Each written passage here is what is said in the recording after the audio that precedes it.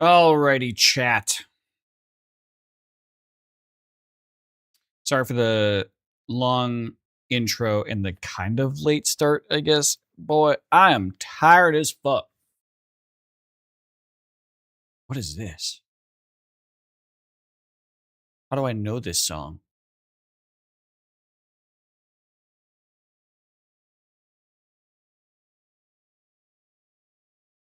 Oh my god.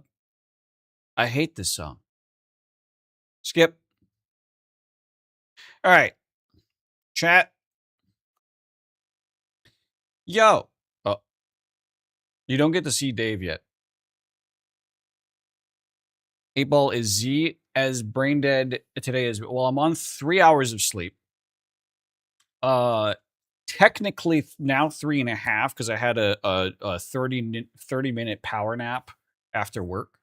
8-Ball is no work. Oh wait, yeah, you're right. I was saying 8-Ball. It's working. And where is Soupy? Soupy's in chat.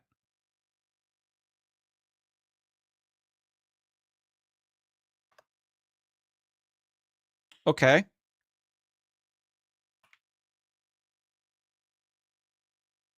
Got it working again, apparently. You're on 4 hours of sleep and a 3-hour-long meeting. My entire day today consisted of team meetings and then HR meetings that were open business hour, open office hour HR Q&A sessions about everyone that's like involved, all the departments involved in the layoffs. And then the team meetings were incredibly, as you could imagine, incredibly sad.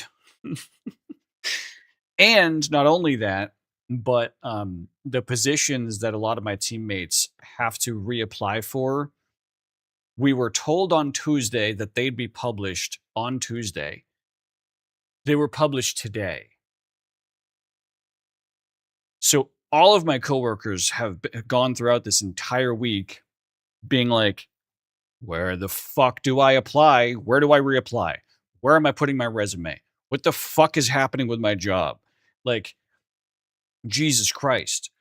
And so when we learned that that the positions were finally published, literally my boss was like, cancel all the rest of today's team meetings because I want to give everyone time to focus on just that. It's fucking Friday. I need to make sure that they get that shit secured. Yeah, like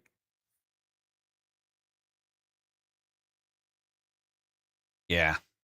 But the way that we have to do team meetings, it has to be spread out across 2 days. So all the shit that was yesterday, like we had a ton of team meetings yesterday, a ton of team meetings today. We canceled all the ones today. Dave, I know. Hang on.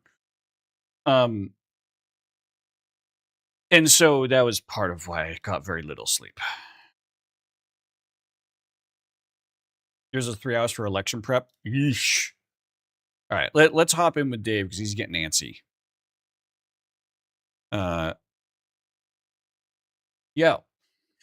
Yo. So I just invented a new soundbite that I think I might want to steal. Okay. And you can use it too if you'd like. Ba ba ba ba ba. I hate it. Oh. Instead of ba ba ba ba ba. Yeah. Yeah. Yeah, I picked up on that. Okay. I don't know where it came from. I just noticed at the same time that you were saying that there was some weird, like, black bars on the edges of your camera. Oh, I apologize. No, it's all good. I fixed them on my end. I'm dressed like Luan today. I'm an emo kid. Oh, so you are. Yeah. I'm in mourning. Mourning for the future of all tabletop things I hold dear. Yeah. Mostly. So Wizards of the Coast announced, I think today, that they are releasing both a WoW and a Star Wars expansion for I didn't Dungeons and Dragons. I didn't see the Star Wars one until much after we had talked about the WoW one. When I saw the Star Wars Yeah. one, I was like, "Oh fuck!" And here's the thing. Shit. Star Wars has been pissing me off for a long time anyway. But even if they had done everything the way they had done it before, X-Wings don't belong in Spelljammer. Fuck Yeah. you. Okay, Yeah. so hang on, let me pull up your camera. So here's how I see it, right? Wizards of the Coast, when they got bought out by Hasbro, started doing some weird shit. Mm-hmm. And that weird shit has almost been exclusively bad for the property as a whole. It's been great for profit margins, Right. but when you start treating a standalone IP like it's your own personal pincushion to shove whatever you can into to make money, Mm-hmm. you dilute the IP to the point where it's not worth anything anymore. Right. Right? Unless players eat And that they shit up and then right, but the thing is they it is could deliver it to the unfortunately players. then worth more. They could deliver it to the players who eat it up and still maintain the Integrity. integrity of the space. Which I think would be better. And I think they could do that with both Magic the Gathering and, for instance, I 100% believe that WoW deserves a tabletop RPG. I Yeah. 100% believe that the D20 system is a great base for it. Mm-hmm. I 100% believe it should be its own standalone 3 books, a setting guide, or dungeon master guide, whatever they end up wanting to call it. But Mm-hmm. WoW's weird about the word dungeon sometimes. It's In context of, because like a dungeon is a specific thing in WoW, right? yeah. It's a specific mechanical bubble around Right. So the I would mechanics of the imagine world. they would, storyteller's guide or something. They probably wouldn't use Dungeon Master. They would also get a player's handbook and a monster manual. So instead of releasing the one settings book that they're releasing, they could release 3 books, make more money because it's D20. Wizards could still release it. It could still be D&D compatible, Mm-hmm. but the way that they're releasing this shit, if you're playing a sanctioned, official, recorded tabletop Dungeons and Dragons game. So if I sit down and I'm running one of these games and one of the players comes to my table and everybody's allowed to use one source book of their choosing as long as it's official. So if I'm running a high fantasy campaign and this motherfucker comes in and wants to play a Wookiee with a bowcaster, guess what? I don't have any options. Yeah. That's now the game I'm running. And my hands are tied. And that's fucking ridiculous. And it's worse in Magic the Gathering, where they have whole sets dedicated to Sonic and fucking all sorts of other shit, like Final Fantasy, and the list is so long. Mm-hmm. Here's the problem. Is in any competitive game, the minute that you start to include IPs that you do not own and are contractually obligated to do X, Y, and Z with, you lose control of the balance of your game. And their money first push in Magic the Gathering has also built the game around whatever they can release as the next meta to force people to play meta to be competitive. And Mm-hmm. this has been intentional by the game designers at Wizards because they've been being pushed to make more and more and more money. And the Yeah. only way to do that is to make people buy new cards. The competitive scene is worse for it. And I feel authorized to talk on it as a former like semi-pro Magic the Gathering player. Momo, the miniature giant space hamster is in Baldur's Gate 3. I didn't know that that's what species it was, but it's Yeah, it's Minsk's yeah, hamster. I can't remember his name. Boo. But yeah, it's a giant space hamster, but miniature. Yeah. It's just a hamster. Minsk is crazy. Yeah. And played by an incredibly dashing voice actor. Which one? Because he got revoiced. Matt Mercer. Okay, yeah, that's who Yeah. revoiced him. Yeah. Yeah, that is Yeah. Boo. Yeah. The game doesn't really do much to explain Boo, to be fair. No, because Boo gets explained in full in Baldur's Gate 2 when they introduce Minsk. Yeah. Um, That's one of those celebrity showings in the game. right. Now, here's Minsk. What's the old lady that you run into? Minsk and Jahira. Jahira. Yeah. Yeah. Now here's the other No. here is the other kind of interesting thing that has to do with Wizards of the Coast and the Dungeons and Dragons IP. Mm-hmm. Owlcat Games, while everybody else is shying away from even thinking about trying to follow up with a Baldur's Gate 4, Owlcat Games is basically throwing their hat in the ring to do Baldur's Gate 4, stating, "We're kind of masochists."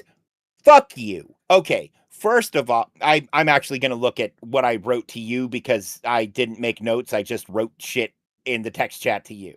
Well, it's Owlcat Games has a very particular history about it, and this grab by Owlcat Games to produce the next Baldur's Gate game, it seems like their own version of they're trying to hop on board this train, thinking that the IP is gonna lead them to greatness. But I think a lot of people who are familiar with their past games probably don't know it's Owlcat Games that made those games.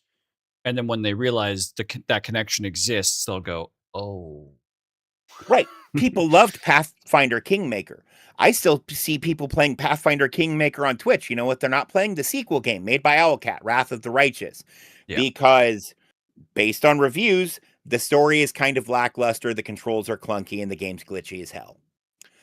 Now my biggest problem with Owlcat though, when Larian added the mod manager, when Larian added additional subclasses, when Larian added all kinds of shit to the game, they did it all for free. mm-hmm. Owlcat has 2 titles that they developed. Those 2 titles have 21 DLC that does not include soundtracks. 3 titles that they have developed. Sorry, the correction. No. 2 titles that they've developed. The game I was telling you about, they didn't develop. They only published it, and there's no DLC for it. Oh, well, yeah. So on their page it says they've developed 3 games, but apparently they only published it. But that was the only game in their list of developed games that didn't have any DLC. So yeah, between 2 games, Between 2 21 games, 21 DLC. DLC. Man, they don't give a fuck about you. They want your money. They're not gamers. They want your money. I can tell. I've played at least one of their games, and I'm pretty sure I played the demo of Wrath of the Righteous. And as a person who knows the D20 system, the same system Baldur's Gate is built in, and the same system Pathfinder Kingmaker is built in, they didn't explain it.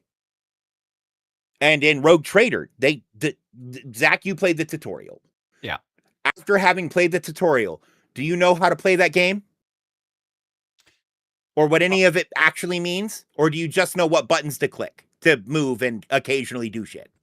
I know. I could play the rest of that game with the knowledge that I have without too much question, because it gives you a lot of the information about what shit does and the intricacies of why it does it. But it's like reading an encyclopedia trying to figure You have it to out. dig for it, Yeah. and the 3 words that you need are buried in a wall of text. Yeah. There's no voice acting, it's all wall of text. Which, look, I'm going to tell you right now. If someone There is releases voice another acting in it. AAA, they would say one line. They would say the first Yeah. line of their paragraph. Yeah, I was gonna say there is That's not voice voice acting. acted. That's They a would bark. say, well, to my interpretation of it, because if you like here, like they give you like a paragraph of text with like 3 sentences, and they read like either the first or the first and second sentence, and then the third sentence is like either exposition or narration of what the action they're now doing is.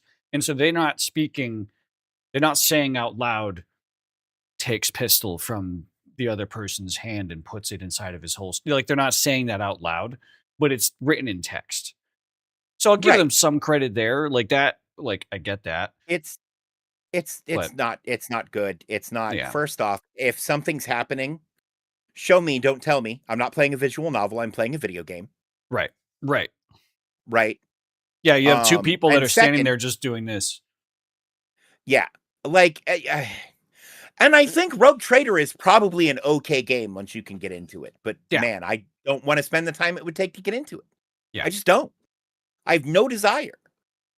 Which I is might crazy because actually I play a lot of CRPGs. I played all 3 Cyberpunk CRPGs, which people say are bad, but I enjoyed them. I might still get into it. Like as a solo, like I as Luan said, Luan mentioned he might Yeah, still get into it. Because I am interested in the Warhammer IP, and it is a really good expansion to I learn the Warhammer IP. I agree. I meant in, like, in a multiplayer or a stream Yeah, setting or yeah, anything yeah. like that. That's As far as Factory Crew goes, yeah, that's moot. yeah. Or even streaming the game. Yeah, I think it's too dense to be yeah, digestible. yeah. Um, I agree. but yeah, no. So Owlcat doesn't like you. They just want your money. Wizards of the Coast is the same way, and they fucking deserve each other.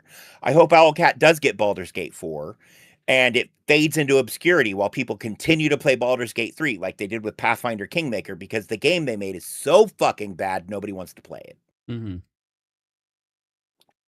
Yeah, And I love tabletop games. I love trading card games. I love CRPGs. Um I'm sick of people stepping on other people to make a worse product. yeah. Going, hey, thanks, guy. Woo, and then falling flat on their face as they use them as a springboard. Um, Mhm. but they don't know how to use it properly, and so they just, you know, flop, literally. Right. As where Larian's next project, which I think they're just calling Divinity I think or they are just Divine doing Divinity a new or Divinity something like that. title, yeah, which But is their whatever it original is, IP. I'm going to play the fuck out of it. It's their IP. I played Divinity Original Sin 2. It's the only other Divinity game I've played. And while it doesn't hit every mark Baldur's Gate 3 does, right? Mhm. It's a game that's I think 10 or 12 years older than Baldur's Gate 3. It's its own No. flavor of like story and character and Mhm. feel and vibe, but and it's on an older engine, but it is still the same um It's the core same like care to make sure that people care understand how also. to play Yeah. their game. It's the same care to make sure that multiplayer works in a way that is satisfying. It's the Well, same care to the um so here's probably a very good comparison between like Warhammer 40K and versus like Rogue Trader and how those two game like Warhammer 40K has its own systems behind it. I don't actually know what systems I think it's just a D100 system. it's a Um D100 system. Yeah. Rogue Trader uh the way that Owlcat Games developed Rogue Trader was to be as true and as hardcore to the actual tabletop as humanly fucking possible. And so they dove so hard into making sure that the system mechanics were so complicated as they are in real life that it is actually just kind of unfun as a video game. Whereas Baldur's Gate 3 with Larian took the D20 system of D&D and said, having all these 5e spells, we can't have all of these 5e spells. They're way too this one's too complex. That one would triple the size of the game. That one like and they just started like Right. cutting shit that just as Well, far as also a in playable and base Baldur's Gate entertaining video 3, game goes, they made executive decisions to make it simpler. right. Instead of rolling a D20 for initiative, Right. everyone only rolls a D4 because they want your stats to matter more in initiative than they do in base D&D. Yeah. Um, which isn't necessarily a choice that I agree with, but I understand it and I don't dislike it. Right. right? Given the option, I would rather roll a d20 because I think the diverse and just you usually go first, but you rolled really fucking bad and everyone else rolled good. So the guy who goes first is now just going last Mhm. is all fucking hilarious. Right? It's like the Flash not having the reaction time to do something before Batman, which Right. does occasionally happen, but that's only because Batman knows what's coming and the Flash doesn't usually. But yeah, no, I'm excited to see what Larian does next. I hope for the sake of the future of the medium that Wizards figures it the fuck out and Hasbro gets off their fucking back about making more money. Hasbro, I think at this point you are the largest toy manufacturer in the world. Yeah. You don't need to expand market share anymore. Yeah. Yeah, it's like Wizards of the Coast is an IP as a whole that you just can't really do badly with, and so I don't understand why they need to feel they need to do better with. Right. There's a reason they bought it in the first place. Yeah. But now I feel like they're driving all the old heads away. And for those of you who like what they're doing now, guess what? As soon as it stops becoming financially feasible, or that power creep gets so bad in their games that they have to go to scratch and nix everything and just kill Magic the Gathering forever because power creep's gotten so bad that there's no way to release a set now, Yeah. is a problem. It's the And I it's think that's the the biggest problem in including all of this shit is power creep. it's the clip of Andy going, "I don't want to play with you anymore," as he's dropping Woody. Right. And it's sad. Like as a guy who grew up playing a lot of these games, and played some of them competitively. I've been running tabletop games for a long time, Mhm. but for the most part, it's been Dungeons and Dragons that I have run. I've Yeah. run other games since and have started developing my own because I just kind of genuinely started getting fed up with, you know what? Maybe that's what I'll do. Maybe I'll make a fantasy expansion for my game, like a high fantasy uh, uh, setting for the operative system. Mm. Yeah, fair. You know what I found interesting through all this business though is that I didn't like we've talked about World of Warcraft, the similarities that it has with a lot of D&D. But I Mhm. wasn't necessarily like sure of the original inspo. Maybe it was just an amalgamation of different like Lord of the Rings and like Warhammer and Mhm. D&D and just whoever created World of Warcraft as an IP model just mashed it all together. No, apparently it is inspired almost completely off of Warhammer 40K, I learned. Yeah, Yeah. yeah, which makes sense Yeah. in how they present a lot of their races. Mhm. Yeah. Because in almost every other Mythos, the orcs are always the bad guys, at least in the beginning, right? And then Yeah. it evolves.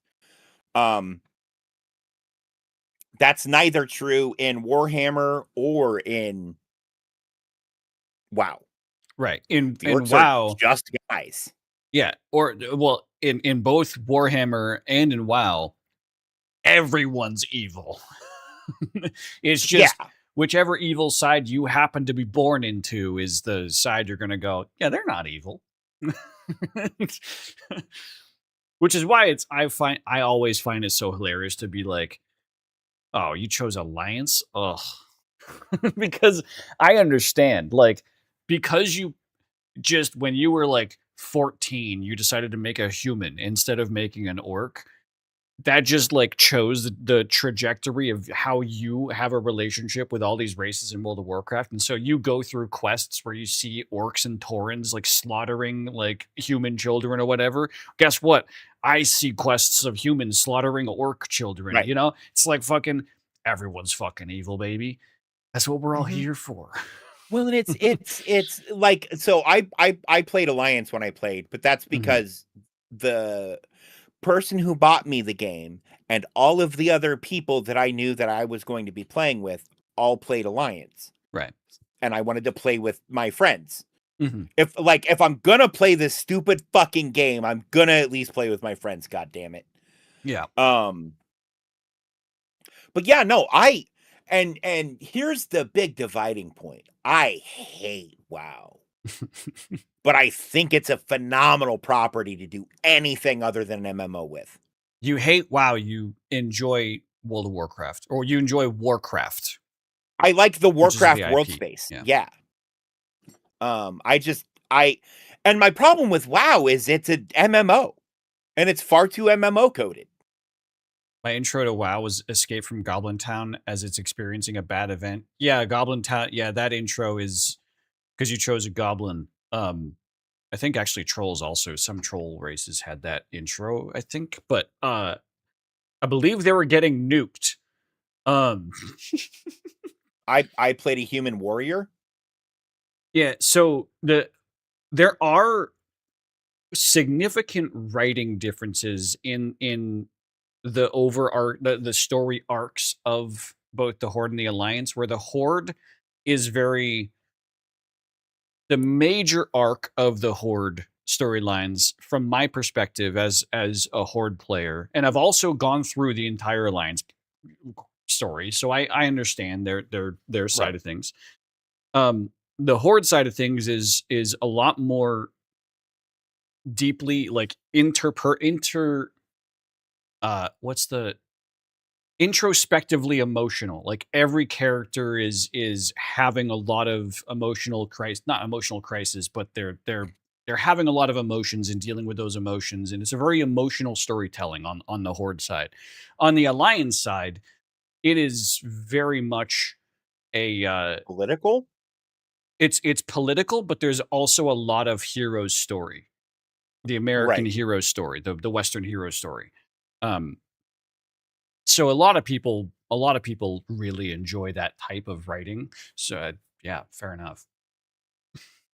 On the Horde side, it was like family, spiritualism. You gotta heal the planet, like kind of like, but also, uh, my history with this person goes back 3 wars and 60 decades ago. And so I have a very mixed opinion of who that person is. And it's not really about like government body versus government body. It's me and that fucking guy. Right. And he's holding the sword of my father. Like, Yeah. See, you say that and it makes me think of the guy who's not Nazim who wants you to go get his father's sword from Red Eagle's lair or whatever in Whiterun in Skyrim. mm, yeah. Yeah. That is far too many details. I might have played too much Skyrim, guys.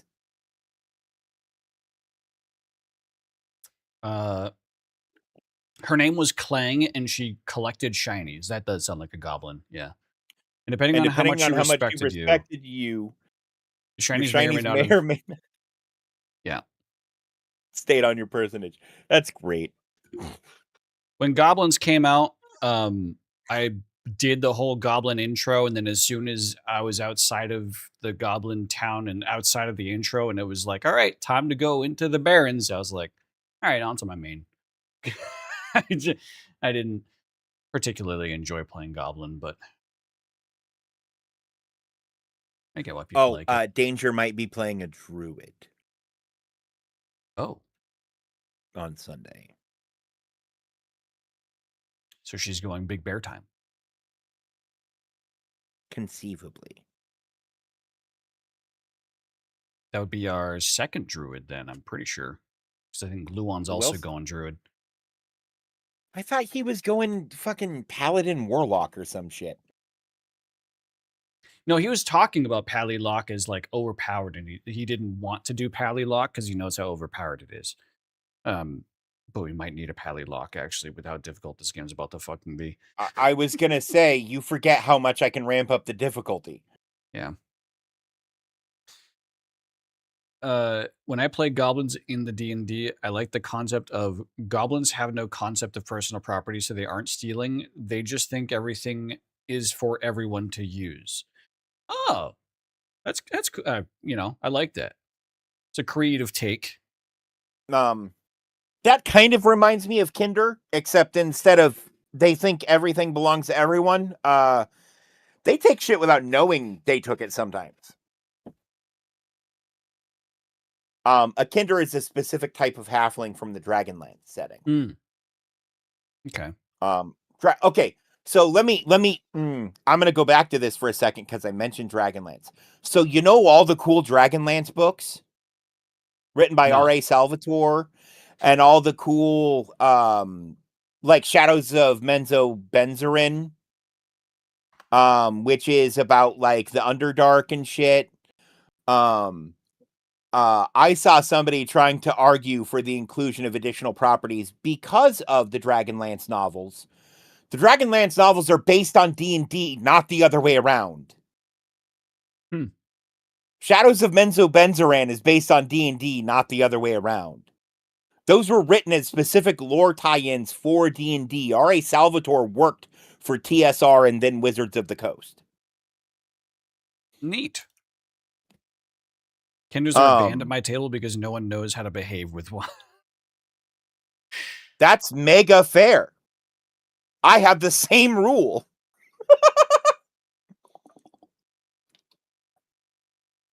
Look, when the ranger goes to shoot his bow and doesn't have any arrows because the Kinder in the party decided to build a popsicle stick house out of them, it's a fucking problem. It's also amazing. It's so good.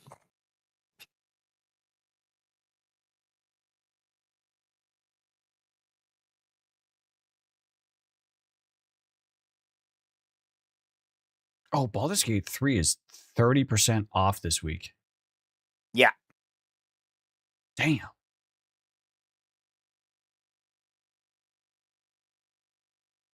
I bent that rule slightly when someone wanted to be a changeling and one of their personas was a Kinder. Okay. Were they playing a changeling with MPD, or was it like a persona they intentionally put on?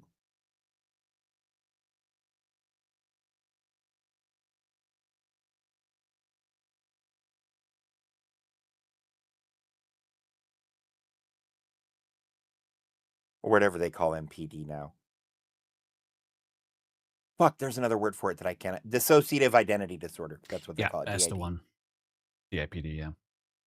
So changelings have masks and personas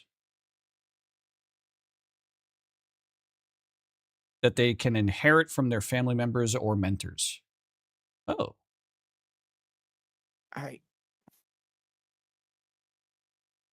Where the fuck does that come from? Like, out of curiosity, because I've never seen that before.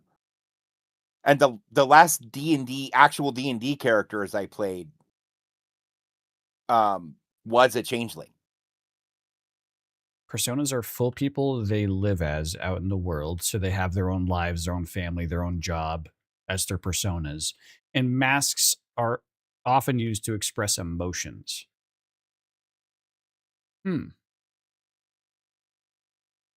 Interesting. That changes conceptually what I thought of as changelings. But again, my primary experience being BG3, where they had the nerf changelings, by my understanding. Changelings aren't in Baldur's Gate 3. You're thinking of doppelgangers. Oh, I am thinking of doppelgangers, yeah. It was Last War. Eberron rising from the Last War. Okay. So you're talking specifically Eberron changelings, which are entirely different from the rest of the cosmology of D&D.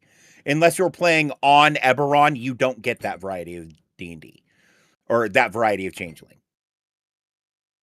But there are lots of Eberron-specific races and racial variants.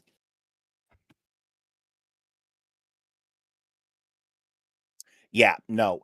Anything that Wizards has released in the last probably 6 or 7 years, I've ignored.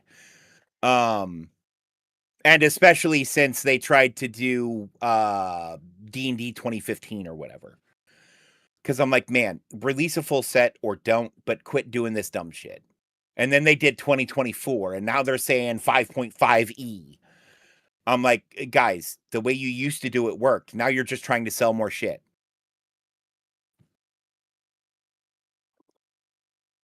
We're No, playing no, no, and homebrew, and her that's totally family fine. I'm just saying or some yeah. I was confused because the changeling I know is a dude who can look like other dudes if he wants and sound like other dudes if he wants.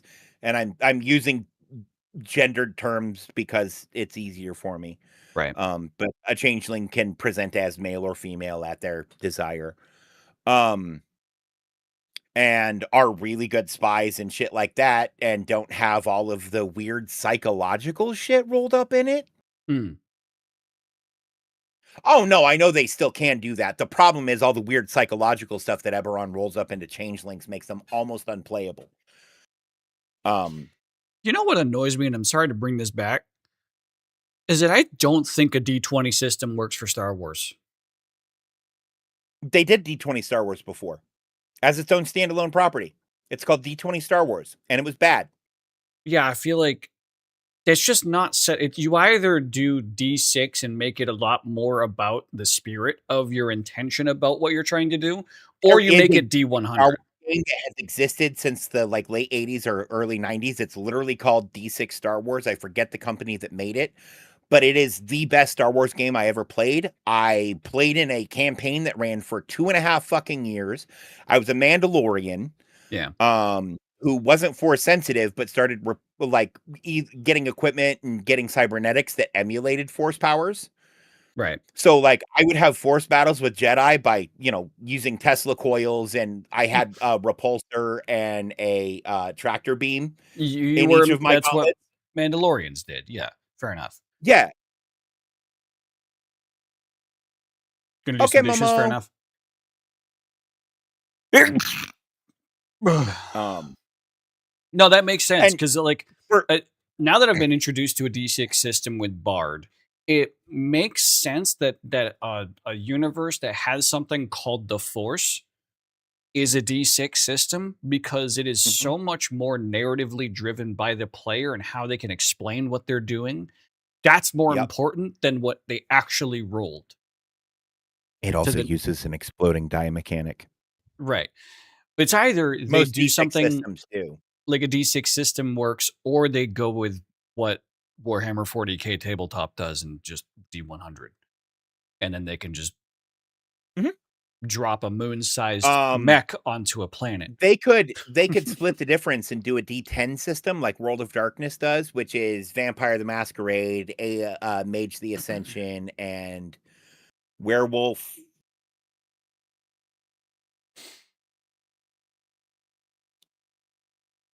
The Awakening, Hmm. I think, is the one. So the core setting is World of Darkness. Right. And then Vampire the Masquerade, Mage the Ascension, and Werewolf the Awakening, that's what we'll go with, are all additional source books you can get, or you can get those books on their own and just play with vampires or werewolves or wizards, right? But it's a D10 system Right. where you roll a number of D10 equal to your skill level. Mm-hmm. But your skill level is described in pips. So it's Okay. honestly, it's a really similar leveling system to how Bard works too, Yeah. because you have to have so many XP and you spend XP individually and stuff. I don't think anyone should ever build anything off of GURPS. I love GURPS. As a game system, it stands for Generic Universal Role Playing System. Hmm. And it is truly all of those things. Fair. The problem is, for it to truly be that, there are 19 source books, or like roughly 19 source books that were available when I was playing. I had access to all of them and used them to build a character creator in Excel. which is what I use to build all of my characters. I spent like 180 hours building the character creator because it would take like 20 hours to build a character without it.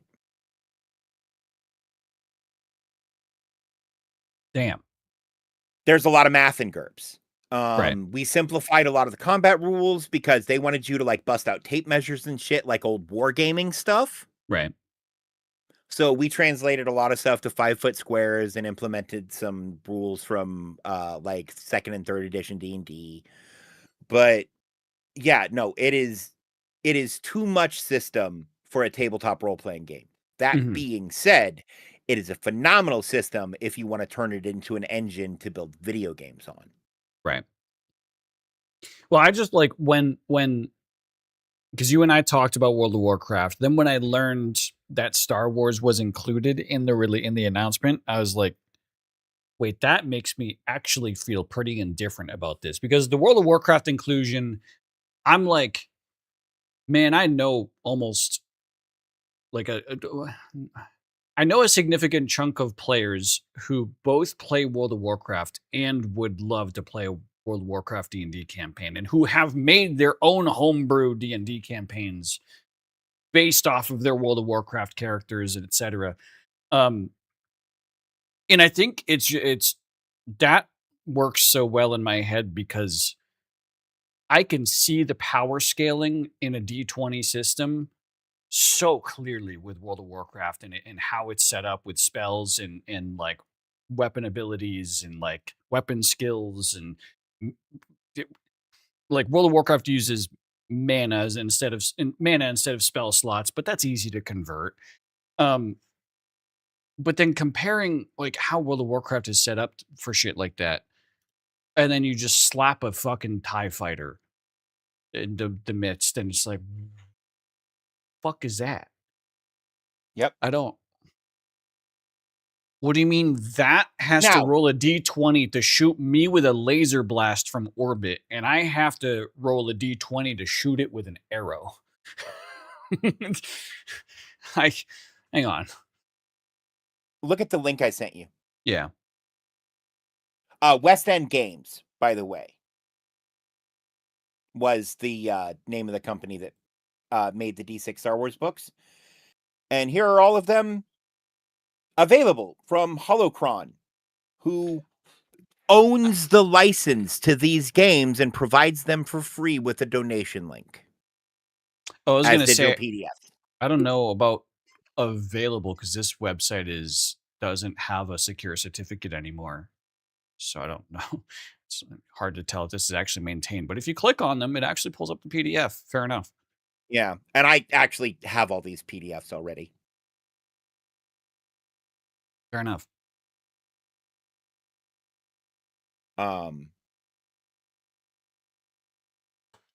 Yeah, it is the best Star Wars system I have ever played, and I've played 6 of them.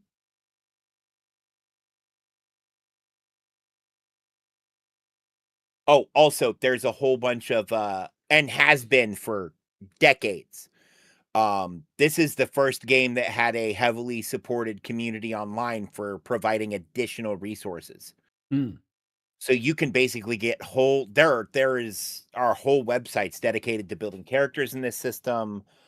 The homebrew stuff people have done to fill out the rest of like the expanded universe, whole 9 yards. This is about as feature complete as a game gets. Right. As far as one that's based on an IP and not like its own IP. Oh, you know what I forgot about and then learned today at work?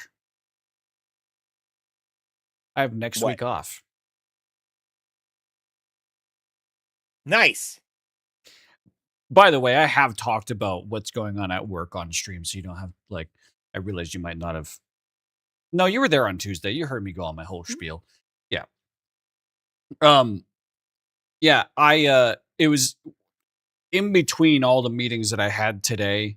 Today in my intro today, I was talking about how a lot of today and yesterday was filled with like open door meetings with HR that people can just join if they want to ask a question, like dedicated time and space to like Q&A about what's going on.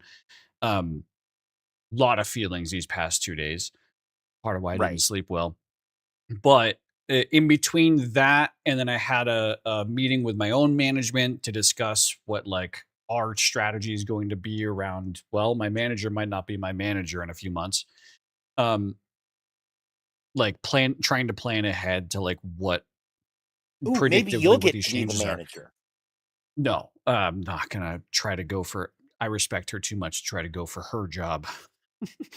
um, I, I think she has a good shot. But anyways, um, in the midst of all of that, we're like, oh, okay, so let's set up this meeting next week. And I'm like, okay. And I look at my calendar and I'm like, hang on, why can't I schedule a meeting for myself next week? Why is it saying that I'm busy? Oh, hey guys. Fuck you, I'm on I vacation, apparently. requested I requested next week off 3 months ago. And I now remember like 3 months ago, I was like, fuck, honey, I really need to spend some PTO. And I'm like really getting burnt out, really exhausted. And I was literally off work hours. I opened up my work laptop and was just desperately looking for an available time that like was far enough in the future that didn't have any important shit going on around the same time frame, like no meetings on the books, no one else in leadership was off, so I had proper coverage. And now it's like the week after the most devastating news my company has received in a while. Right, Like, sorry, I ain't canceling this shit. That's my time. right. Oh, I didn't actually set up an out of office. I'll need to do that. That's awesome. I don't know how to feel about it. I'm going to take it as awesome, but man, I feel bad. I feel terrible. I'm going to sleep. Well, I can't say that I'm going to sleep well. Can I give you a piece of advice? Sure. Have less empathy. No. Yeah, I know. I don't sleep well, but it doesn't because I'm worried about other people most of the time. Kairos is You know what is awesome that I will say is definitively just agreeably awesome? Steam Summer Sale happened a few weeks ago. And in that Steam Summer Sale, Borderlands 4 went on sale by 30% the entire time. And it got slammed with a bunch of negative reviews, with everyone saying, even at 30% off, this shit still isn't worth it because it runs like ass and blah, blah, blah. Like, yada, yada. Like, the Right. writing is awful. The jokes are bad. Um, It is now again on sale until August 10th. It is 50% off. People are still negatively reviewing it, saying not even at this price. Oh, I love gamers sometimes, man. Man, I'm half tempted to buy it just to return it and leave a bad review. Chef's kiss. Product refunded. But the thing Product is, okay, refunded. but the Product refunded. thing is, I'm scrolling the if reviews. if I were to do that, I would play it for 90 minutes and give it a fair shake, Yeah. and then I would refund it and give it a bad review. Yeah. Because look, I know better than to buy it like for realsies. Yeah. Because it's a bad game. 2K isn't what they used to be. Gearbox isn't what they used to be. There's pretty much one person to blame for it because he has pushed away and alienated both coworkers, constituents, and the fucking community to the point where I don't Yeah. think it could succeed anymore. Yeah. For clarity, talk about Randy that Pitchford. person is he who will not be named by me, at least, Randy Pitchford. I'll say his name the because CEO I wanted to talk about how I recently remembered I used to actually respect how outspoken he used to be on Twitter. That's why I found his comments so easily when he was saying them because I was following him for years. Because I originally Right. followed him when he was outspoken in defense of like support of developers and like game developers and their artistic ideals and like how um before a game comes out, players shouldn't really be looking at game trailers and saying, no, I think you should do this instead. Just let the game cook. Let the developers do their thing. And Mhm. I was just like, yeah, I respect that. Let developers do their thing. And he was very outspoken on Twitter as a CEO, and I thought that was cool. Fast forward to Between today, and he's like calling people the R word. I'm like, whoa. between Borderlands 1 and 2, I remember reading a interview that I believe was with Randy. Mm, And they hadn't announced Borderlands 2 yet. I don't even know if they had decided they were going to do a Borderlands 2 yet. mhm, But somebody asked Gearbox, who I think the interview was with Randy, but it was an interview with Gearbox, mhm. if they had, thought about releasing a sequel because the game had been pretty fucking successful. And they said, which again, I'm pretty sure the interview was with Randy, but it was listed as Gearbox. But I Right. think somewhere they said they were actually talking to Randy. Um, but they said, I want to say something to the effect of, one of the biggest problems in gaming today is everybody wants to rush so hard to make their next dollar instead of making sure their first dollar was worth the money people spent on it. Yeah. Um, I and man, genuinely I genuinely think that the ecosystem of modern gaming has gotten to him. yeah, Yeah. 100%. But the same is true of a lot of people. I mean, look at how Because jaded Chris Avalon is. yeah, he like the shit that Randy was defending recently that has that has Dave and I both having a very very sharp turn of opinion of Randy is that he was trying to convince people online that expecting a game to run at 30 FPS was now should be accepted as normal when you don't have a $5,000 PC. That you should Which in is fact untrue. expect to have systems and AI generation that can help inject fake frames into the mix in order to achieve 60 FPS on a modern AAA title. And that, And I and many indie developers, not yeah, necessarily AAA guys, but indie developers for sure, because all of their games hit 60 FPS without a fucking problem. Um, Half are Life firmly in Alex, the camp of Half Life Alex, what? it's 160 FPS on a 1080. Yeah. Yeah, But that's the thing is Valve does what all AAA developers should do and look at things like the Steam hardware summaries, et cetera, et cetera, et cetera, and find out where your customer base is and meet them fucking there. yeah. You ignorant piece of shit. And if I you're and if you're gonna use UE5 for the 600 millionth time, please get rid of all the extra shit that UE5 comes I from. don't It's I don't have a bloated problem as with people fuck. using UE5, and I've I'm seen getting lots of really cool so projects on exhausted. UE5 I'm that people do what they need to do with right. UE5, trim the bloat and make the engine their own Those are the and make really games. cool projects with it. Those are the games that you open up and it doesn't feel like UE5. Correct. But Expedition they're still 33, on I opened UE5. up and went, "This is UE5," and I know it is because it Oh, had that. fucking Expedition 33 was an unoptimized UE5 game. Unfortunately, it was. yeah. Um, But in defense of the developers, UE5 was a lot newer then when they started developing it. yeah. And there I wasn't necessarily the readily available resources and understanding that we have now.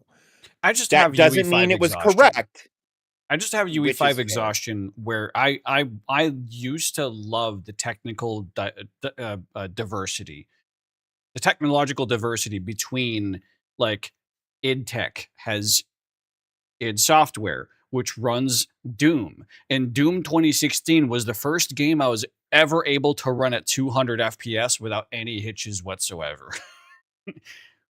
With how high fidelity of a game that was, absolutely blew my mind I could run it at 200 FPS because id Tech Right. actually has some insane tech engineers that are now all laid off. Just sad. Slipspace from Halo had decades of really, really good engineers behind it.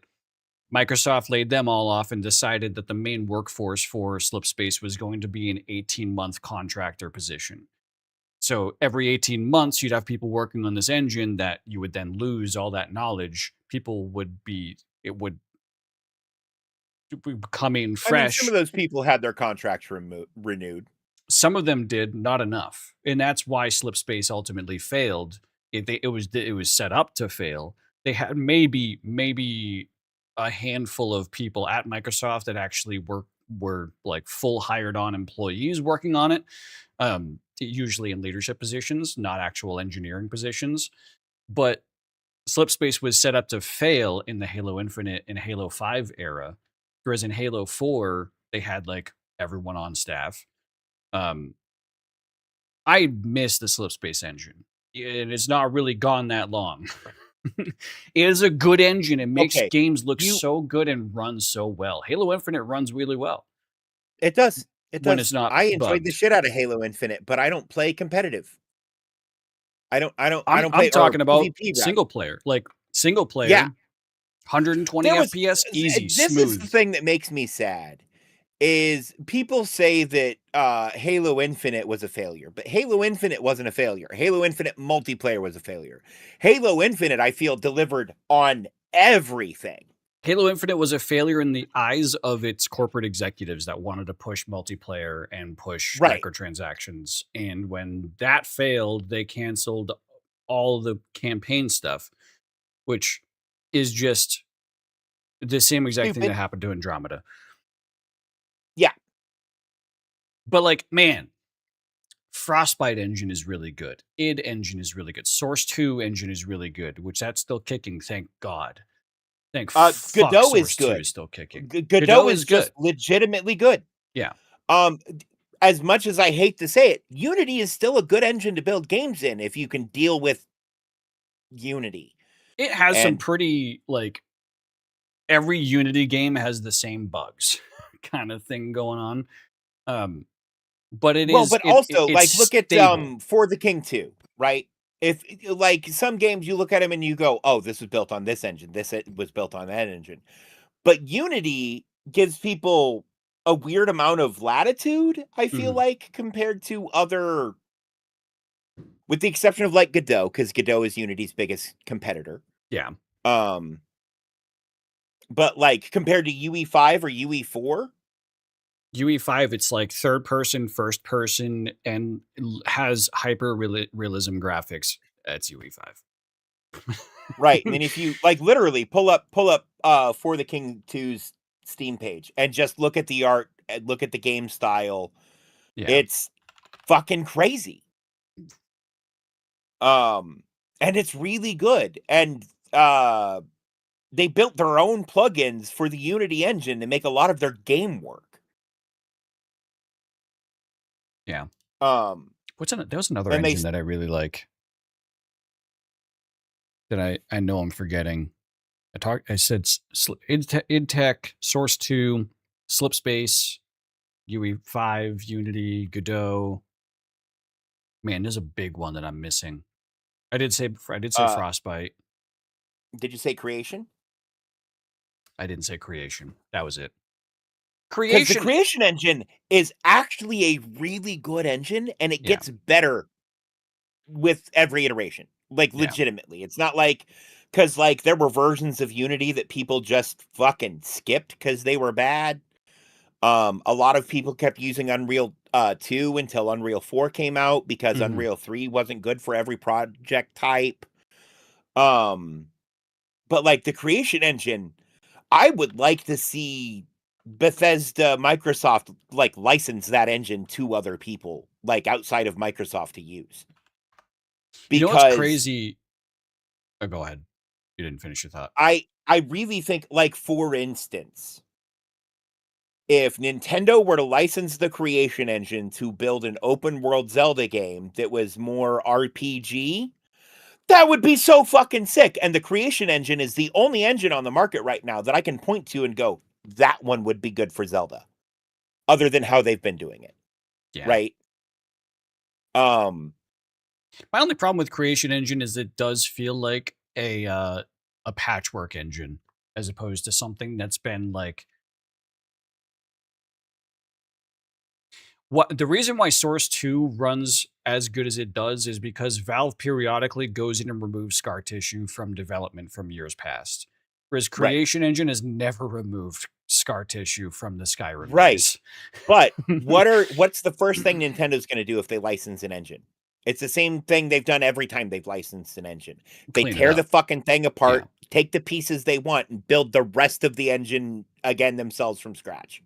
Yeah. Like, I say what you want about Nintendo corporate and Nintendo legal. Nintendo devs know what the fuck they're doing. Yeah, because they've worked at Nintendo for 20 years and aren't contracted and actually have the time to dedicate their lives to their craft. Yeah. I'm so heartbroken about Slipspace. But I've already had so many rants on stream about that. I'm not gonna That's fair. Get too far into that. But yeah, man, now I'm stuck. Oh, and the Legend of Zelda movie is apparently done shooting or near done shooting. Ooh. I can't wait for that. Unironically, I think there's another movie that they said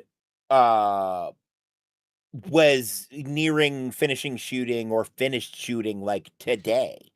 Oh fuck, we're getting into the next season of Fallout here soon, aren't we? No, that'll be next year. Is that next year? I thought it was. That'll be spring. They release fall in the spring. They might do it cute. No, they do it in the spring. For sure, they do it in the spring. Oh, it doesn't have an official release date, so mid to late 2027 is the anticipated. Okay. They haven't said anything about it yet. Fair enough. I saw something on Twitter. Oh yeah, because it was going to be Q4 this year. They'd already be advertising. And it's another like game property turned into a movie or show, I want to say. Mass Effect?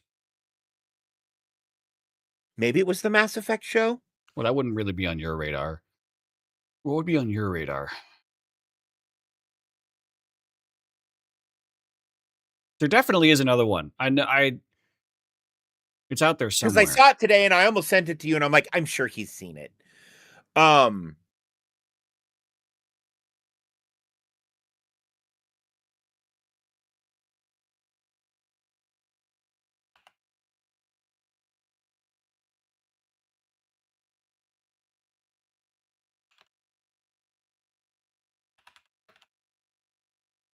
I'm actually looking it up because Street Fighter? No. No. Wait, they're making. Oh yeah, they are making a Sonic the Hedgehog 4. Boo. Helldivers feature film adapt. Oh, that's gonna be sick.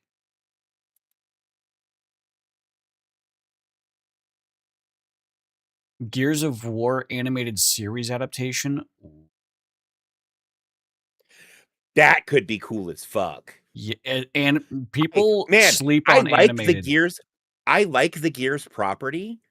I do not like the controls. Oh yeah, the game felt like molasses. Everyone felt slow. Everyone felt like they weighed 300 pounds and just the movement was so sluggish because they did weigh 300 pounds of muscle. Yeah. I'm the size of Marcus Phoenix in real life, though, is the problem, and I don't move that slow. Yeah. I ran a 540 mile at my peak. The man's a soldier. And a chemically augmented one at that, if I remember correctly. Yeah. Genetically. Genetically, okay. Because if the bitch can't outrun me. Well, genetically, insofar as like, OG Marcus Phoenix didn't have your build, but like they genetically modified him so that he could grow muscle that fast, that large, you know. It's not the same as like Halo genetic modification. Right. I just didn't remember if they modified his genes or pumped him full of chemicals to make that happen, whether it was like super steroids or gene therapy shit. It I was think they, probably a combination of both. I think they do get it. Almost every super soldier esque thing in any fantasy RP I found it. IP. Dredge is getting Dredge? a live action feature film in active development Oh, with the developer directly talking about production. I played Dredge on stream after I That's- played Dave the Diver, and then they did a Dave the Diver. Oh my god, a Dave the Diver movie! I would watch a Dave the. No, give me a Dave the Diver sitcom. oh, yeah. But like Holy actually, shit. that would be so good. You could have, oh my god, have Matthew McConaughey play Cobra, the old guy in the Hawaiian shirt who says dumb shit all the time. You know, like most of his characters from the 80s and 90s. And you have to dress him up to look older and just be drunk all the time. Have Dave play have Dave played by Danny DeVito. Yep. Yeah. But like 20 years ago, Danny DeVito. Yeah. I think he's actually too old these days. I'm thinking of like Always Sunny in Philadelphia, Danny DeVito. So instead of that, who else is just a big dude? And oh my god, the guy who plays Peter Parker's friend in Spider-Man, have him play Dave. Oh my god. Yes. I can't remember the actor's name. I can't either. Yeah. I don't think I've ever known his name. And then the chef, Ban whatever his name is. Mm-hmm. Have him played by handsome Englishman, salt and pepper, hair, green eyes, played Heimdall. Oh. Yeah. Because we have seen him play serious for comedic effect before. Man, you know who's stuck in my head for that though is Stokes from Dexter. I forget the actor's name. I never watched Dexter, but I know who Stokes is, and you know what? He's the surprise motherfucker. Yes. Yeah, no. Because he's almost always wearing Hawaiian shirts. Oh, you're talking for what is his name? Bancho. Yeah. That's the cook's name. And instead of having like the fake name comedic, fake stars come in, just have people come in and play like exaggerated versions of themselves. You know who I'd also accept as the cook is The Rock. I feel like that could be I'd rather have Vin Diesel than The Rock. I know that The Rock is kind of like the celebrity, like, oh, look who we have in our movie, yay! Nowadays. Well, no. The problem is The Rock is too big. Bancho is narrow. Yeah. I think it would be funny as a contrast, though. If you know the game and you see The Rock and he's in this tiny little, like, and the kitchen's always too small for him, so it's like a piece of humor kind of thing. I don't know. I could see it playing well, but I could also see it upsetting people. Look at who they cast to play Roland, and everybody was upset because it was just wrong. Yeah. In kind of the same way. Yeah, you're right. You're right on that one. I feel like, man, I forgot they made a Borderlands movie. I'm genuinely honest. Until just right now, I forgot they made a Borderlands movie. The only reason I remember is I saw somebody on Twitter today say it was their favorite movie, and I blocked that person. And then got off the internet for like 90 minutes. And then realized I still had work to do and sat back down at my computer. They need to be sent a wellness check. Correct. Or a letter bomb. I only want to see that movie just to I'm say kidding. that I do not condone that. Do not send bombs to people in the mail. It's a felony and bad.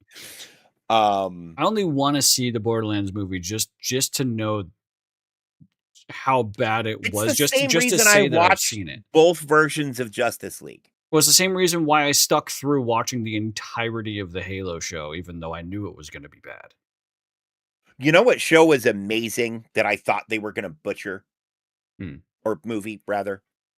And it's old now, but like it's a shining example of you can do it correctly. The fucking Watchmen. Wait, show or movie? Movie. Yeah, the movie was so good. Okay, have you ever read the graphic novel? No. Okay.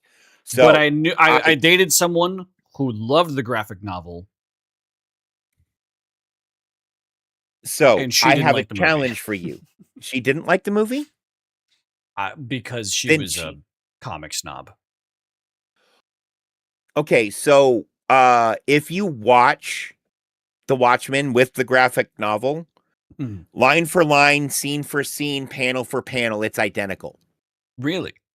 Because I remember Yes, her until being... you get to the last 6 pages. Oh, The last 6 pages are different, but they're different because one of those things looks and sounds really cool in a comic, and one of those things works in film, right. right? And the effect was the exact same. Right. So they literally changed the visual because it would translate better to what Right. was going on. Director's choice. Which Yeah. I find 100% acceptable, right? Yeah.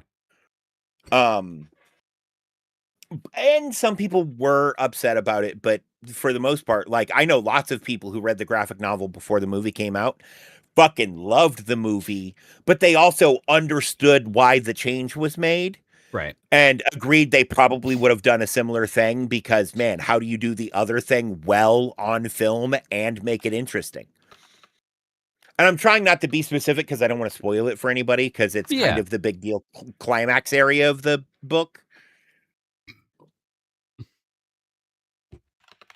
But my favorite thing is when they come in and then the bad guy tells them all their plan and they're like, we're going to stop you. And he says, stop me. I did it 34 minutes ago before you even got here. It's already done. Yeah. Otherwise, why would I, Ozymandias? Otherwise, why would I have even told you? Like, they're really going to catch the guy they call the smartest man in the world monologuing? Really? You Right. think that's going to be how you get him? Yeah. Yeah. There is no like the Watchmen doesn't have like plot protection in that. I don't know if that's even called what you could even call that plot protection. It's not really plot protection. It's, I don't know what you would call that. Where like bad guy's in a position, he's about to do the thing, but the hero is like, "Nah, I'm gonna stop you," and it's like just the perfect scenario for the hero to be able to stop them. Correct. That the Watchmen universe goes, you fucking stupid. No, sometimes the bad I guys already just did it. win. Like, yeah. And sometimes the bad guys and the good guys is real gray. Look at the comedian. Yeah. Right? Yeah. He's not a hero. Mm-hmm. Lots of those people weren't heroes. They're just a collection of people who have abilities with the same mission. Well, they don't even really have abilities. They're just Yeah. trained to do shit well. There's one member of the Watchmen who has superpowers. Yeah. There's only ever been one. It's Dr. Manhattan. Yeah. And his the ability opening is scene of to the movie, have a you get to giant see penis. his dick. Yeah. Yep. I was 15 watching that movie, so I had to bring my dad. It was Nothing awesome. like watching a fucking 100-story tall man with a fucking school bus size fucking pecker stomping through Vietnam. Well, so what happened was, I got tickets to see the movie as a gift to my girlfriend at the time. She broke up with me before we could go to the movie together. So I still had the 2 tickets. I was like, well, damn, I really want to still go to see this. But I'm not old enough to go see it myself because I'm 15. Also, like, no car. She was a senior. I was a freshman. Right. And my dad was like, well, sure, I'll go with you. Mom's probably not really going to like this type of movie. So sure, I'll stick through it. My dad ended up really enjoying the movie. And then after the movie went, yeah, your mom wouldn't have liked that. Don't talk to her about it. Yeah. Yeah. Either that or Dad was worried Mom would get a taste of a bigger dick, and No, I think it's more like the actual sex scenes that you see in the movie. yeah, Yeah. man, Plural. Doom! I forgot that word was in my title. Yeah, my stream Plural sex title is scenes. Game Gremlins Live D20 Doom. Fair. Man. Because Doom guy on a D20 board. Someone's had to have thought that up. I can pull up the stats for Doom Guy right now if you want. What system do you need him in? I feel like Doom guy would have to be D100. Well, if I can ever get them to agree to it, I want to make Doom Guy a canon character in Bard. He is an ethereal being. That makes sense. He is a multi-dimensional demon hunter. That Yeah. just with Bard. Mm-hmm. I wish it was easier to mod Doom Eternal. Yeah, id Tech doesn't really do mods well at all. Unfortunately. The amount of demons I would love to put I've looked penises on. into modding both Doom Eternal and Doom 2016 to try to play like Doom, but some of these types of demons are Thomas the Tank Engine, and some of those types of demons are Barney, and I just basically really I wanna run through Doom and shoot up PBS. I really hate seeing a 3-story tall like devil demon that has like horns all over the place and then just smooth crotch. There has to be something there. Give me something. Even if it's like a weird scale patch or something, right? Right. Like, say if you make it Ken doll, it's weird. Do Usually anything with it but that. If it's anything, You don't it's like need a to put a dick or loincloth. pussy there. And even if it's a loincloth, you can tell there's like no substance under the loincloth because it's 3 stories tall. You're looking up underneath the loincloth. Like I can tell it's smooth down there. Give me some. I need a bulge. I need dick print. I need like, come on. Well, okay. So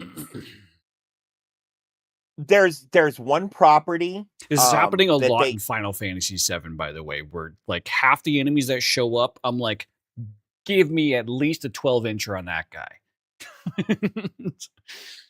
Sorry, go ahead. No, you're fine. Fuck. What were the words I said? Fuck, you hadn't gotten into substance yet.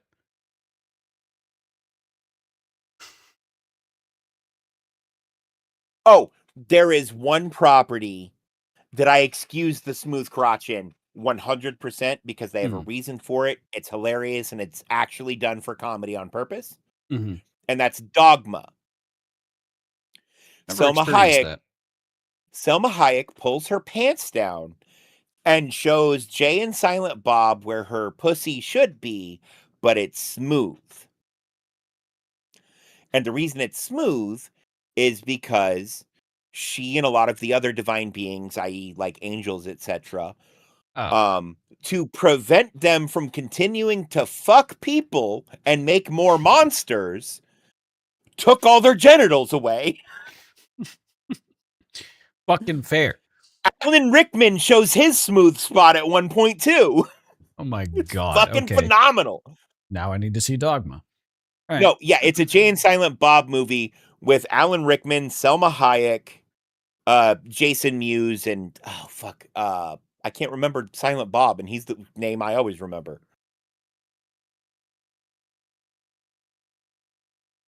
The fuck song am I listening to? But it's also got Matt Damon and Ben Affleck in it as angels. Matt Damon and Ben Affleck in the same movie as Alan Rickman. And Jason Mewes, and I'll remember it.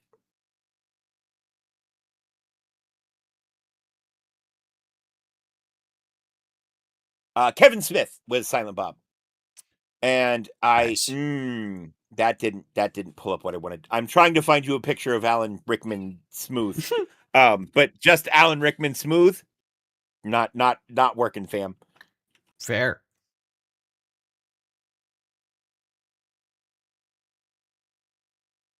Also, hi Cam. Sorry, Dave and I are being bad about reading out chat because we're buzzing with ADHD right now.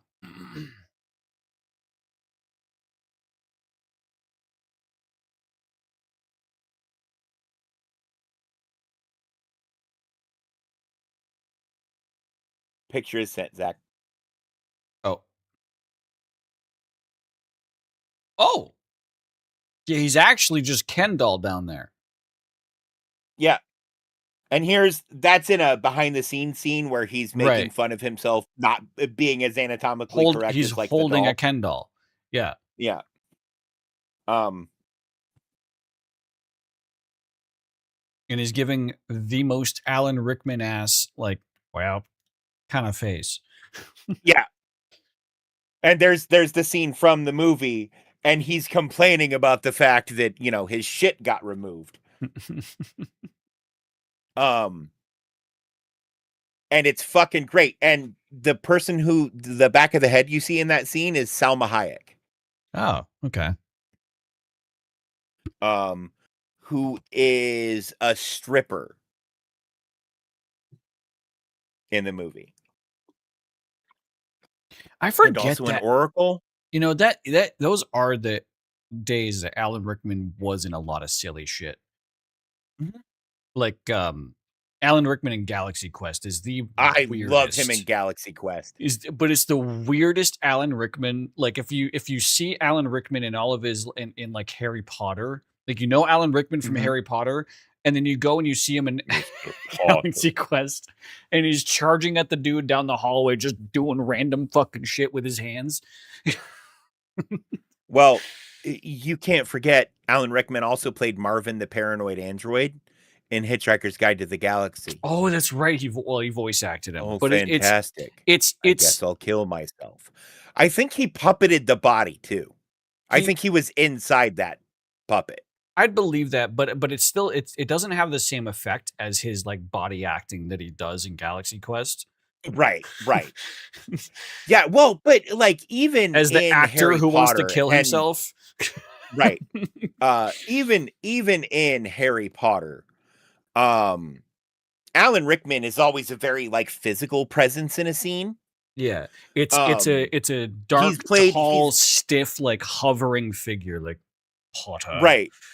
Except in oh my god. Except in Die Hard, where he's a blonde dude. He plays Hans Gruber in Die Hard. He's the main bad guy. I consider that a serious role for him, though. Like that, it is very, very similar to Harry Potter. You're actually so right, though. I never like he is a very physical actor in Harry because there's so many scenes where like he runs up into camera and he does this like meerkat like he rises up as his like cape starts like catching up behind him because he was just like smooth power walking. Like marching band marching so that your shoulders stay level the entire time. And it is a hurried movement, but it looks elegant instead of hurried. Right. And it looks imposing and it draws in like attention. Yeah. But really cool. He's always like, look at how he's standing, complaining, right? Yeah. In that pose. And chat, we cannot show you that image, I don't think. No, we can't. I'm gonna usually I'm pretty open about Twitch's TOS. That's pushing it. That's a weird line because it's a real person. Yeah. But imagine a Ken doll with Alan Rickman's head on the body and he's standing like this.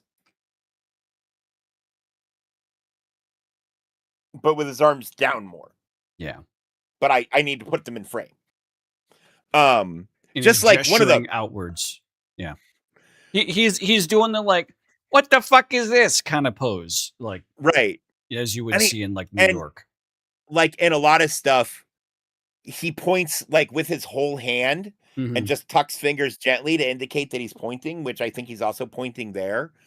But that is an incredibly British thing because it is rude to point. so you gesture at something strongly instead of actually pointing. I don't know why. Like when Americans are rude. Like when it comes to like quote unquote first world etiquette, right? yeah, Because we let go a lot of that bullshit when we left Europe. Because man, that's part of the reason we left fucking Europe. yeah, It's stupid. all that you do Um, it because you do it stuff, right. and then we made up with our own stuff. And a lot of it's stupid too. America. But yeah, I no, Alan Rickman. Oh, I too soon. genetically. Oh yeah, he did pass recently. Damn. I think it's been a couple years now, but yeah. Genetically, somehow in my family, we've all adopted the like when we get kind of like drunk, but not too drunk. We're like flow state drunk. We do the pointing with these two fingers. Look over there. Like, but you're Yep. pointing with this finger, but this is like an accessory finger. Right. Yeah. Like, look at this. Like you're It's point. I'm pointing, but the pinky is just like stiff. Mhm. Like my grandpa did that all the time, and it never like Was your clocked him grandpa actually doing that. French? Yes. Okay. Yeah. I say grandpa because I don't know why I'm kind of embarrassed to say is I called him Pepe. Um. So yeah, if that helps explain. Yep. Very French. So the reason I ask is I've known several other people to do that.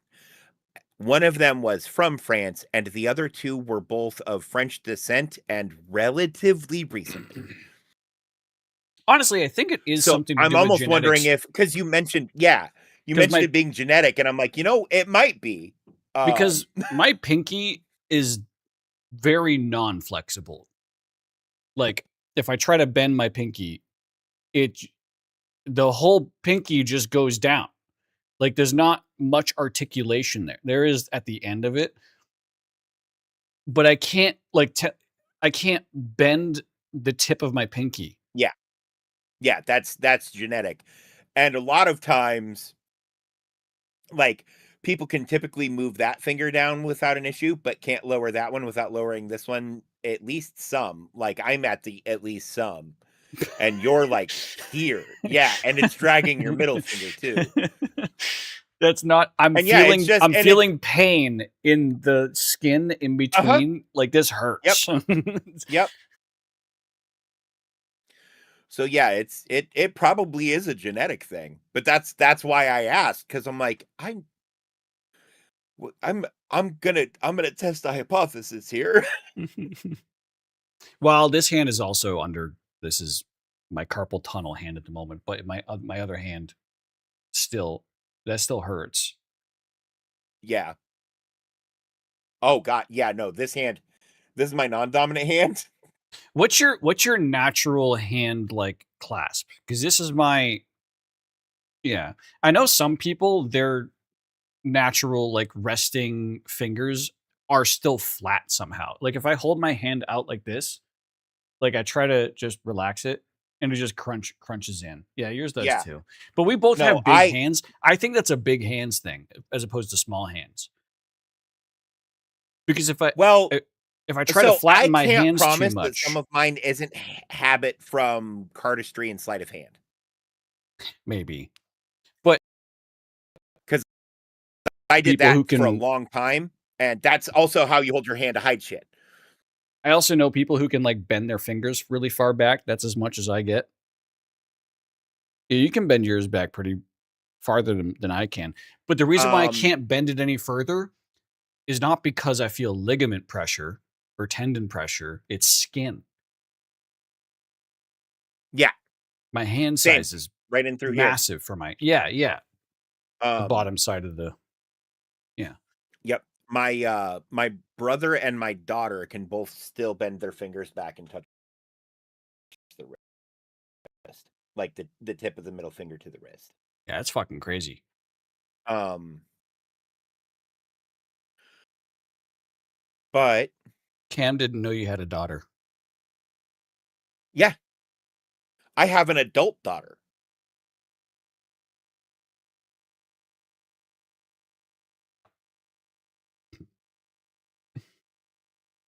I'm closing Chrome. I just had a lag spike. Fair. Okay. Are you I'm gonna ask some questions. I'm assuming you knew I was straight. You've seen my girlfriend. So you either don't think I'm old enough to have a adult daughter, or you don't think I have enough game. I'm just giving you a hard time. But yeah.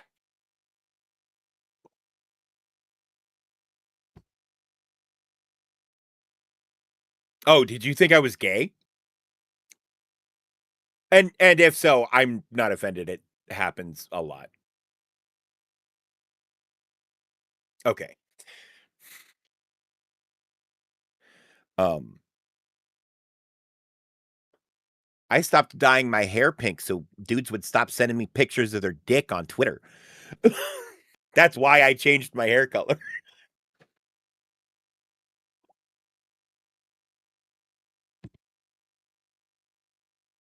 Fair enough. I'm having Oh, a man, lot that of was- disk activity from this, like in the hundreds of megabytes per second. From what? I don't know. Windows System Protection Background Service. Oh, it's scanning all of your files. Yeah, but it doesn't usually do that.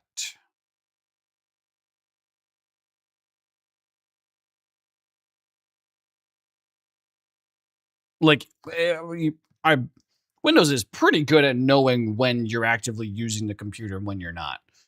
Yeah. Generally speaking. With their most recent update, I've had issues with them being very bad at that. Like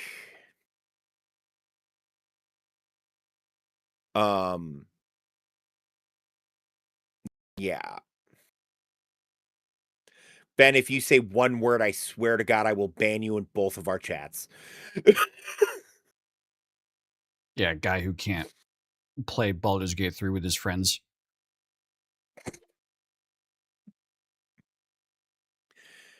God damn it. You knew what I meant.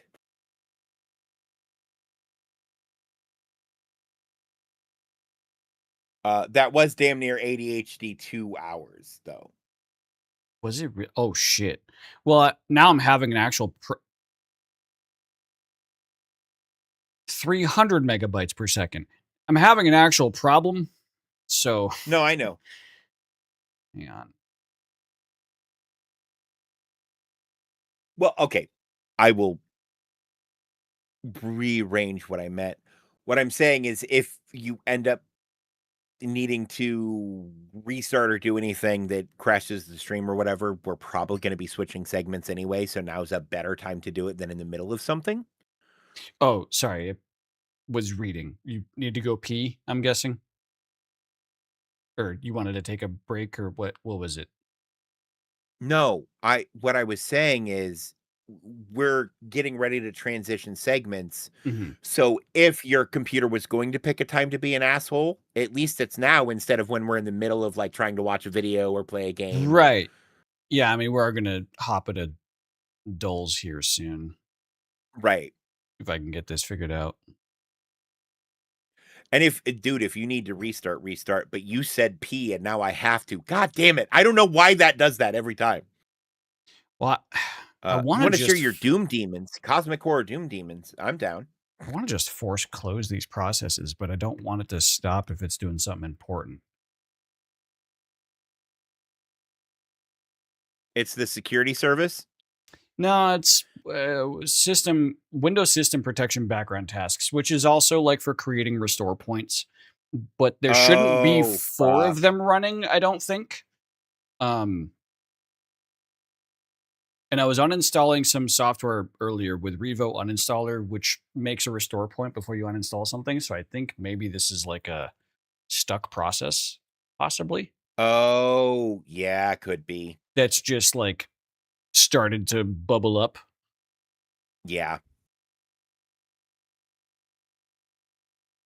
Man.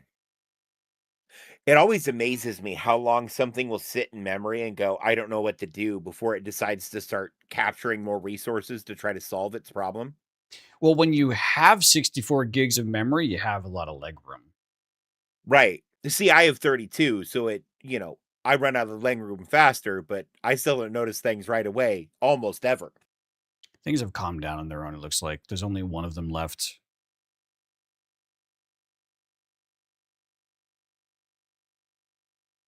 Very, very weird.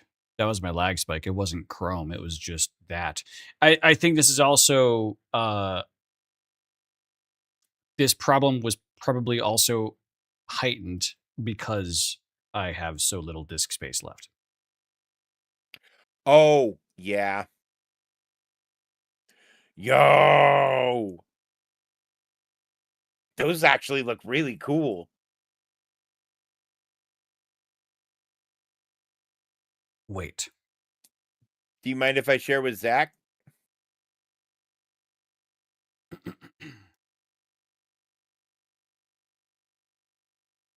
Hang on.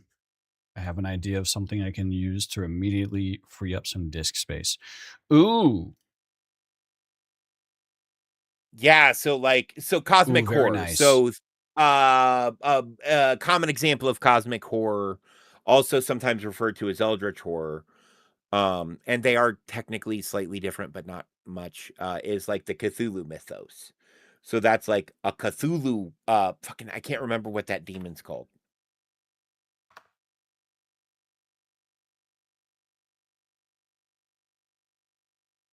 Yep. OneDrive re-downloaded about 100 gigabytes of videos that I had previously deleted. That's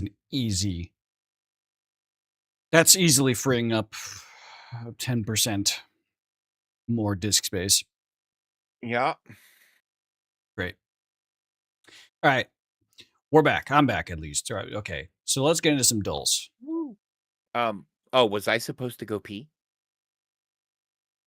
We can go pee. You want to go pee? I was gonna say, can we pee? You mentioned peeing, and now I have to pee. Can I hold it? Man, I'm gonna need help. My hands aren't big enough. Right. Chat, we're going to go pee together. Enjoy some clips in the meantime. We'll be back with you in a few minutes.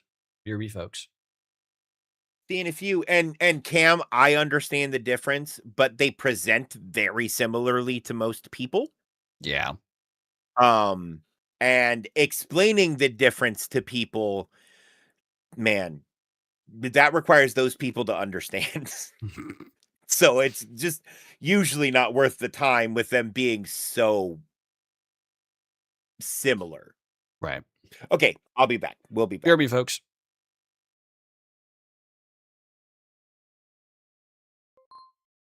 Hygiene. Vinegar. Man, my brain was reading vagina. Yeah, I think. God, if it just had a giant cock from this perspective and like veiny balls, giant veiny balls underneath a giant cock.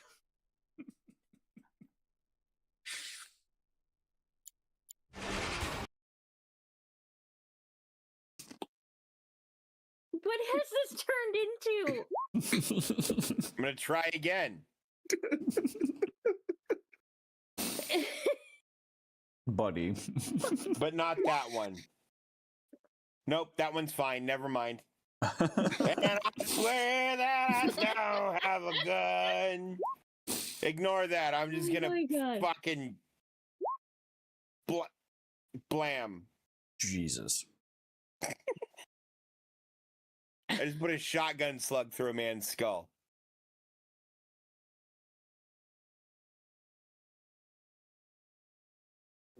Oh, fuck. So that's 36 damage, no crit in the head. Fen. Yeah, he dies. Okay. He's dead. His head goes boom. I forgot there's double damage at the head.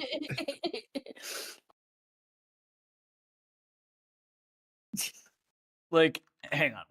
Let me see if I can craftfully show this next one. This one of, I think Champion Gundyr is one of the most underrated. I think I can craftfully show Be this. able to show that. Nah, I can show this. I don't. Oh know wait, if no, I'm those gonna are be able to tits. Hang on, never mind. I was not paying attention to the nipples.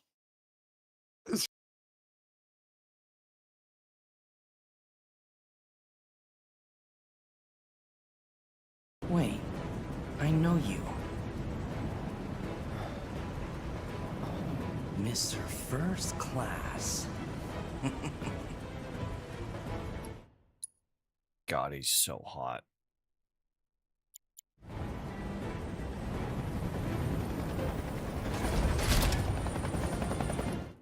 That's the representation of my people. Oh, it was pepper jack. It's always bomb. Like pizza with pepper jack and ground beef with onion. Ooh. I just love onion on pizza. Pumped of semen.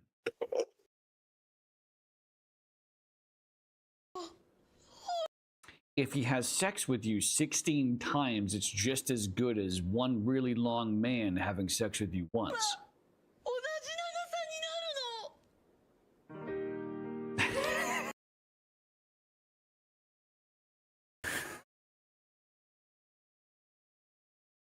Oh, if only that came to fruition.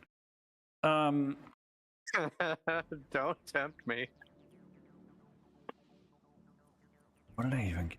Now I'm actually paying attention to like the shit that I get because I can get some of these cool modules and shit.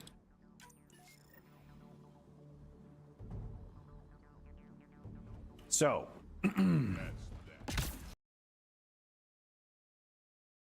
yeah, well, I don't know. I would love to be charged at by a butt naked, dick slinging Shrek as I hear All Star by Smash Mouth playing incredibly loudly, but louder as he gets closer. That's how I like to enjoy Left 4 Dead. Yeah, Left 4 Dead. I fucking love the modding scene for that game because.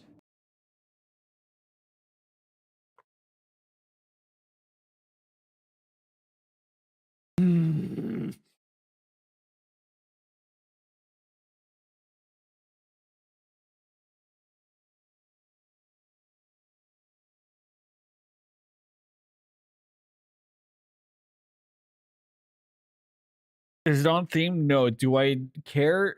Not at fucking all.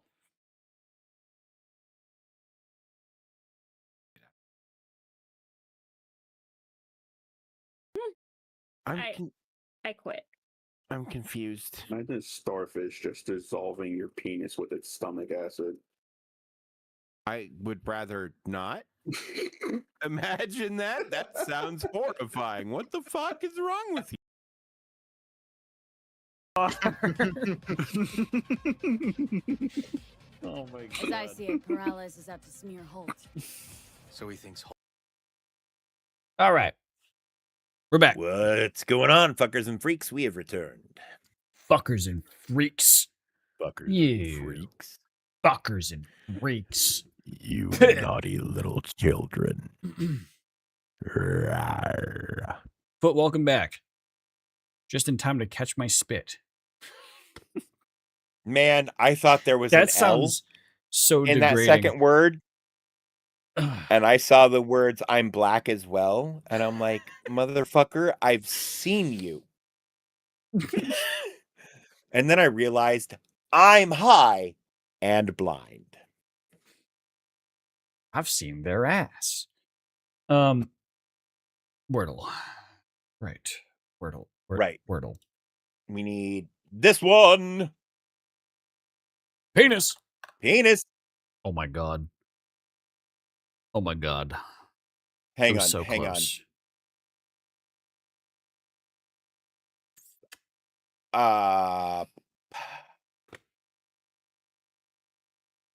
No. No. POE. Try poets.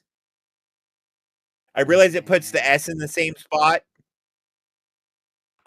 but it gives us a new vowel because there has to be a different vowel after the P. You're right.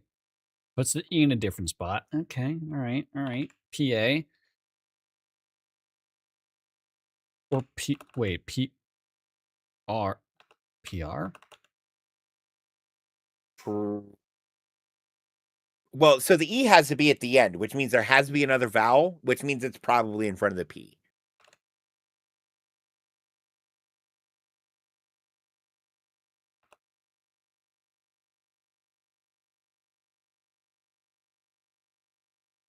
Ooh, what about parse? PARSE. Ooh, yes. Oh my god. Purse. Oh, purse. I don't know why parse was easier for me to think of than purse. You know, parse was exactly the word I was trying to get to in my brain, so I was right there with you. You had a banana espresso martini and some barbecue. Ooh.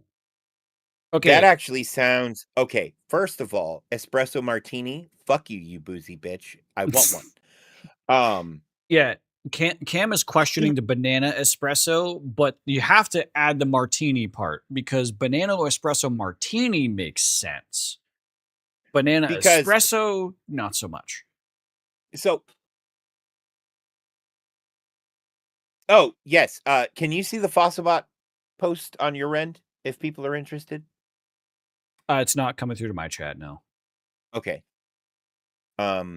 Well, if anyone in your chat is interested, but I did make some stream planning and management tools. So if any of you are content creators and looking for something to help you start to sort of put together your planning, how you plan, how you do streams, and how you sort of time manage while on stream, check them out. They're completely free. And if you have any feedback, please give it to me. I've already done several updates to both of them to try to make them as feature complete as possible. And if you have any questions, feel free to send me a message.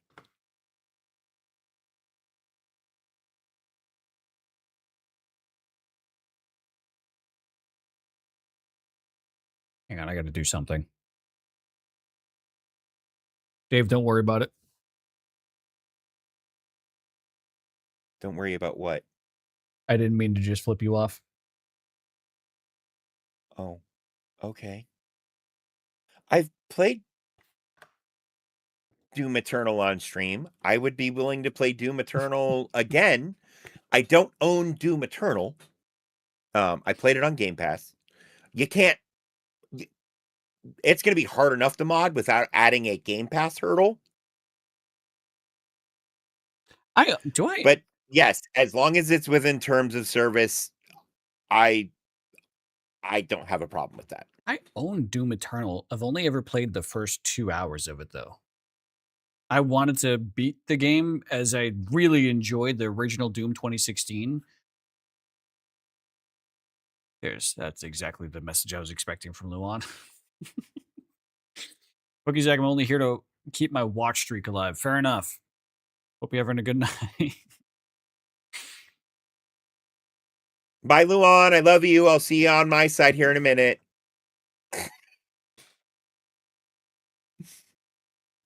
Luan said in the fuckery He might chat. do it too, just to fuck with you. He might, yeah. He said in the fuckery chat that he has to get. Yeah, no, I see. Yeah, that's the one I have open before he looks in the OBS. Before he looks at the OBS.exe, and so I sent him a screenshot of my OBS with me flipping him off, and then he replied, telling me to eat cheese. The minute you flipped off the camera, I knew what you had going on, and so I just let it happen, brother. It's so good. All right. Anyways, I just had to explain the context at least lightly for the chatters. You know what? That's super fair. It smells better over here. Hi, Luan. God damn it. Even Foot's in your chat. Fuck. I'm losing them all. Now, boys. Now, boys. There's no need for that. I mean, you can be in 2 places at once if you want. Nobody's stopping you. Twitch does allow 2 independent streams from the same IP to be Exactly counted. 2. No more. Yeah. And apparently, in some cases, if there are more than 2, they count none of them. Mhm. Apparently. Oh, I more meant I apologize, but it was more like the boys don't fight meme. Which was said to women. Yeah. But I apologize. Just like how the girlies are fighting is used to refer to 2 men to, like, having an argument Correct. online. Yeah. Correct. Yeah. Oh, it must be that time of the month. Yeah.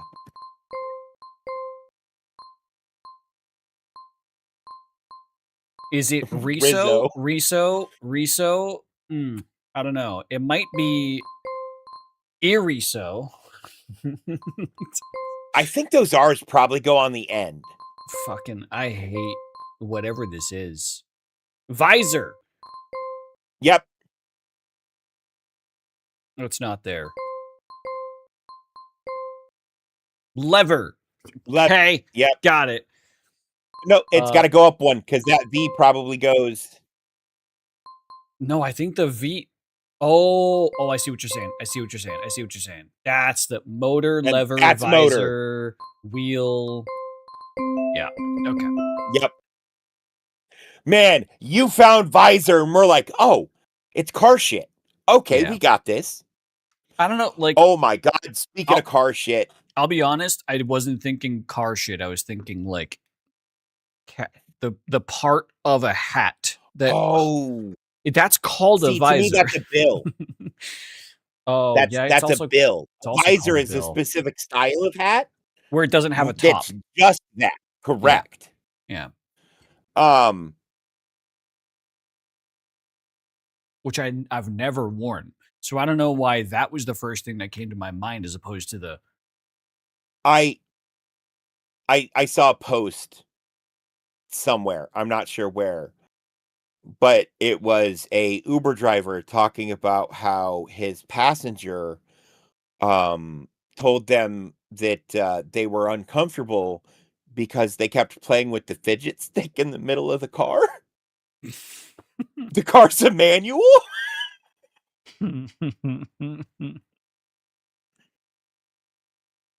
Oh God. I hope that's not real, and I genuinely hope that's fabricated just for the lulz, but damn. Okay. I don't, man, it's so easy to not be, though, because when was the last time you saw a manual transmission vehicle? I don't care. Even in an automatic, you still have a stick in the middle you have to manipulate. Now, sometimes it's in the wheel shaft, but either way, there's still a stick you have to manipulate. Still in the wheel shaft. Sorry. Manuel. No, it's pronounced Manuel. Yeah. I drive a Manuel. Manuel is just an excuse for men to jack off in their car. True. Manuel. That's going to be a vocal tick for the rest of the night. Thanks, Foot. Yep. Hey, you know. Never mind. Fright? FR? Do we have an FR? FL. Flight. Subway. Truck. Pickup. I literally didn't even look at the letters. I just started putting pieces where I felt they should go. Parcel. Parcel? It's all how things get delivered. Yeah. These... Man, so much of this was just vehicles. And then they threw in parcel. And a I'm moving. annoyed. Yeah. Are you anti-autoerotic? Only if asphyxiation is involved. You should No, always have a no. They're partner if you're going to talking. choke yourself. They're talking about jerking off in a car. Oh, hang on. Okay. That's No. many layers. Okay, I understand what they're talking about now, but I maintain that if you're going to strangle yourself, do it with a partner. Or like make somebody aware of what's going on and have a time you're going to check in with them. So make sure you have a passenger in your vehicle when you're furiously jerking off while driving down the highway at 90 miles an hour. Anyways, don't do that. Not financial advice. How would that be financial advice? I don't know. Insurance? I'm a furry, not a transformer, so yes. That's fair.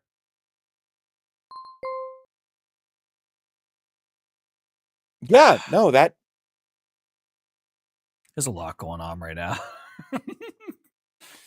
man, I'm almost over. I'm gonna stop looking at you guys for a minute and play the game. I'm just a little overstimulated. So we're gonna do this level, and I'm gonna fucking ignore you guys for like 3 minutes. This stream brought to you by... No, it's not. Sake?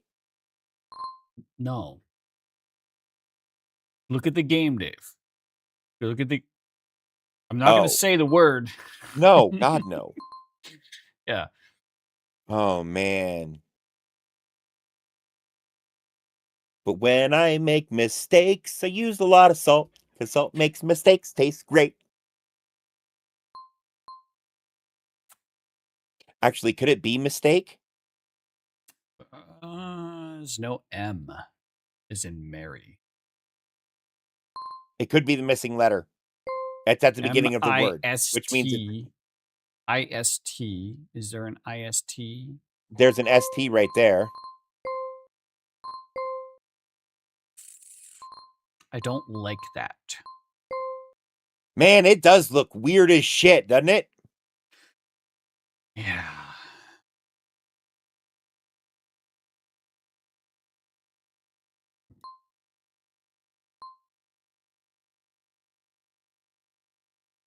I don't think that's right.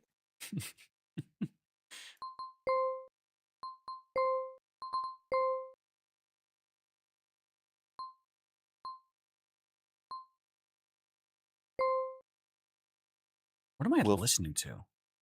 Time More One Baby. I was like, this is Hit Me Baby One More Time, but it's weird. No! Hit Me Baby One More Time, but weird. Oh my God, speaking of song, but weird. The song is called Time More One Baby.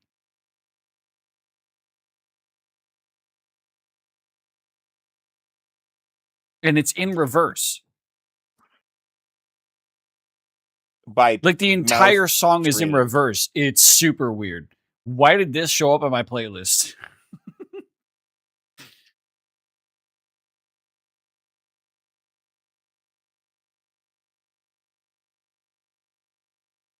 Like the lyrics are in the right order, but the pitches and tones, the backing and track notes has been reversed. Yeah. Yeah. It's so weird.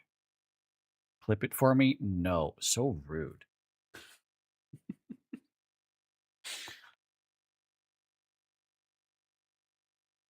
I don't think I hate it though. It's like, yeah, it's not like it's kind of there still. All right, I'm ignoring the and I Akake. Could it be a Polish word? Because SILCK has to be part of a Polish word. You know, Silchek? we've been working at this for a bit. I'm revealing a hint. In the kitchen. Okay. Man, these are long ass words to be in one room. How do you spell shiitake? SHITAKE. There is no SH.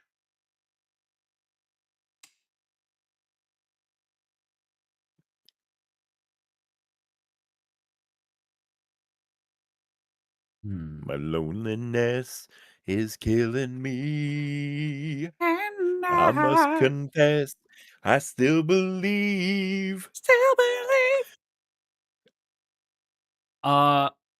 Give me a sign. Y'all should have this plant.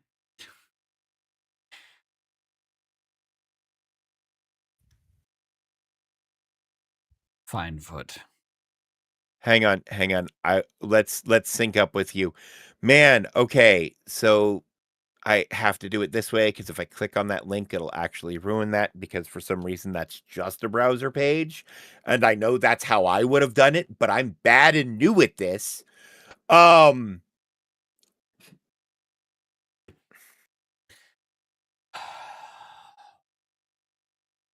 Wait. Does YouTube Oh. have a loop? Yes. Hang on. I don't want autoplay. It'd be under settings to loop it. Right click on the video. Fuck yeah. All right. Give me a count in. Before Because you then we can sync our Michael Jackson sounds and not be confused by what each other is fucking reacting to. All right. So you're at 0? I'm at 0. All right. 3. On go, right? So on go. Okay. So 3, 2, 1, go. Yep. It's got to be close enough. Oh, yeah. Random ass friend request on Steam. It's from True Shot Lodge. Nope. Goddamn Hunters Union Discord trying to scam me. All right. Focus time. Kitchen. In the kitchen.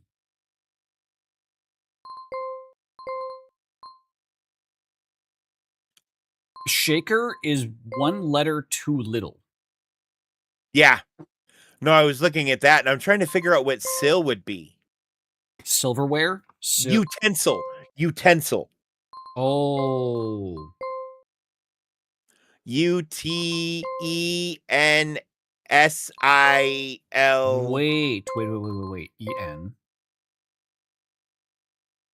Is there a T somewhere? There's no. Wait. No, there's 2 TEs though. Okay, so it is TE. But it could be this one or that one. Keep that in mind. Utensil. I don't like that. I don't like that. There's a different U. I don't like that, but that could be this. Yes. This looks better. Yep. Groceries.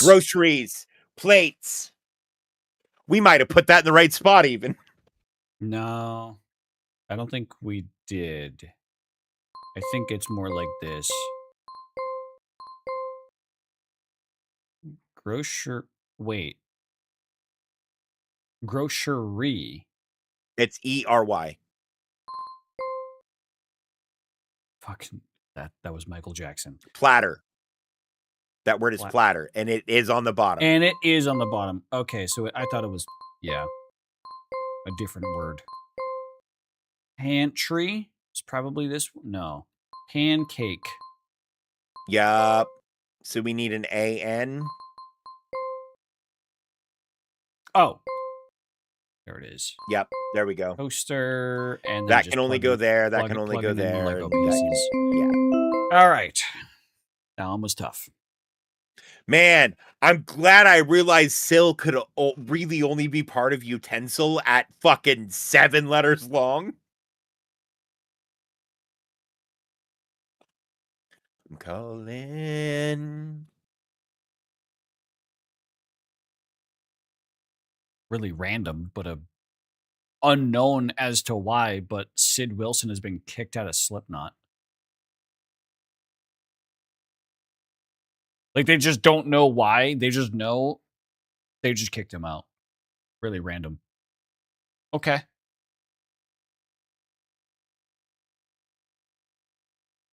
Interesting. Back to you, Cotton. Moving on, I guess. Let's get into food.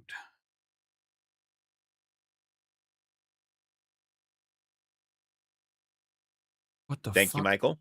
Okay. Good Lord. Okay, again that soon? It's not just like it's like random fucking like I thought that was someone getting slapped. Like, did I just pull up a random Twitter video? What the fuck? All right. So cheese. Where is this cheese from? Raw sheep's milk. France. That's a French cheese.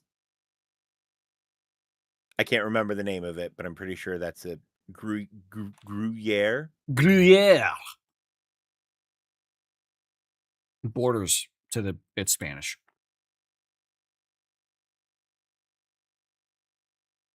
Yeah. Ijezabel cheese. From a car. No, Ijezabel. from a shep. From Shep. Elizabeth. Which, man, that's probably like the town that they made that cheese in first. Yeah. That way, like, because that's how they name cheeses.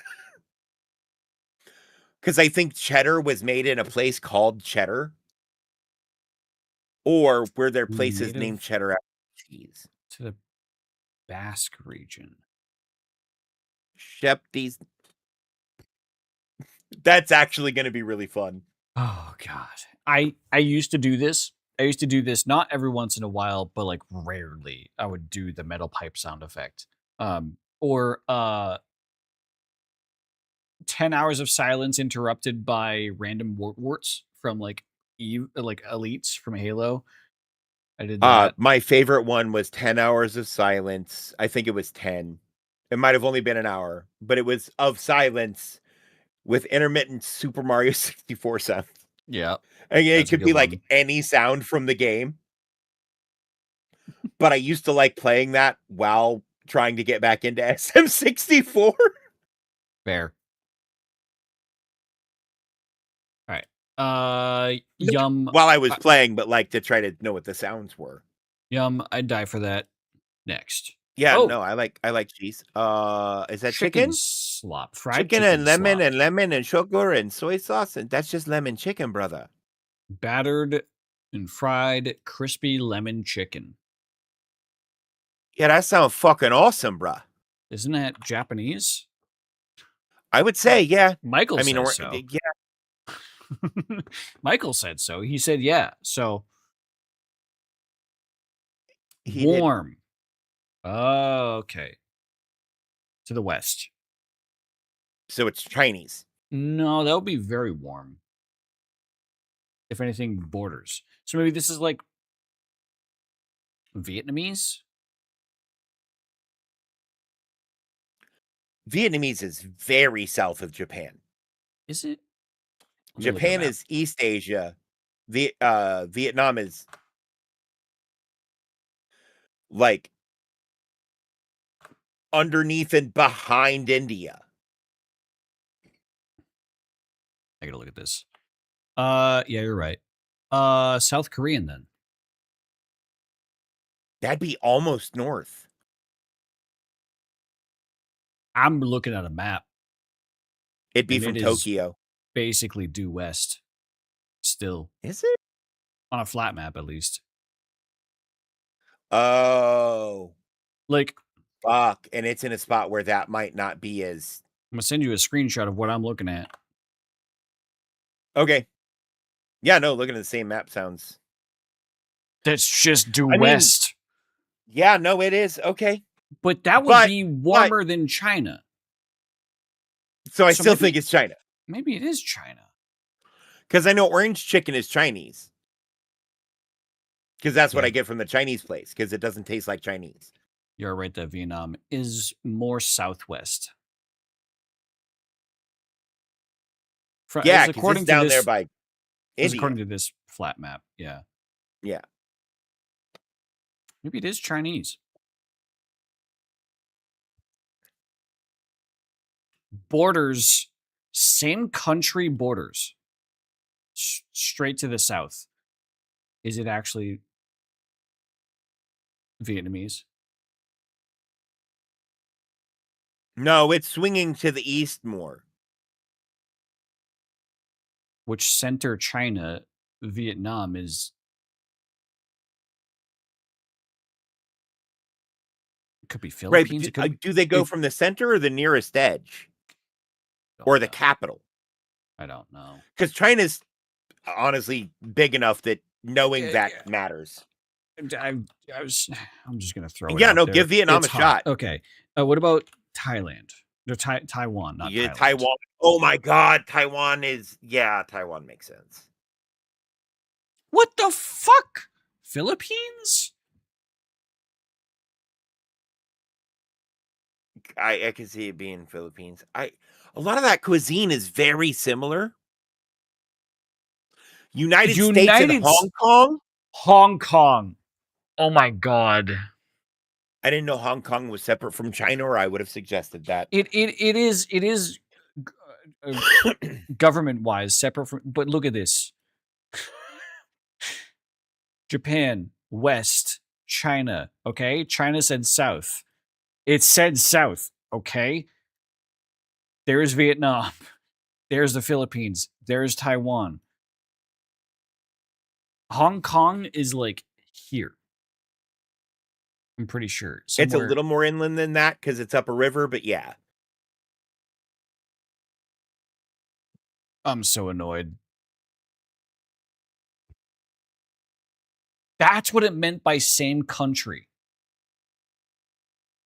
Because it had a weird, like, it's the same country, but south. But, like, because it said south, it threw me off. Oh, that's annoying. Also, the fact that America is included in this is annoying. Yeah, because they could have just dead-ass pointed us at America away from China and we'd have hit it. Mm-hmm. Because there is a lot of Chinese food that comes from America. Like a lot. Yeah. Thank you, Michael. He agrees too. Yep. Just a little quiet little cha. Okay, goddamn. Well, that sucked. Cinnamon roll. Nope. With raisins. Currant, raisins, brown sugar, apricot jam. Oh man, are these Danish pinwheels? It does look. I mean, if you describe this as a Danish pinwheel, I'd go, "Yup," and then I'd eat it, and I would go, "Yum." I mean, you can't eat it. There's a fuckload of milk in that dough. Well, I can eat it just once. We've been over this. Just only once. Hey. If somebody gets me a recipe, I know milk substitutes that I can use and make shit like this that you can eat for sure. And I can make it in such a way that I could ship it to you. I'm just saying. Fair. And you've seen my baked goods. You know the quality of my work. Yeah. Danish is what Amsterdam. country? Amsterdam. Or no, Denmark. Dutch is Amsterdam.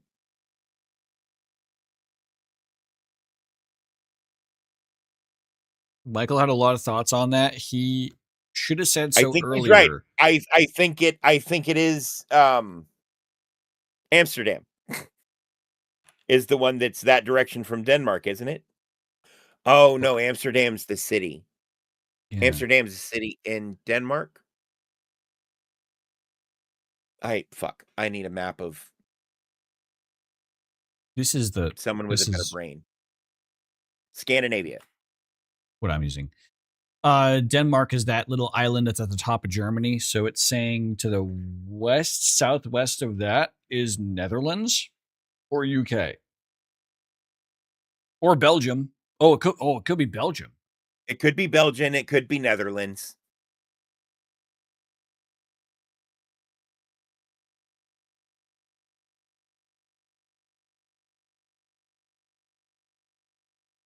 As I'm currently listening to the Mortal Kombat Techno Syndrome.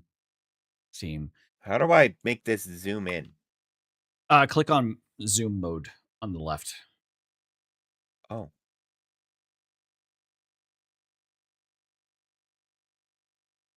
Man, And you that's can- so good.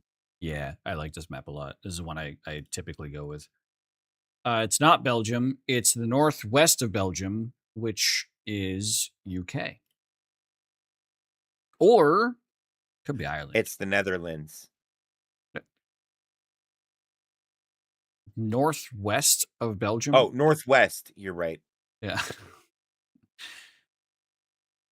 United Did I Kingdom. mention I'm high? Bang. Yum. It's a Chelsea bun? Man. I'd fuck that Chelsea up. bun. Yeah. I'd fuck that. No added words. I just fucked that. Also, yeah, we That's did fair. terribly on the lemon chicken. Okay, Michael is That was in the not our fault. process. Michael is in the process of fucking it. Top guess was China.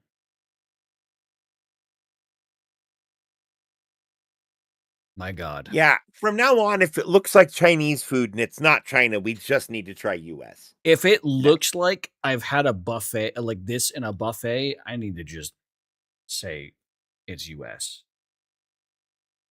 Yeah. Yeah, that I was would fuck bullshit. up that chicken though.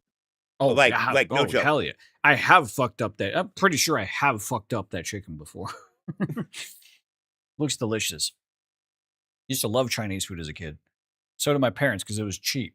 $10 for just infinite plates. Awesome. Right. Man, we had a couple of different like cheap good buffets around here. There was this place called, I want to say it's closed down now, but it was like a regional chain called Shoney's. Mm. And when you went there for breakfast, right, they had whatever you ordered came with the buffet. And their breakfast buffet had like 2 different kinds of bacon, like 6 different kinds of sausage, pancakes, like anything you would want for breakfast was also on the buffet. Yeah. So what you would do is you would go and order lunch and take that with you and then eat the buffet for breakfast.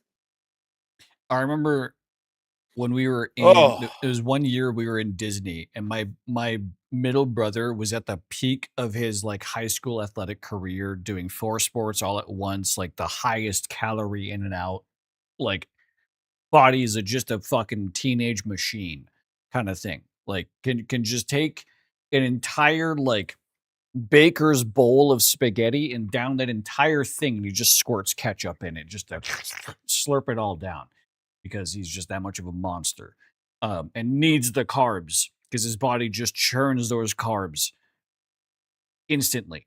We were at a buffet in Disney World, and they did this like I only ever saw this in TV shows. They actually cut him off because he pulled 5 plates back to the table that were a mound on top of the plate, and they were watching him do this. Like, they literally came to the table and said, "You've had 5 plates, no more." Like, yeah, I've been kicked and he's out looking of... at with his face stuffed like, "What do you mean?" Yeah, no, back when I was like lifting and working out all the time and shit, there was a couple of times that I got kicked out of buffets. Never Chinese buffets. Because I was on keto. So my shit was like, I'd go, hammer a steak at Golden Corral and then 3 more. Right. Or whatever, right? The interesting input, Michael. Appreciate it. No, the buffet, the Chinese buffet place that we used to go to as a kid, $10 a person, $10 a body. And they had a soft serve ice cream machine that had both vanilla, chocolate, and a mix layer in the middle. And I would get myself 1 plate of food, and then the rest of my stomach was dedicated to soft serve ice cream. And I got so good at the lever game of doing the, I would start crafting like sculptures with the soft serve in the bowl, and so people started and. Like the bowl, it would give you like a 3-inch rim bowl, like a sundae cup, kind of like Yeah. a hot fudge sundae cup kind of bowl. I'm familiar. One of our buffets had, I'm sure, the same little beige Same piece of exact. shit Yep. fucking. Yep. And I used to stack a tower of soft serve ice cream sculpture on top of that, like an additional like foot, sometimes foot and a half. Man, I used to make. And then some you got to put the behemoths. gummy bears in it. Yeah, and the gummy like, bears get so fucking hard. It's so tall that cold. like you can't put sprinkles on top of it. There is no top. You have to throw sprinkles at it from the side. Yep. And so this buffet was we went to the same ice cream school. Yeah. Because it's you learn as you go because you just like ice cream. You just like ice cream so much, you figure shit out. And so our school and our band, like that was a regular restaurant we would go to. It's cheap Chinese food, cheap per person. Like you're out on a fucking field trip. Oh, we got to stop by the Chinese food buffet because it's the cheapest option available for all the kids. And I was the go-to person for Zach. Can you go get me a soft serve? Hang on. Let me put my chicken down. Don't worry. Yeah. I got this shit. I was the cool guy that knew how to fucking stack that ice cream. Because it's not just a matter of like just pouring it and letting it coil. Never let it coil. Unless you intend to make it coil, you got to like press it up into the nozzle so it gets fat at the base. Oh, yeah. Unless you do it mix-in style. And then you want to coil around the outside and then stop, put your mix-ins in the middle, and then do the press on top of all of that. So this place unfortunately didn't have like a lot of additives. They had like you could scoop some nuts on there. You had some sprinklers for the sprinkles, whatever. But it didn't. It had some hot fudge, some caramel, but wasn't really that good. Honestly, it was kind of too hard to use all the time. Yeah, that's fair. So the place we went to, one of the places we went to was like a mom and pop buffet somehow. But they took pride in their like ice cream station. It was a selling point. Oh, fair enough. Like to the point where at one point they had 5 flavors of soft serve. One of which was fucking butterscotch. Oh. And that's when I fell in love with butterscotch. Oh, I love butterscotch so much and it kills me. I can't have it anymore. It's literally Oh my butter. God, Momo, be careful. Are you okay? Oh shit. I hope you don't need stitches. Yeah, hopefully not. But yeah, no. And then the ice cream station got smaller and smaller and smaller as it became harder to operate a restaurant, and they realized how much shit actually cost. And thank you, Michael, for agreeing with me. Yeah. You know, and then it kind of got down to they have nuts. They sometimes have maraschino cherries. They always have sprinkles. Yeah. But they sometimes have like crushed up toffee bits or this or that, but it's never the whole everything they used to do. It was like sprinkles and gummy bears and nuts and one other thing. Right. And the gummy bears, you just put those on a plate for later, because if you actually put them in the goddamn ice cream, they would break your teeth. Yeah. We didn't have gummy bears. That's weird. Oh man, no. They probably figured it out from the other people who did have gummy bears, that they break your fucking teeth. Not like actually, but cold gummy bears are hard and sticky and yeah. I do know about cold gummy bears from one time when one of the Jersey trips that we did, we went out on the boardwalk and one of the stores there, like a candy store, had a giant 5-pound gummy bear. Like behemoth. No. And we're all like, well, I had the idea. I shouldn't say we all because it was my insane idea and I had to pay for this fucking thing. I forget how much it cost. But my idea was, well, we're going to do Jello shots. Why don't we just put the gummy bear in a baking pan that's like filled up with vodka? And like the gummy bear is going to like infuse the vodka. Yep. And And I it was would kind of, have in the fridge. we put it in the fridge. And I was kind of smart with it. Oh. I scored the underside. I scored the flat side of it, put it in the pan, poured. It took a lot more vodka than I thought it would. Put that shit in the fridge. And then when we pulled it out, it was way too, like, we literally had a chef's knife that couldn't cut through it. It was so fucking hard. Whole body weight into the fucking chef's knife on the middle island counter. And we couldn't slice a piece off to try it. So we just like let it sit for a bit.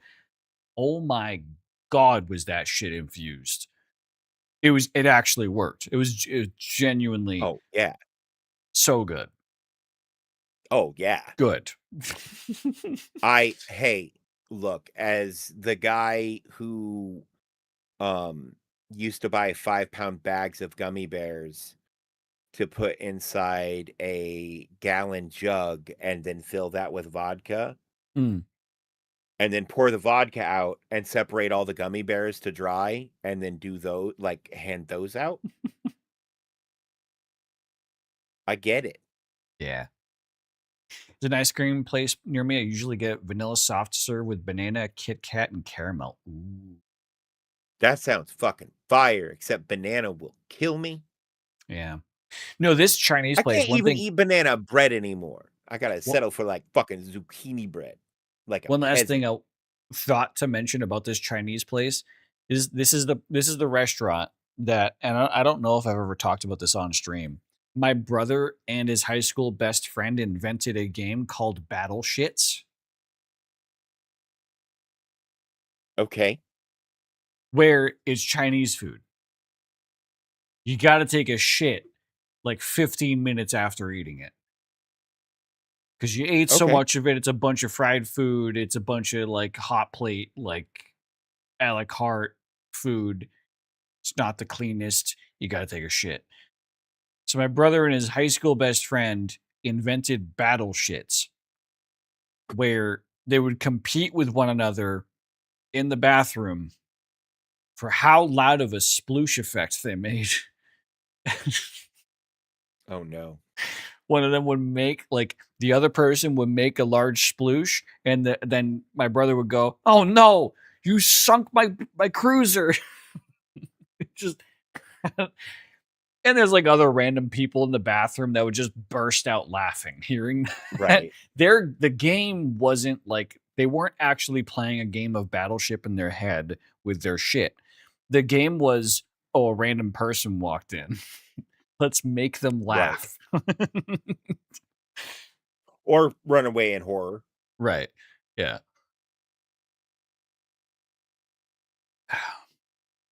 It's gonna Great be time. one of the two though. Like for sure. Michael, Thank how you, dare Michael. you? How dare you say that, actually? That's my brother you're talking about there. Oh. We're going to have to talk later, Michael. All right. Anyways, I think you might need a medium. maybe. Would you be willing? I'm not a medium. Oh. So you had the look going on, I figured. I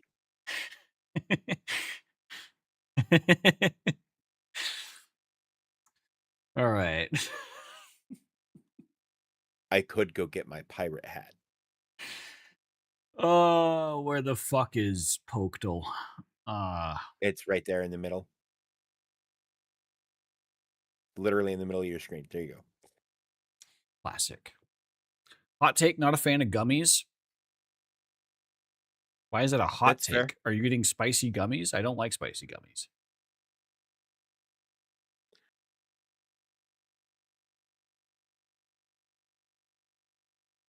It is evolution stage 1 and smaller than a Zapdos. Smaller and lighter. Rattata. Okay, it's monotype.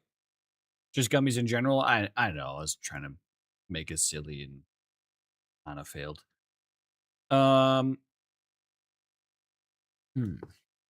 Man, that's a big area, smaller than a Zapdos, bigger than a Rattata. Yeah, but it is monotype, which is a good catch. Ooh, I also what don't about like Growlithe? I also don't like gummies from a texture perspective. I'm Fair. more Wait, into wait, wait. hard Growlithe candies. is grassland, isn't it? Or is it plains? I think it's plains. I think you're right. It's grassland. Fuck. But okay. Okay, then it's Ponyta plains. He said it's hard to Interesting. beat that. Interesting. Or something like that. It's a good point. Good point. Didn't think about that. But Ponyta is orange yellow, Michael. You're right. You're right. Yep. Yep. It's also smaller than Growlithe. It's also fire type. No, it's not fire type. And no. Ponyta is also fire type, and Ponyta is bigger than Growlithe. The picture you're seeing on the side is a Ponyta next to an Arcanine, which is the second stage. Yeah. Well, the Growlithe is right here next to the Kakuna. Right, and the Ponyta is twice the size of it behind it. What if it's bug none? What bug mono? But a larger bug If than it's Rattata. mono bug, then it'd be larger than a Rattata. And stage 1 and Gen 1 bug. I don't think Caterpies are kind of big, aren't they? They're taller than 30 centimeters. Well, I'm more worried about the weight. I'll throw it out there. We got plenty of guesses. Okay. It is exactly 30 centimeters, and it's lighter than... Fuck! Beedrill? That's also It's a not- bug. It's not bug. That's also It's not, stage 2. it's not stage bug. 1. It's not bug. It's not bug. That's also forest. Water type. Was that just a foot stomp by Michael? I didn't hear anything. Oh. So I'm gonna guess it was your neighbors. I thought I heard it like feeling in my headset. Could have been my neighbors. What about Mew?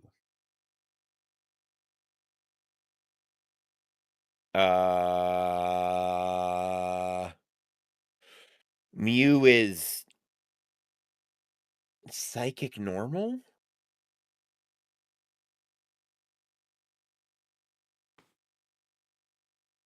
Could be Mewtwo. But Mewtwo's purple. It's not purple. Oh, fair. Yeah, because Mew is pink.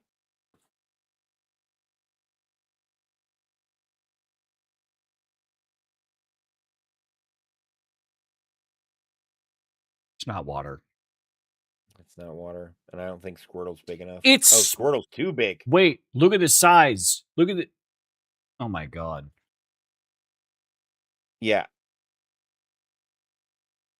And we have like 6 kilograms to work in weight. 5.5. We have blue, green, orange, yellow, purple. We don't have red. We don't have red. But it's not fire. It's also not water, so it can't be crabby. We don't have pink. Could, like... It could be Mew. Execute? I mean, we haven't tried Execute's grass yet, normal, but... isn't he? No, it's grass. Grass psychic, maybe? Or maybe Oh. Executor is? Yeah. Okay, But it it's is the pink same. and it's not pink. It is 40 centimeters. That doesn't really help us. I mean, if it's not pink, it's not Mew. Wait. Diglett.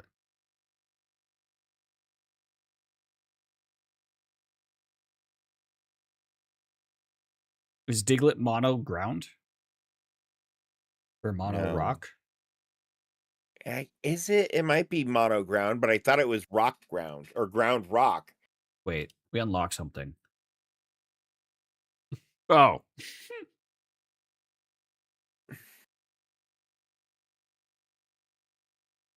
Ah. Oh, come It's on. Geodude. It's Geodude. No. Oh, no, because Geodude is rock ground. Sandshrew.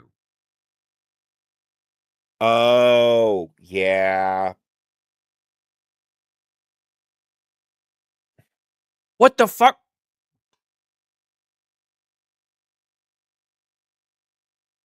What the fuck is this? Geodude is the right height, not the right weight.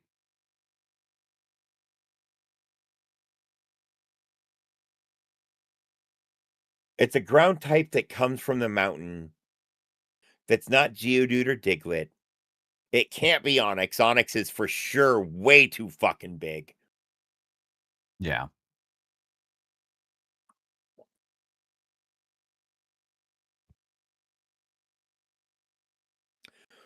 Man, I'm hard pressed to think of other Gen 1 ground types, though.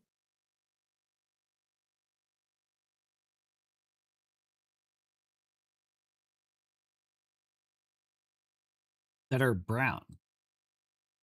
What? They're brown.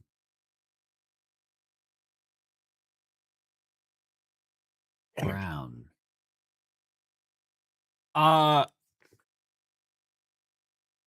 Kabuto?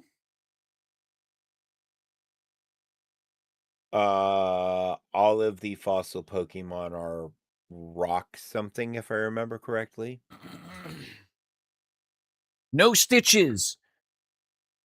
Even Michael Jackson's you, excited Michael. for you, Momo. Hell yeah.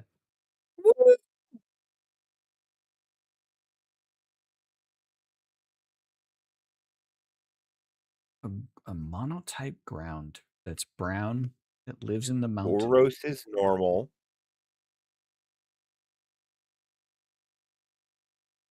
Pinsir is bug. That was a knock from the video. Okay. Yep. I no longer like this video. I'm no longer think it going was to put kinda this funny. video on loop. We are not going to do that for... I hate those knocks.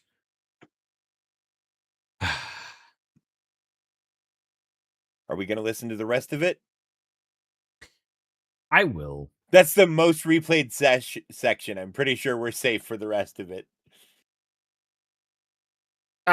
No, Foot, I know you didn't know. Cubone.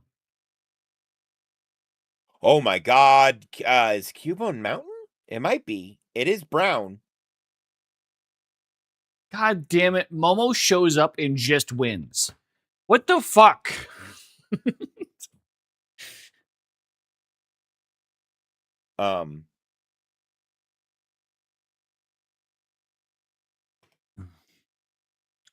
Thank you, Momo. Grazie. Now, I was about to start Googling. Okay. Okay. That's it. Next. Staryu. Yeah. When it senses danger, it raises all the barbs on its body. Those barbs grow slower than Nidorinos. I wonder who this is. Nidorina? Yeah, probably. Yeah. Shadow. That's a big guy. Bit Snorlax. Snorlax. Rest of these were easy as fucking pie. I did find another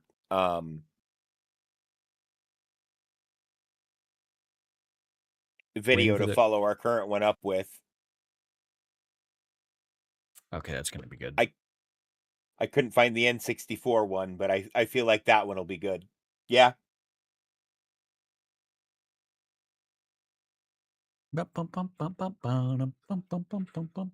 Also, Momo guessed Cubone from the hospital.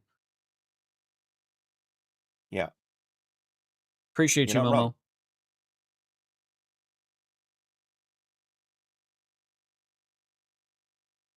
All right. Yeah, we're good on this.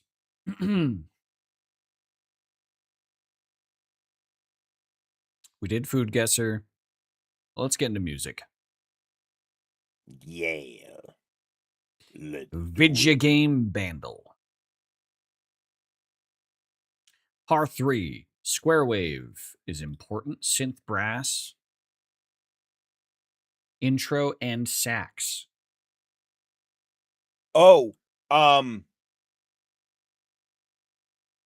Game that has a saxophone intro that also has a square wave. I think it's Metroid.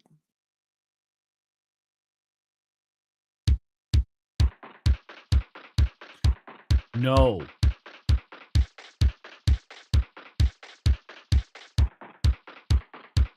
Fuck. Oh my god. Is this an Undertale?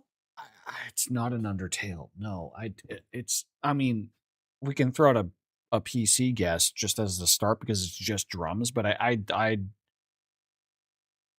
No, this could still be a PC. This could still be an Undertale. I've been surprised before. Core. Yeah, it's not PC. Okay. Okay. Yeah, this is older. Oh, Marble Zone, Sonic the Hedgehog. Yeah. Okay, that rings a lot. That's yeah. Oh. What? I heard the Mario jump sound effect exactly as the song Oh, ended. I you was started that video already? I still Yeah. got the Michael one going. Oh no, I stopped that. But I just Oh. hear at the end the like before the play button turned to the like before the stop button turned to the play button, I hear boing. I'm like, was that a part of the song? Hang on. Where are you at in the video? I'm at 2 minutes 42 seconds. And I'm paused. Cool, me too. Okay. I'm going. Marble Zone. Yeah. Yeah.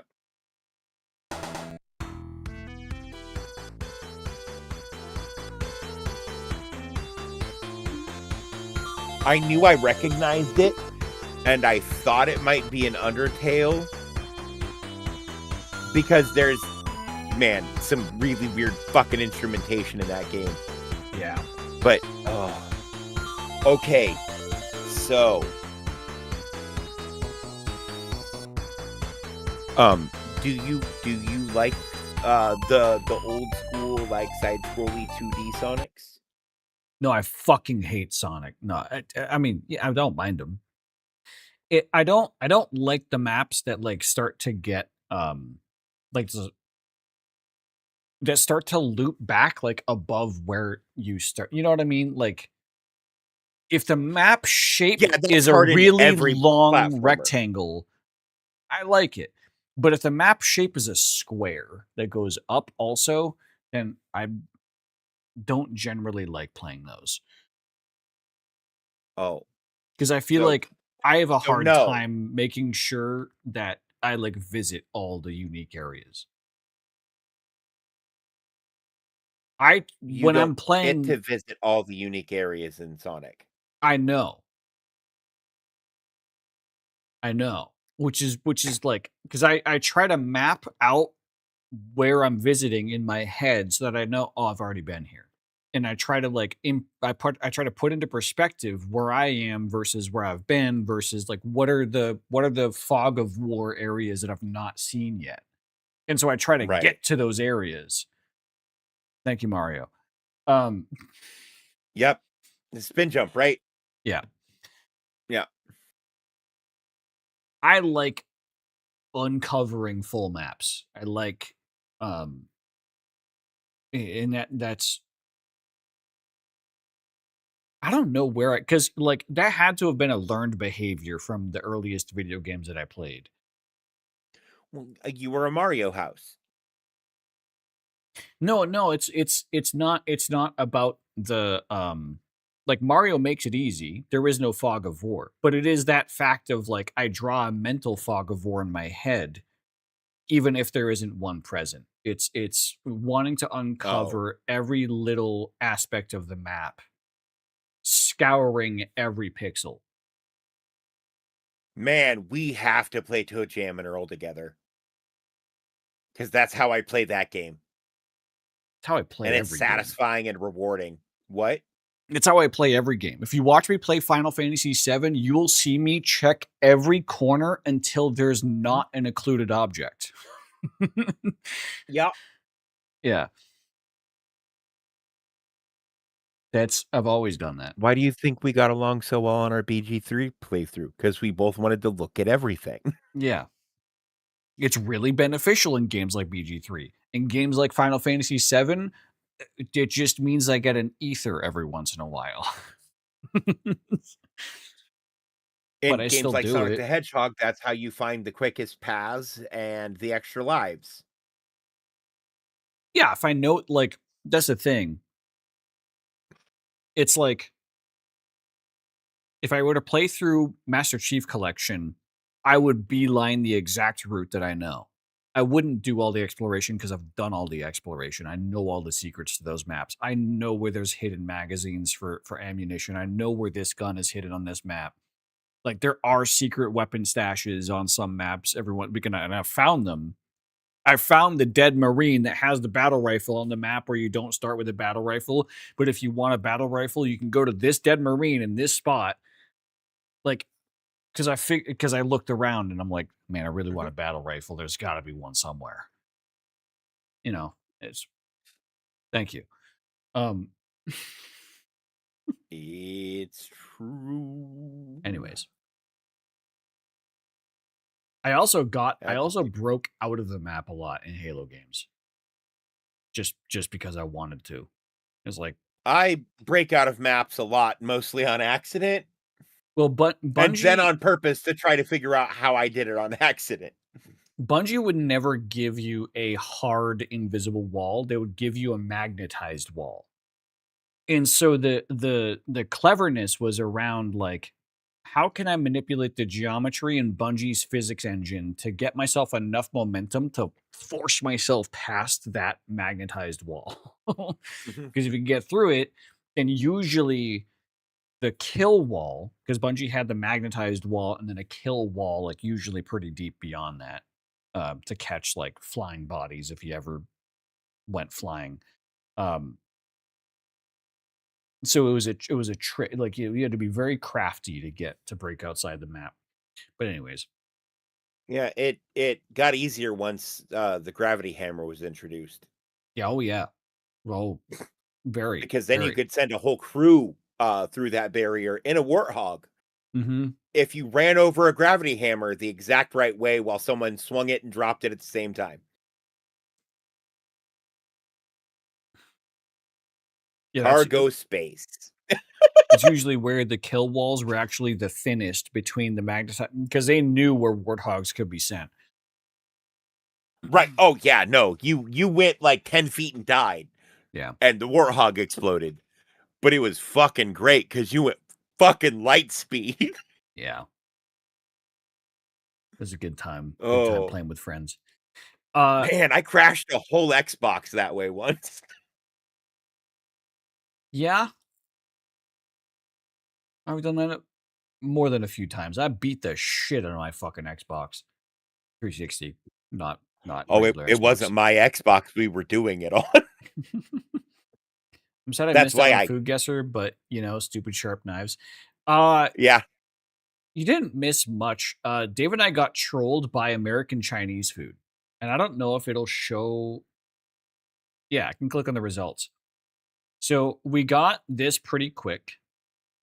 Isabel cheese, which is a Because French. it looks like a French. It's a Spanish cheese, but it looks like a French cheese to me. Oh right, yeah. We guessed France first, and then went to Spain because it told us in pretty plain language, brother, it's over there. The lemon chicken fucked us. We guessed Japan, China, Vietnam, Taiwan, Philippines, and it was like, nah, bitch, And it's Hong like, Kong. no, it's Hong Kong. What the fuck? You motherfucker. What the fuck is this? I wish it showed the map. And when we said China, it said same country. And I'm like, we what? weren't thinking about Hong Kong. I completely forgot about Hong Kong's existence. It said in the hot, warm, cold area, same country, but borders. What the fuck does that mean? Well, now we know if we ever see it again, it probably means Hong Kong. Yeah. And so we failed, but it gave us points based off the China guess, which is what gave us 1,678 points. And then the last one was pretty easy, but we still didn't get it immediately, right? Denmark, Right, 'cause Belgium, I thought it UK. looked like a Danish. I've heard of Chelsea buns, but was unfamiliar with what they were. Oh, you know what? We skipped. I didn't do plate off. Oh, hey, we can do plate off real quick then. Yeah. We'll do it for Momo. Yakitori. Oh, it's definitely yakitori. And Mario's penis just went erect, so I think so as well. Though this Bandelan? does Yeah, look that's like it's a Yeah, dessert. no, that's a dessert. That's a dessert. Oh. That's a delicious dessert. That's mochi adjacent. Yeah.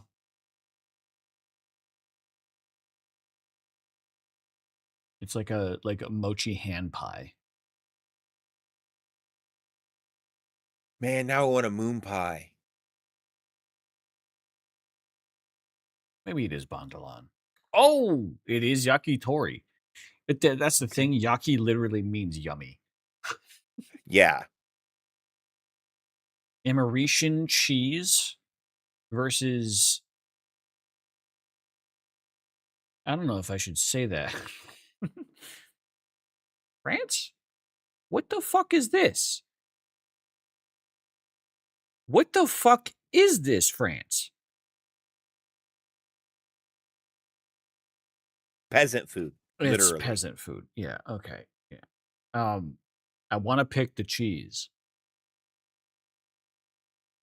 Man, if I were you and I had a choice between eating the plate on the left and eating the plate on the right, I would also eat the plate on the right.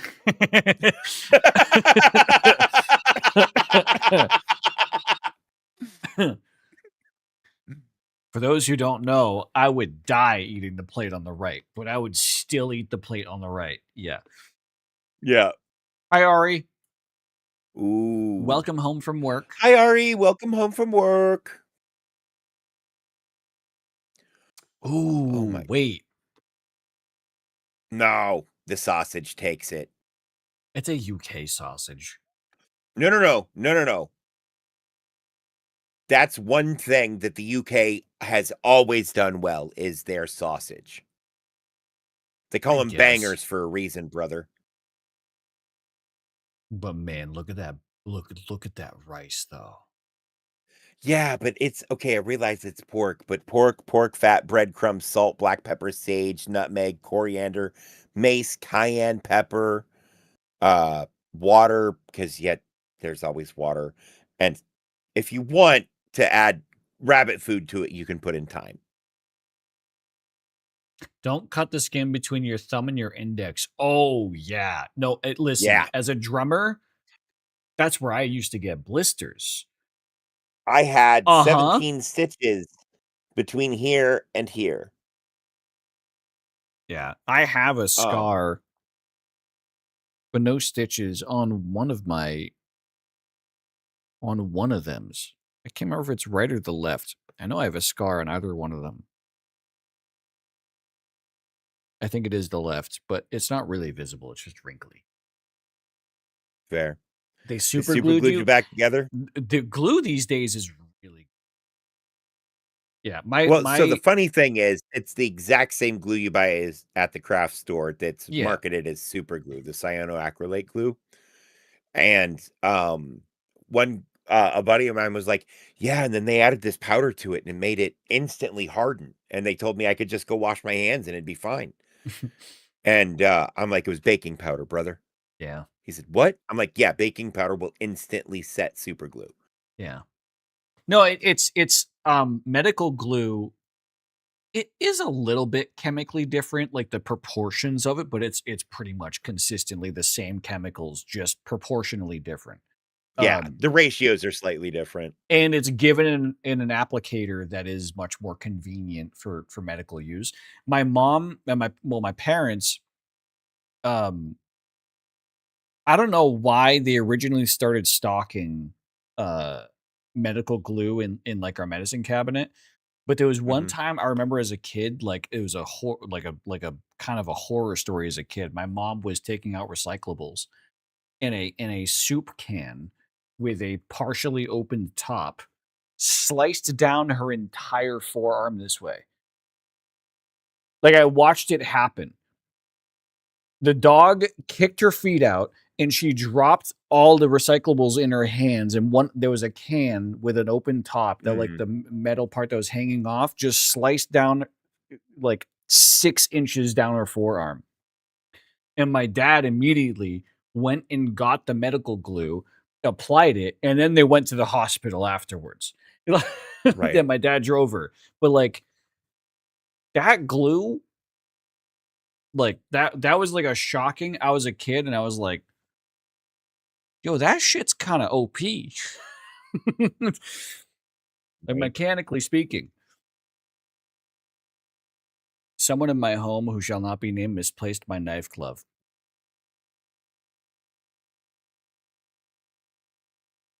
Thank you, Mario. That Good wasn't noise. Mario, that was a Yoshi sound.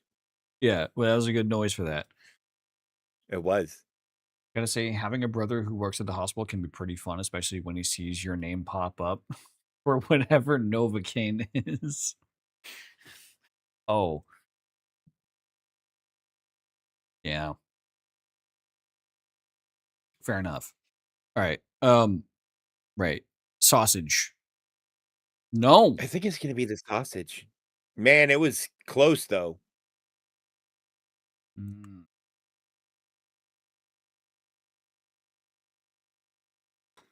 pie. Yeah, especially Coconut since it pie. looks like a badass coconut pie. Yeah. Yeah, it's just a badass coconut pie. That someone may also have to come hand deliver the meds. Fair enough. Très bien. Dessert buff on the left. Oh. That looks delicious. Look at wait. Oh. So you're telling me the shape of this is just because of the fork? Yep, and then you roll it off the back of it. That's correct. That's amazing. And then you bake them, and that's just a simple choux pastry, that you so how I would do it is I would par bake it and then roll them in like the bigger sugar crystals, Mhm. and then finish baking them off so that the smaller of the sugar crystals would start to caramelize a little bit. Right, right. Um, Yeah, this they did not do that. They probably put some egg wash on it and then rolled it in sugar and crystals. this is fancier than what I'm talking about because it uses duck fat and shit. But yeah, that's how they shape gnocchi too. Um, but yeah, But potato. no, I would Yeah. just do this with um like a choux pastry. Fish and chips is a Or classic, but dessert buff. yeah, no, I think dessert buff takes it. Mhm. Yeah. Oh yeah. Yeah. Gulyaslevs. You know? Oh, that's a Hungarian beef stew. You I've know? heard good things. I've heard good things. But there's Yummy Maine. Yeah. Yucca Maine, which is lo mein but Americanized. Right. Worcestershire sauce, Cajun seasoning. Luan. See any hint or mention of Cajun? Green onions, hard-boiled eggs, chicken, shrimp. This is like a hybrid gumbo, Yeah, almost trying to be. this is like Chinese food gumbo. This is like gumbo ramen. Optional It hot uses sauce. That's that spaghetti little. noodles. That's a little red spurt there. Those are fucking spaghetti noodles. Yep.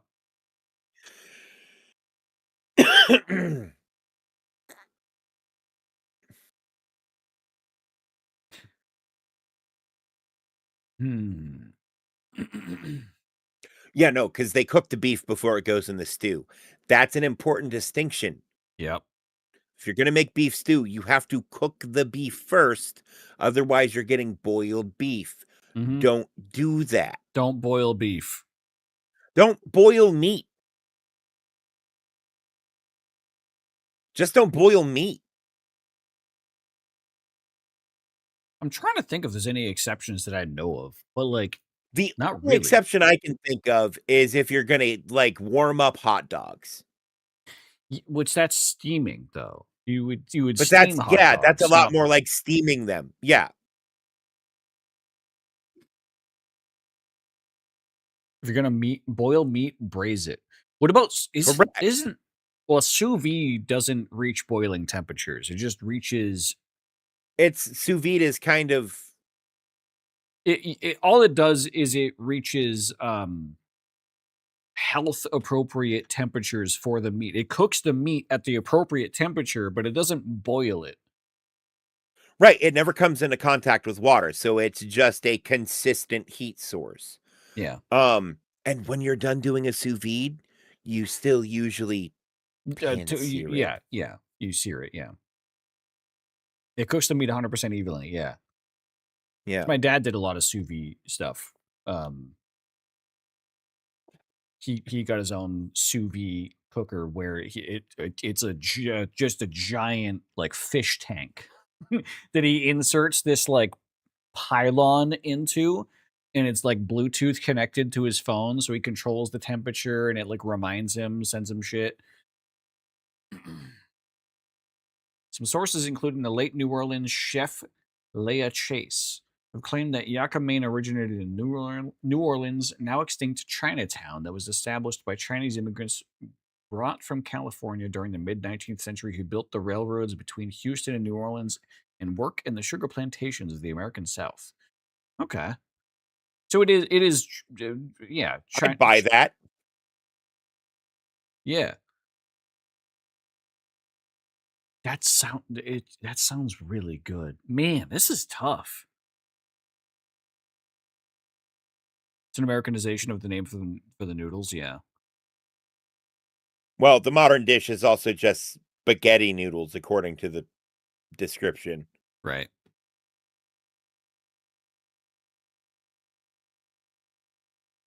Yetka main, wheat noodles. Yucca main. Okay, fair enough. And spaghetti's made of wheat. Yeah. There's one theory, not definite origins. That's why I feel like I need Lou on here, but he's busy. I feel like anytime I see Creole mentioned, or Creole or gumbo, it's like Or Lou Cajun, or yeah. Cajun, yeah. Let me summon him.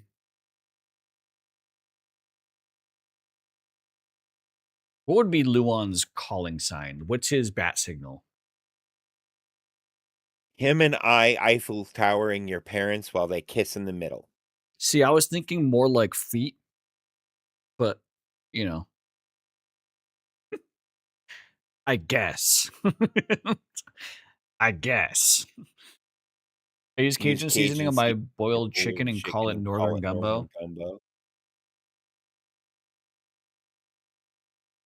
Oh, you're See trying. if that does That's the anything. bat signal. Okay. That's the bat. You're Okay. so I'm right. like, what?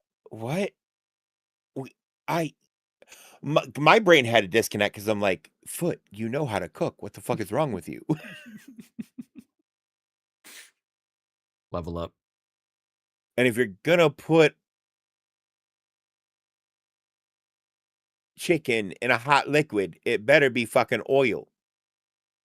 Foreskin stuffed with pepperoni into a rose. That could also. That's another good one.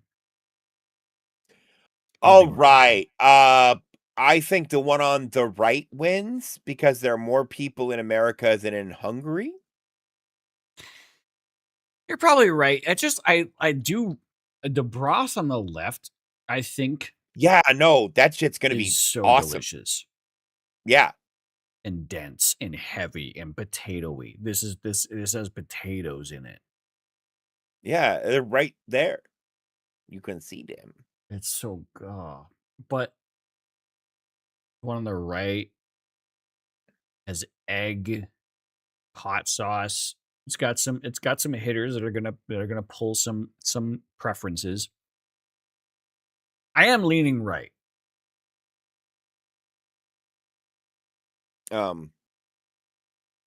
I wouldn't get the egg in mine, but other than that, I would try the one on the right. I'll pick right. Damn! By a mile, too. La Canca versus Club Sandwich.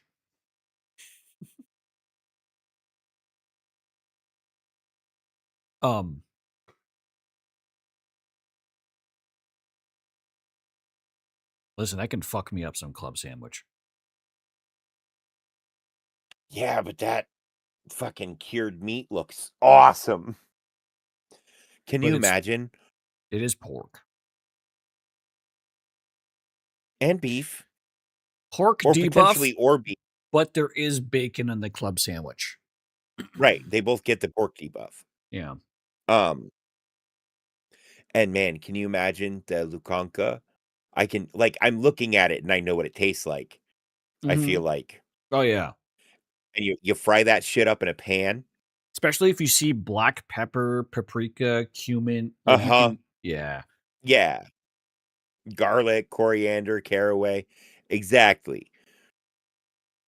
That's just basically a really good salami. Mm-hmm. You fry that shit up in a pan.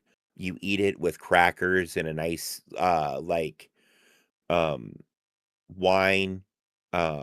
If you can eat cheese, eat it with a decent cheese. If you can't, I actually really like cured meats with grapes because the acidity from the grapes kind of serves the same purpose as a palate cleanser that like a sharp cheese would. I could see that. It looks like a Lao pork sausage. Lao pork sausage. The Lao place in town cuts it really thin. Gonna be perfect for frying then. Yeah. I see, and I don't know which of these I would fucking like. I'm not a big fan of like turkey on a sandwich or ham on a sandwich unless it's like really good cured. But like the basic bitch shit you usually get at a diner on a club sandwich, I'm good. Right? I'd rather have a BLT with extra bacon because I want something richer. Speaking of BLT, I was thinking about this and I got reminded, and I forgot to post this to my food channel. I made myself a BLT pizza this week. Look at that. Yo, that sounds awesome. And it was on naan bread. Nice. Very nice. I sliced those tomatoes. I sliced tomatoes, guys. I did prep work. Complain about sandwiches and burgers. Oyster sauce and spicy oil. Can I complain about sandwiches and burgers for a moment? Oh yes. Is it when they're too tall you can't eat them? Because yes, I agree. I hate burgers and sandwiches that are too tall. I agree, Mario. You do need to, yeah, shorten them. Yes. Yeah. Okay. So I also agree that you shouldn't make a sandwich too tall. I have an enormous mouth because I have an enormous head because I am an enormous person. Mm-hmm. Just on the whole. And when I can't fit your fucking sandwich in my mouth, it's too goddamn big. I'm the biggest, like, I have the biggest mouth of anyone I know. I'm sure Shaq's mouth is bigger. He's like a fucking foot taller than me. Why must fancy be tall and not wide? Yes. I agree. Why can't a See, burger that's why, like, if I were to do a restaurant, right? I would rather give you like 15 sliders than one big burger Mhm. Oh, yeah, because no, as a restaurant, the portion that's absolutely like a good idea as a restaurant. and I would sell 15 sliders for the same price as one big burger, right? Because I'm using the same amount of ingredients, Mhm. but while I'm increasing my prep a little, I'm increasing my accuracy by a lot because the bigger you try to make something, the harder it is to keep it consistent when it comes to Yeah. food, especially when You you're you looking at cooking, you right? start missing ingredients as you take bites because it's way too large. You can't possibly include all the ingredients in one bite. Right. And when you're cooking it, the bigger it is, the longer it tends to take to cook through. Yeah. Stop So, putting what I want to runny. do Oh, go ahead. is, to me, the ideal slider is the same size as the bottom of a standard pint glass, around and like this thick. Mhm. Beef patty, bacon, lettuce, tomato, top of the bun.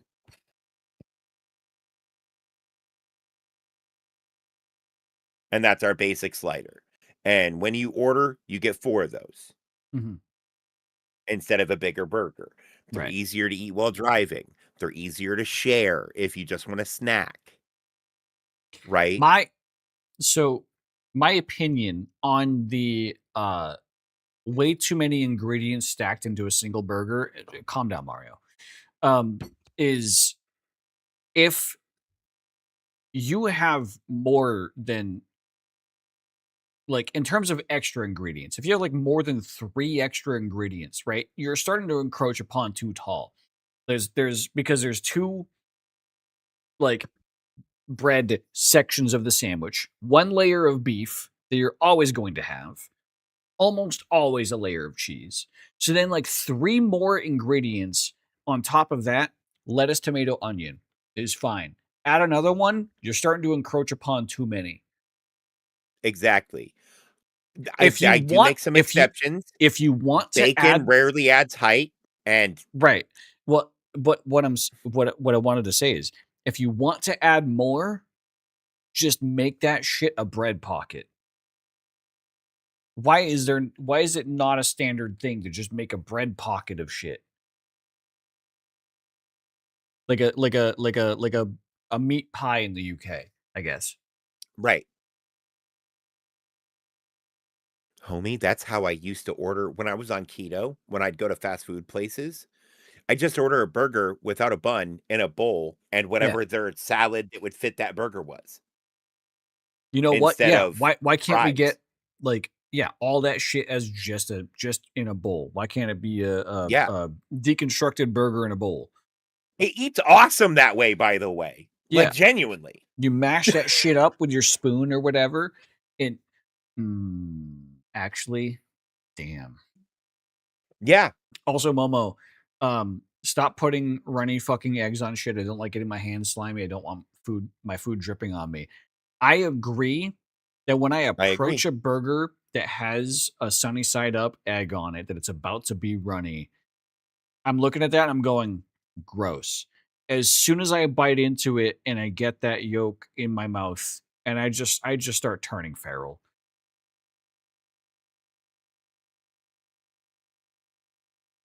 I just start turning feral, and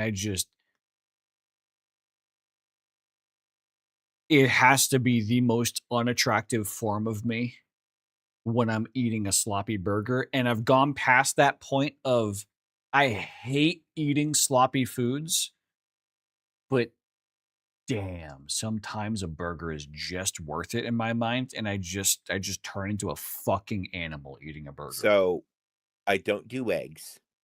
So that genuinely just Too messy. Me right now, I would say yes, too messy. It's that like I don't it's instinctual that as soon as I start to taste it, my brain starts to go, fuck the mess, just eat. Like I can't I explain it. It's I guttural. I ate at this place that made a burger that's bun was grilled cheese sandwiches on either end. Oh. But they did a bunch of shit to try to combat the too tall problem, right? One of the things they did was they sliced their own bread so that each grilled cheese sandwich was the thickness of a slice of bread, Yeah. right? And then they put two like even thickness across because they managed to cook. I think you're right, Momo. No. I'm not a kid. Here's the thing. I'm proper and I hate eating like I don't do wings because I hate the messiness of wings. I don't eat baby back ribs because I hate the messiness of ribs. I hate messy eating. But a burger turns me into a caveman. That's fair. And it's like a sensory flip in my brain. Like my brain just turns off whatever stopped me from being messy before and just says, "Fuck it, just go." It's Um, I can't this explain it. this burger had two different kinds of bacon on it. Oh, It had uh it had honey cured applewood smoked, and it had thick cut maple cured black pepper bacon. oh, Yeah. Uh-huh. And I think the coup de grace is so it had one big burger patty that was like this thick. And then it had with the two different kinds of bacon, there was bacon stacked the same thickness as the burger patty almost. mm-hmm. And the two grilled cheese sandwiches on either end. But they melt down a combination of American cheese and cheddar cheese so that it like emulsifies and makes a really nice cheese sauce Mm-hmm. that they drizzle through the bacon. And then they drizzle across your fries and put all the bacon scraps from cooking your shit in with those fries as part of that burger.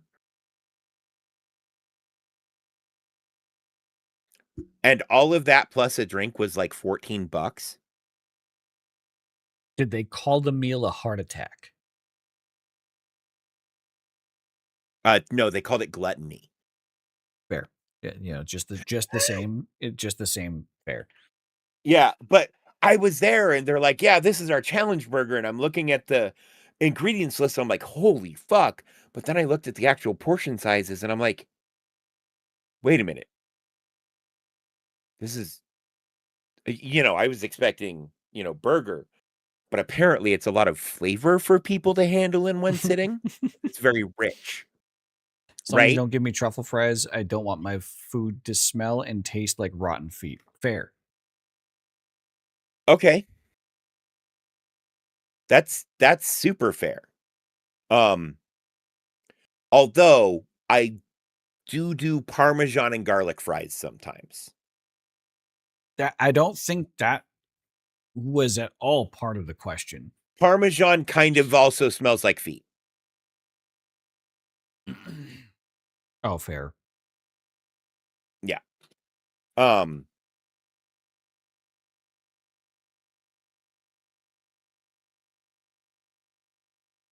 Yeah. But yeah, no, that shit, oh man. That probably I sat down, I ate the burger. Um And because I ate the whole thing, the prize was you got a free milkshake.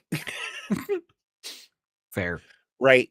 So it wasn't a real challenge, it was a gimmick challenge more than Right. anything, Right. to advertise their new burger, but it was just this little fucking diner. Mm-hmm. I don't like I didn't realize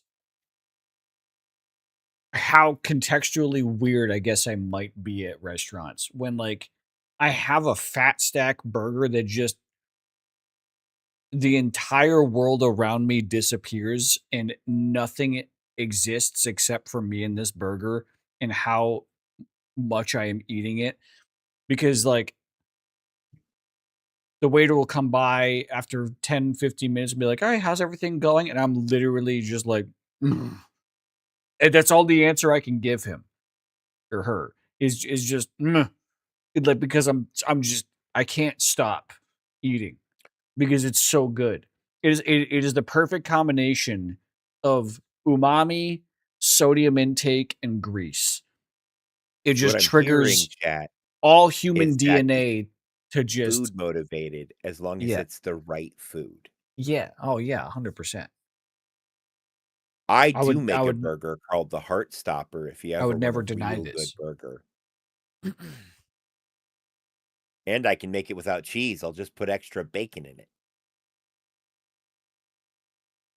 I would never deny that I'm food motivated because every human to a certain extent is food motivated. Oh, yeah. Thank you, Mario. Yeah. Mario I saying, keep I'm getting the fuck thinking out of this that conversation. this is yeah. Anyway, it could be either. Club sandwich. Man, that's pretty close. Yeah.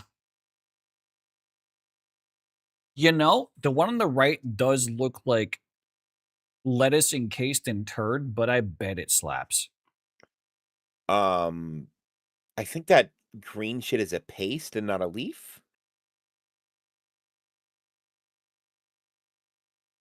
There's Green potatoes chilies, in there. ginger, garlic. Yeah, no, that's a paste. Garam masala. Ooh. Yeah, no, that's a delicious paste of deliciousness inside of a fried dough of fried doughness. And we need to start taking the fried dough buff into consideration because I don't think we have in the Yeah. past. Yeah, you're right. This is Whether pork, it's a batter or a proper dough or whatever. And pork, that's what, annatto basically seeds, pulled pork? orange juice, vinegar, yeah, barbecue pulled pork, yeah. That sounds like a pretty good I mean, they both sound good. I would do both. I would do both. I think right wins I would try this. both for sure. Yeah. Oh, close Yeah. game. Yeah. Pamplona versus Kedgary. So Pamplona is just whatever meat you want, wrapped in bacon and cooked. Fair.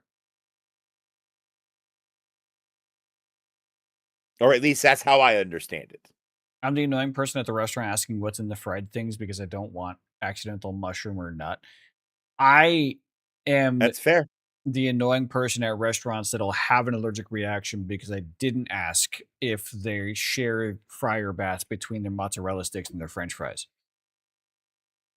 I'm the annoying person at restaurants who none of my allergies are food related to the point where it would come up in a restaurant because if something's been near a banana or cooked in the same thing as a banana, it's fine. I can almost still eat cooked bananas without my tongue feeling fuzzy. When I was at Mall's bachelor party, they had like location based food there, but the location based food was like arcade like kind of food, like it's just mozzarella sticks, fries, chicken fingers, easy food that you can make in that type of setting. Um, and I very quickly realized I might not be able to eat fucking any of this because 60 to 80% of the menu is fried foods. And so I wanted to test this, and I ate one of the fries, and it tasted like cheese. I can't eat here. Yeah, it was a rough time. Also, I think I just grabbed a bowl of potato chips and I just nursed that. so it's Kedri. Kedri. Yeah, that's what I thought. Better way to say it is like hedge, but with a K at the start and a re at the end. Kedri. Yeah. Okay. Yeah. No, that's and the G isn't silent. DG is a sound couplet that we use in the English language. Hedge. And it is decidedly different than just a D or just a G, or at least is supposed to be classically. Hedge. Wedge. Pledge.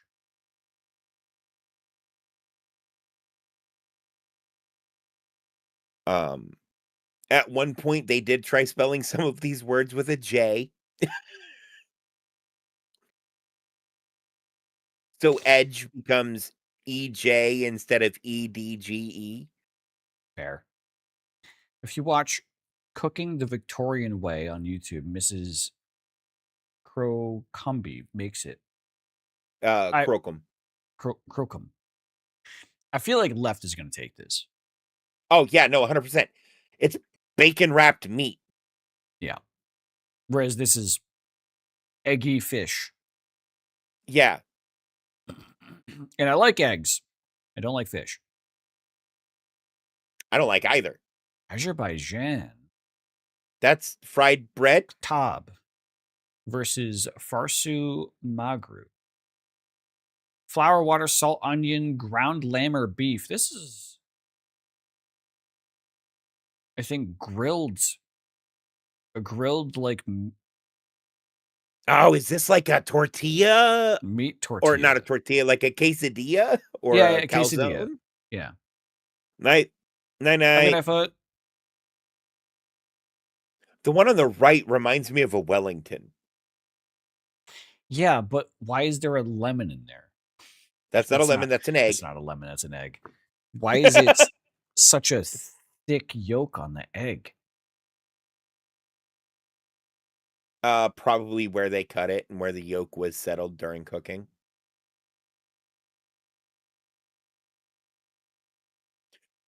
It's a roulade featuring thinly. Okay, so it's related to the Wellington. Yeah, I could fuck that. Thinly Man, the other one also meat. sounds good, though. Yeah, it does.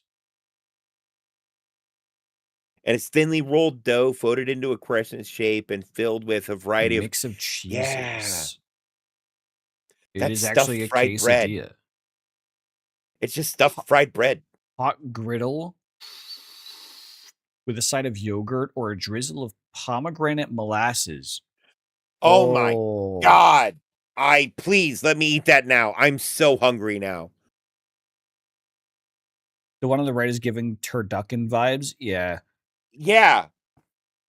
Yeah, don't put eggs in my meat logs that's wrapped in other meat that's wrapped in pastry. I am confused by the fully cooked egg inside of another meat thing. That is a choice that I don't. Hard boiled egg is inside of it. Yeah. Mm-hmm. All right. We actually did Mario on par jumped for out this. of that choice too. We did on par. Fair enough. I need food. All right, back to music. Okay. Time to lock in. Retro sound font and dual steel drums. Remember, the sound font is going to change how everything else sounds. Okay, so this is going to be, if those are, this is probably, okay. So, I was recently told by someone that they think Donkey Kong Country 2 Diddy Kong's Quest is legitimately probably the best platforming game of all time. Yeah, I'd believe that. I've only Um, seen gameplay of it, but it is. and It is. I've never played Donkey Kong Country 2. I only played 1 and 3 because we never had access to 2. Right. But it is multiplayer. So if you ever want to test that with me, Hang on. and also this might be Donkey Kong Country 2 because they said it also had a banger soundtrack.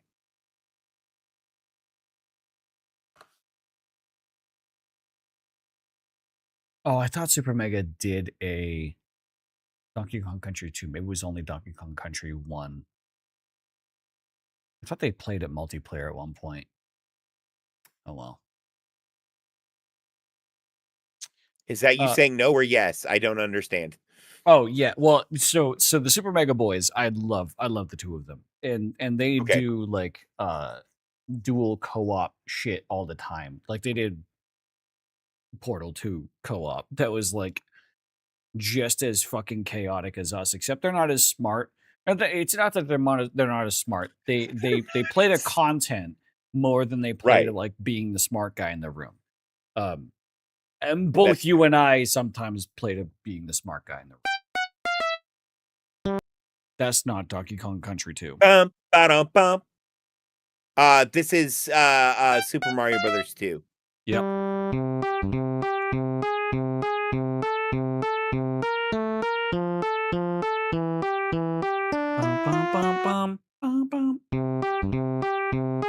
Old map.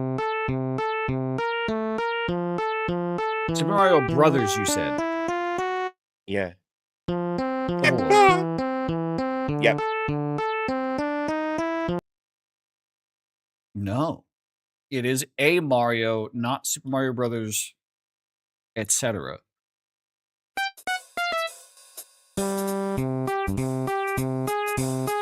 Super Mario. Oh, is this track also in Super? Okay. And this might not be the same track. It might just be really similar because they do that a lot too. Especially with games in the same like generation. It's hard to. There's so many Mario tracks here that it's really hard to tell. What am I? It's not the golden coins.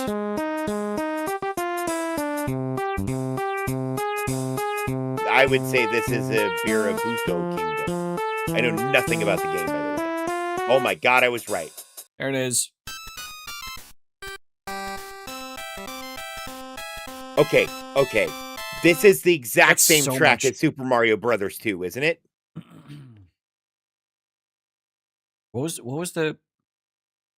It was Overworld, right? Yeah. Well, it's the title theme is what I was thinking of. But well, we picked Overworld. Also probably the Overworld theme. No.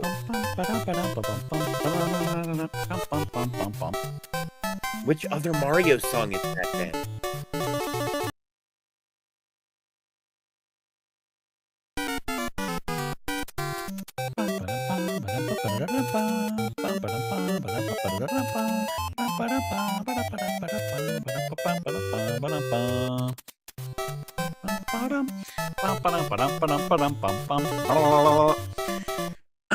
I love Mario music, man.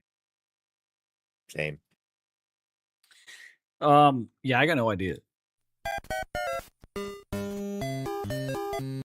Do I have this sped up? No, it's just the original speed.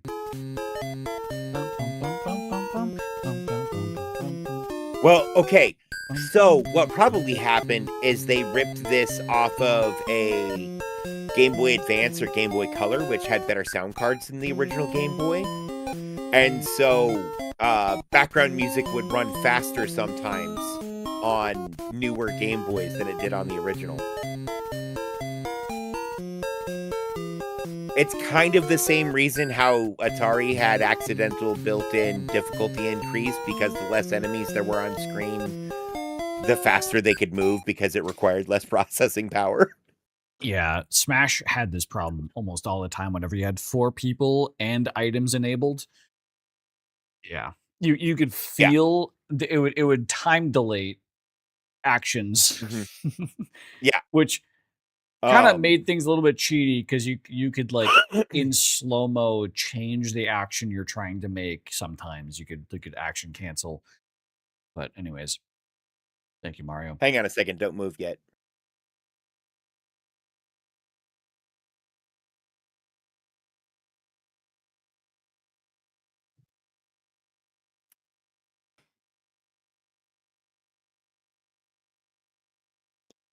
I'm trying to figure out what other song that sounds like. I was gonna look that up too.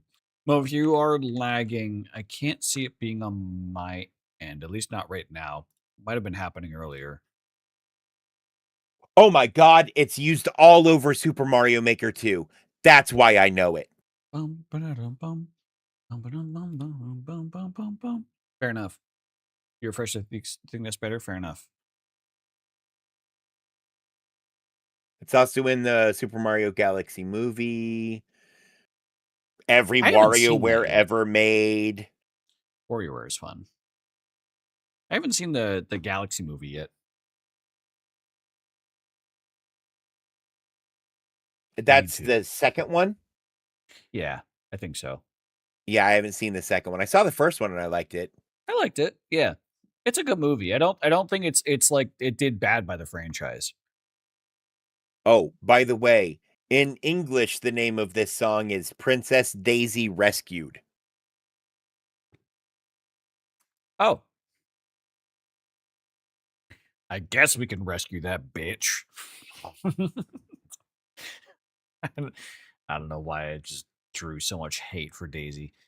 All right. And it was composed by Hirokazu Tanaka. That makes sense. I recognize that last name, Tanaka. Wait, no, They called him Hip or Chip. I know the name Chip Tanaka. Yeah, Tanaka. Yeah. Because he worked with in Zelda Japanese culture, I don't know if that's their family name or their personal name. Tanaka is the second name. Well, his nickname is Chip. Fair. Or Hip. It says both. Because I was interested. But yeah, I'd imagine. Yeah, its first appearance was in Super Mario Land. Its latest appearance was in the Super Mario Galaxy movie this year. Tanaka's a common surname family name. Okay, yeah. So that's their quote unquote last name to the English, to the American culture.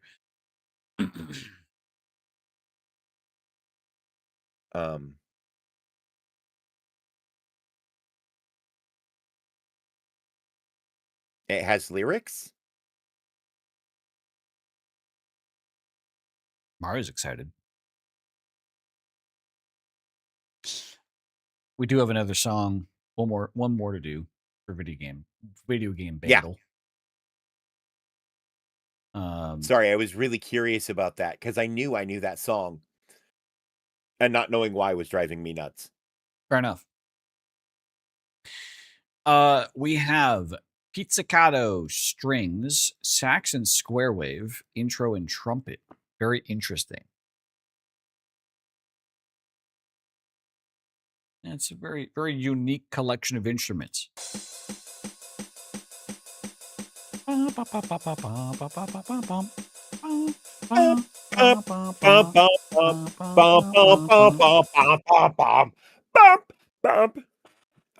It's Gourmet Race.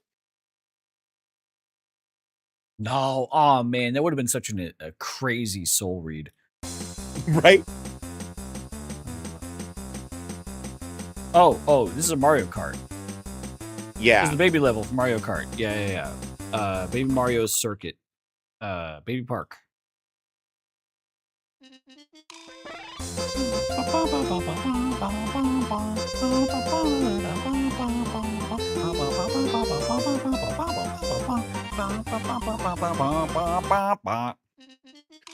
Fucking love this. Bevies. I never played Double Dash. I play Mario Kart Double Dash 2v1 against my two brothers, which put me at a fucking severe disadvantage. It was great. Not really. Taught me defensive driving though in Mario Kart. All right, we're moving on to Bandle. The regular. The daily. The daily. It always weirds me out when I push my voice that low. The regular. The regular. The daily. Oh, baby. Oh yeah. Oh yeah. I wonder how low I can keep it here. Sing low, Swing sweet chariot. Coming for to carry me home. Swing low. I looked over Jordan, and what did I Sorry, we're just see? flexing our really long vocal cords. Coming for to carry me home. A band of angels. Okay, I have lots of testosterone and I can go deep. Showing up.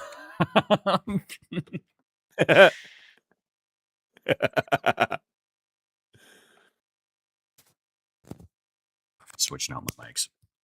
God damn, it's already midnight. Fuck, we haven't even gotten to news yet. Jesus. Okay, pop. It has been a very ADHD filled night. 1969. Nice. Marimba sax. Double guitar. 69. Come on, feel the noise. Girls, rock boys. your boys. I don't think that has a saxophone in it though. No. I think that's gonna be that song is too fast for this. Sugar. Ooh. Oh, honey, ba ba ba ba ba ba. You are my candy girl, and you got me wanting you. Hey, honey, Bang! Momo. oh, with the, sugar, holy sugar. shit.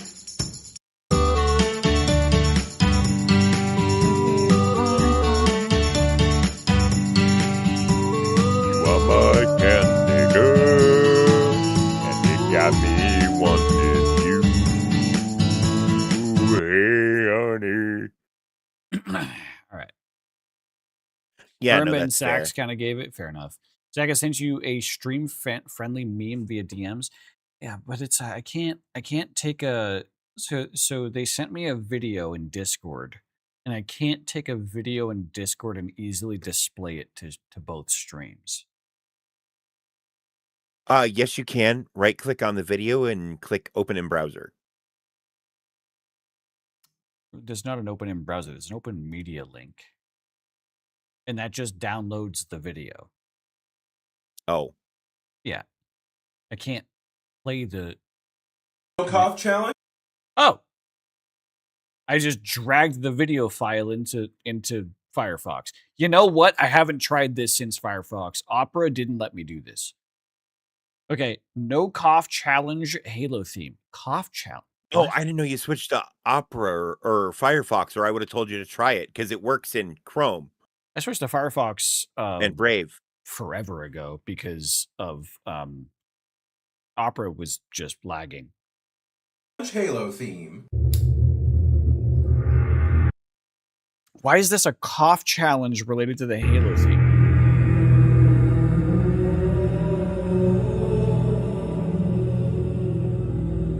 His name is Bong Songs. Yeah, I can see what the arm is doing. Yeah, Yeah. I'm curious if this is the No, Mjolnir I'm here though. for it. I think I know where this is going, and I'm here for it. He's about to blow smoke through the trumpet. Which, if you know how to play a trumpet, doesn't usually require that much volume of air. So, oh man. Yeah, no, he's got to get himself fucking packed.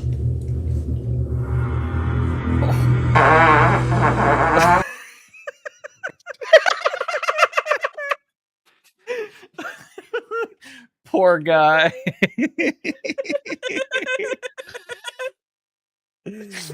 Oh, Oh, 07's fuck. in chat Oh. for my brother in Christ bong songs.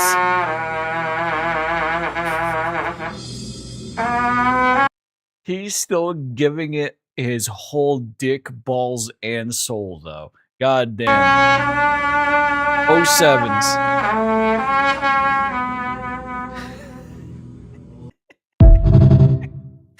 Holy shit. That's crazy. I like this guy.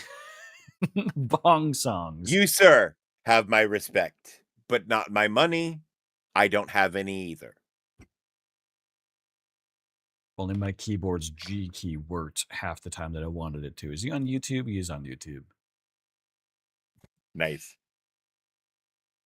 Furley's performed using a vase. That's not a vase.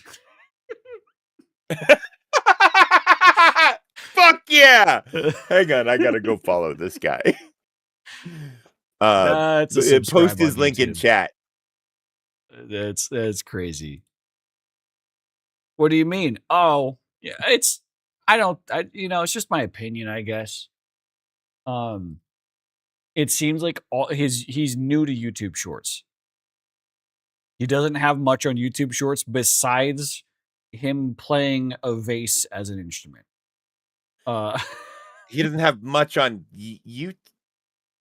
Look at it. Look at his shorts. He doesn't have any videos. He only has shorts. Right. But he My also grandma- only has 15 videos and 57 subscribers. I don't see him as having any videos. They Only count shorts. shorts as videos on YouTube. Oh, yeah. Yeah, no, that's what I mean. He's new to shorts. He's bigger on Instagram. Foot primarily peruses Instagram for their source. Which is fair. I'm gonna support homie on YouTube because it looks like he's trying to grow an audience there. Playing glass like brass. Man, that's such a good tagline. That's fun. That's genuinely fun. Thank you very much. God, man found his fucking niche. Oh, And my his God. audience. He found his fucking niche, and it's the weed smokers version of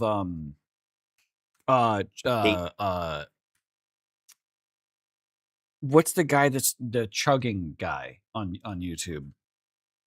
Oh, something sweets or something? Or Badlands Chugs. yeah. Yeah.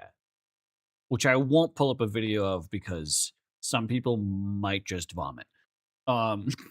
Right. Also, that replaced the Bandle URL. Okay, fair enough. All right. I'm sure we have a few more of these to do past 7 days. Yeah, we got 2 more. Then we can move on to news. Well, Okay. we can pee and then move on to news. Electronic Dance 2015. It's coming up. It's coming up. It's there. Oh my God. Gorillas, right? The name of the song is Just Dare. Isn't Nope. it? Okay. No. No, yeah. How do you spell gorillas? G-O-R. The Gorillas. Yeah. Oh. Gorillas. Wow, this doesn't have any gorillas. Okay. Fucking prejudice. I don't think that song would probably be electronic dance. It would be 100%. However, it would have more YouTube views comparative to the Spotify views. Oh, Hello, yeah, I would the like to talk video's about our banger. Lord and Savior, the Mimic Lord. Okay. Who is your Mimic Lord? Edmund. I'm trying to think of this. There is synth involved. Electric guitar. The one that looks like the sun. She's the giant mimic in the sky. Is that the sun? Robin Schultz? Ooh, it could be Robin Schultz. Another sugar. She seeks to rid the world of all mind flayers. I know mind flayers. I'm D&D guy. Dave is D&D. He's Guy. Yeah. This man is cultured. I'm not as cultured. I know D&D primarily through Baldur's Gate 3. So my knowledge of BG3 is limited. You also play my tabletop role-playing game. The Bard Files. Yes, I do. The Bard Files. A D6 system. Gonna set me up with the mimic in the sky. That's where I'm gonna go when I die. Dave, you get when the blessings I die and you lay me to rest. I'm of the Mimic go Lord. to the place. That's a chest.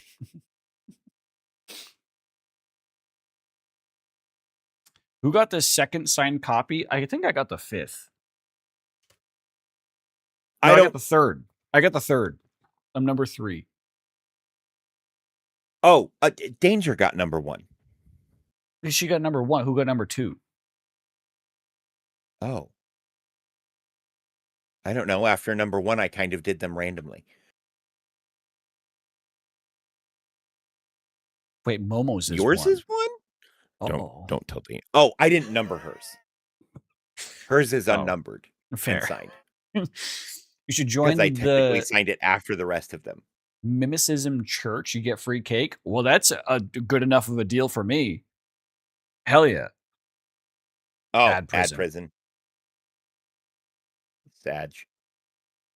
I like it. Edmund seems.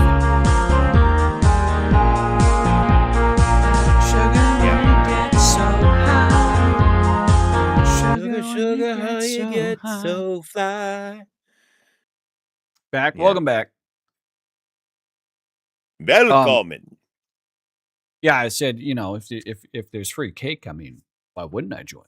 That sounds fucking fair enough. All right, got one more of these. That's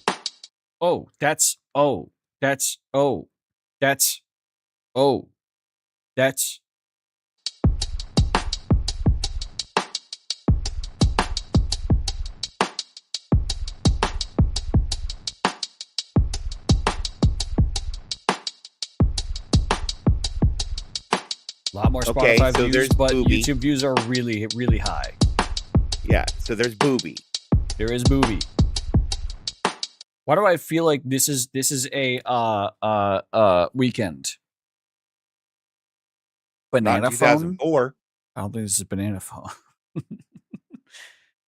Definitely not the weekend in 2004. That's the year I graduated high school. I know, but it does sound like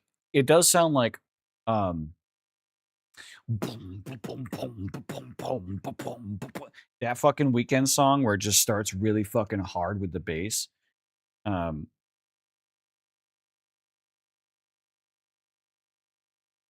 I want to listen to that song. The Mimic Lord is also a big Dami Mockingbird. Yep. I'm down. Yep. Thank you. Mockingbird. Yes. I could hear the piano. Yeah. Hush, little baby, don't say it. Yeah.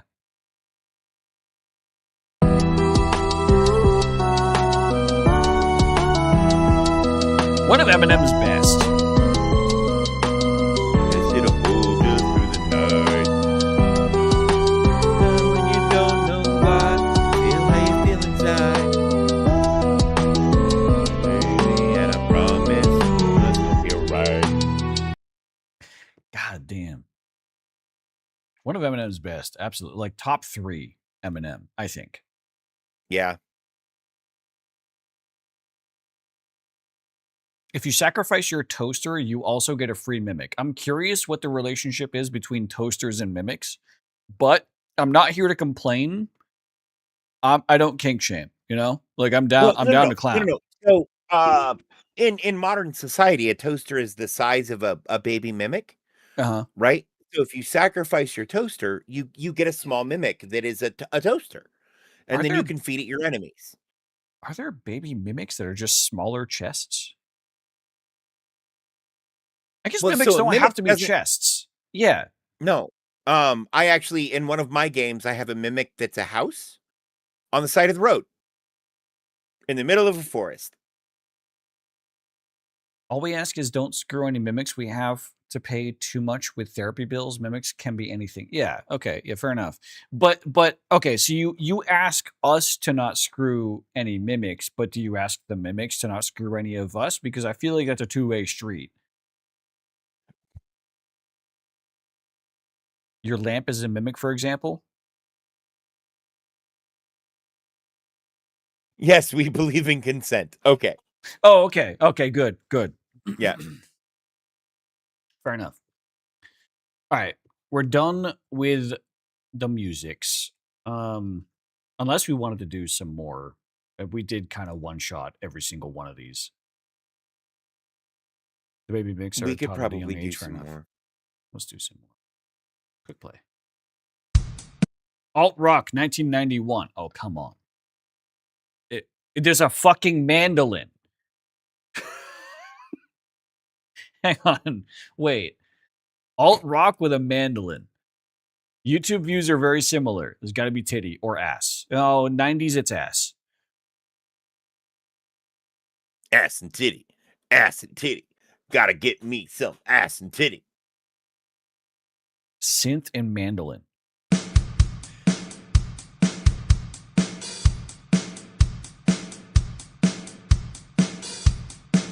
Don't ask me how they were born. They just appear. Trust me, I'm confused. Fair enough. Man, the only thing in my head is, come on, feel the noise. I know. I'm still there. Okay.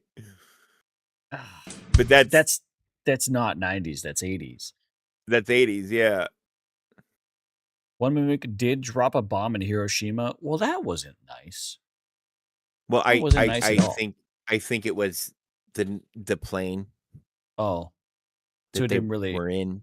It was more of the vessel. It didn't really have much of a right choice to open its bay doors. Damn. Right. Fair. It was the plane. Oh.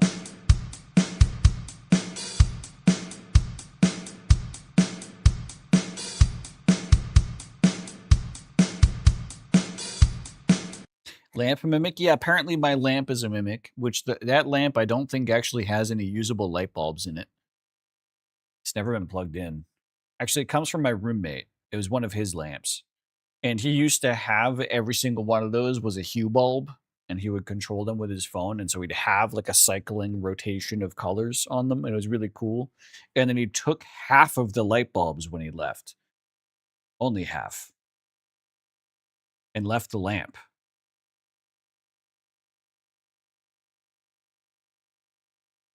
I don't know. Oh, your lamp's name is Manson, and it is autistic. Okay. All right. Okay. Yeah, I'll accept that. Hello, Manson. You keep doing you, Manson. Manson the Lampson. Is it this lamp? I don't need to know. The title is whose idea was it to design a foreskin lamp? It is a foreskin lamp. It's not that foreskin lamp. He eats your robbers. Well, that's unfortunate for them. Why do you think you never get robbed? My 6 locks on my door. Somewhat a joke. My buddies Smith and Wesson. I think the pain meds are finally hitting me. Momo, you might be right. All right. They might be hitting all of us, Momo. Hear the noise. I'm picking a random song. They spell it with a Z.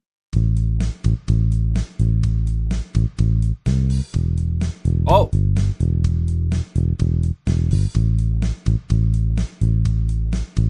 Hold up.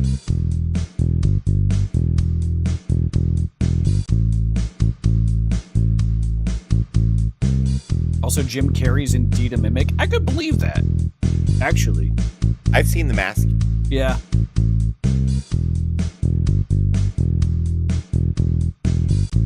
Man, there's a fucking mandolin in here? What the fuck is this? We have to rule out a Nirvana. Oh, you know? You Wait, know. no, stop. This could be Losing My Religion by REM. Can I go? Yeah, go ahead. Okay. He said stop. You can't go until they say go. Yeah, Losing My Religion. Mama, what the fuck? Hang on.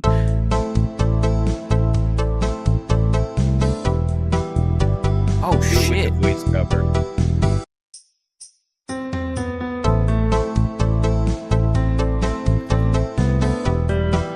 Oh my god. Oh my god.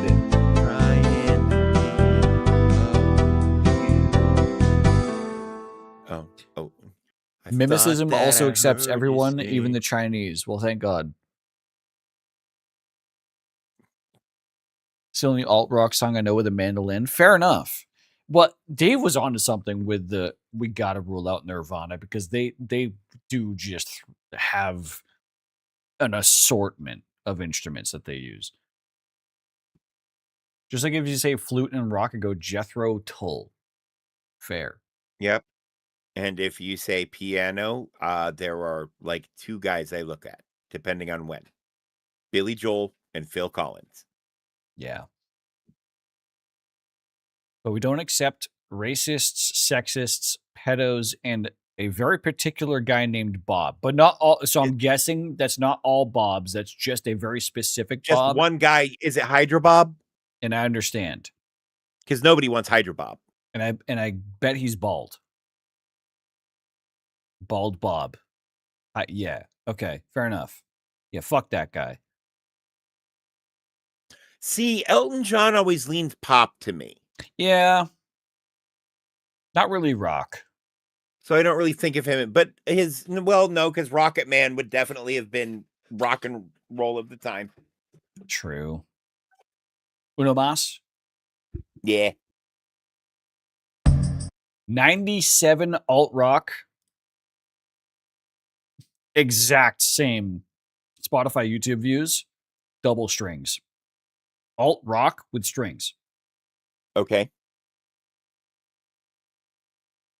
We caught him beating it to the Mimic Lord statue. Oh, that's gross. No.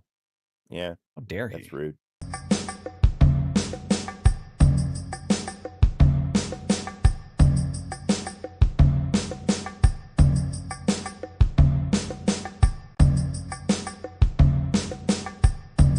You had to clean it? Oh, man. So sorry. Man, what the fuck is this? That does sound like crazy familiar. And for some reason, Batman Forever is in my head right now. You know what's in my head is fucking a movie with Brendan Fraser in it. He's Tarzan. Okay, The Verve. Bittersweet Symphony? This is there's no way this is Bittersweet Symphony. Don't be ridiculous.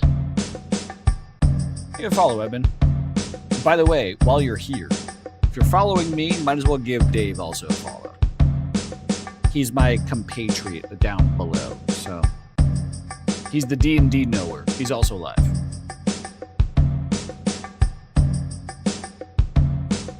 George of the Jungle. Yeah, that's the movie I was thinking of. Follow. Did we shout out where to buy Bard? Can I make that as a command in my chat, or is that just in yours? You can't buy it right now. Oh. You think this is bittersweet? What the fuck? I guess I've never really heard the isolated drum line of Bittersweet Symphony. I don't think I have either. But, I mean, with all those strings, that makes sense. Yeah. You can barely hear the drums there. Hang on. I wouldn't have got it there either. I would have gotten closer here. This would have triggered something in my brain to approach, but not find it. This would have got me there. I would have still struggled with this.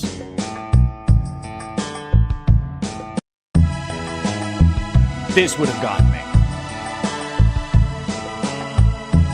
Oh yeah, for sure. She tells me that you will get your wildest dreams in 4 months' time. Dave, is that when you get your content funnel fully deployed? Maybe it is. No, it should be the week after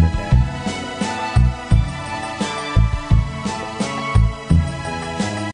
Well, I mean, like when the algorithm actually starts to go, like, oh, he's consistent maybe. now. Who fucking knows? Does it mean Z can eat cheese again? Well, so Edmund said that in Dave's chat, not in mine. So they're talking to Dave. They could be talking to both of us. I don't get my wildest dreams.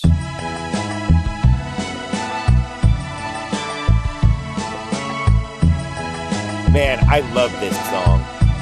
It's such a good, feels goody. You can listen to this in any mood. And then there's a band that's called The Verve that does a really good song too. Or the Verve Pipe.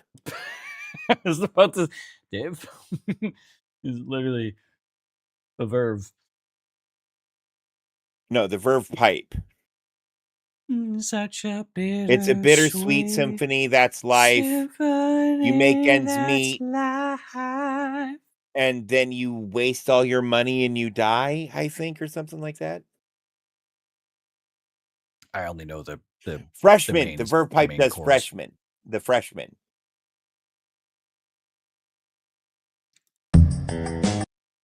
Fair. Well, do we want to move on to this from this and start covering some news with a pee break? Yes. Okay. Chat. We're gonna take a quick little couple minute pee break, and when we come back, we're gonna cover some streaming and gaming industry news. I actually forget what all we had to cover. Yeah, it is streaming and gaming industry primarily. And then after that, we are continuing our lessons from Professor Ludwig. We're gonna continue watching his content creator course that he did at Streamer University after news.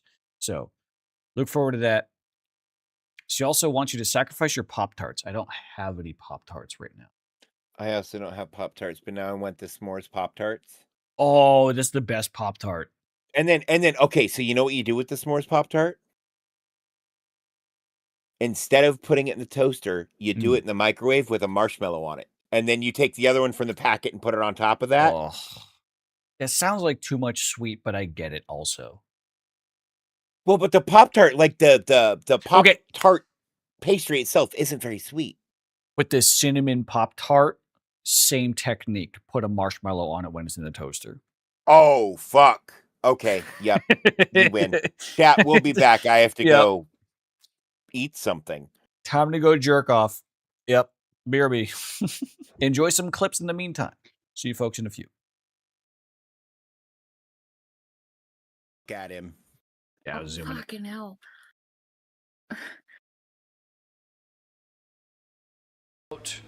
70% of all of her cutscenes exclusively just show her feet. Her bare feet. She's not wearing socks or shoes, and she hovers in the air. And the majority of time that she's introduced in a cutscene, it's like her feet hovering down into camera frame. Show feet streamer thing.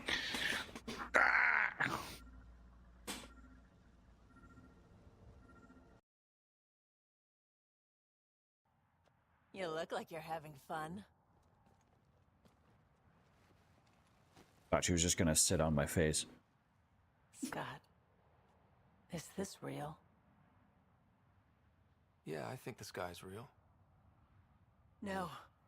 This. How you are towards me.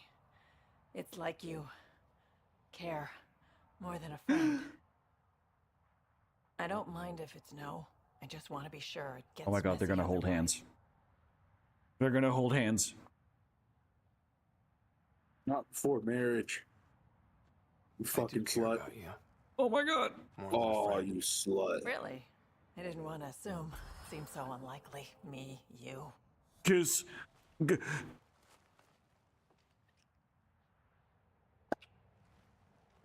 how's that for proving it? I'm convinced. She went in. Be Daddy. on their radar. Same. Wait, no, then he'd be dead. Oh. Yeah, you're right. Dead dad.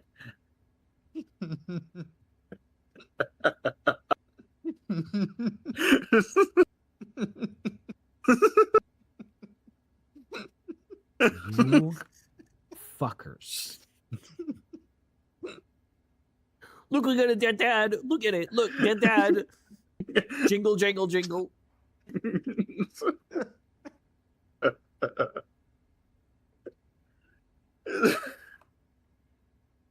Zarda clipped that is strong to go on with the parental theme of God. Yeah, she clipped me saying thanks, mother, to Rogue. God, I wish you would have clipped that.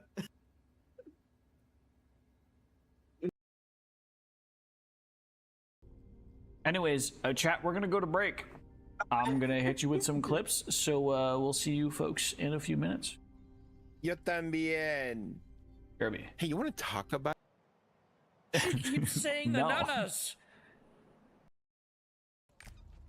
Collectibles. Oh my holy fucking Jesus cock. Oh. Oh no. Incest snack club and shuts it down.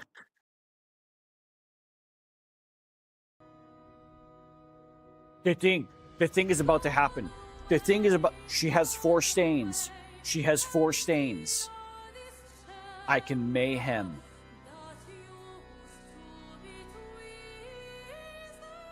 Can break if 4 stains are consumed. The break bar is almost full.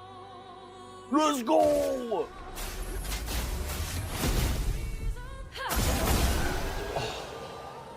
Clean. So clean. I like that. Oh, that felt good.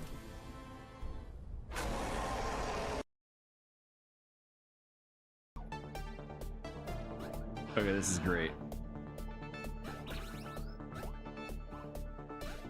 Oh, I can't hit that. Can I double jump? I can double jump. Oh, wow.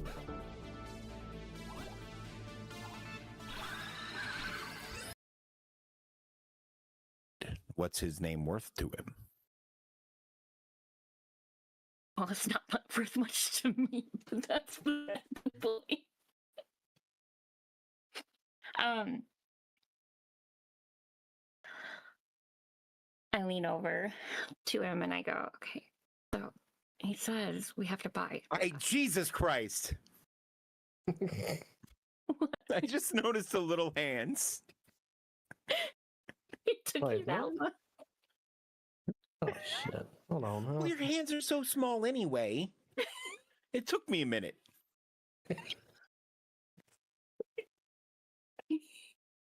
Hi, everybody. You found I got one just for you. Ready? Ready?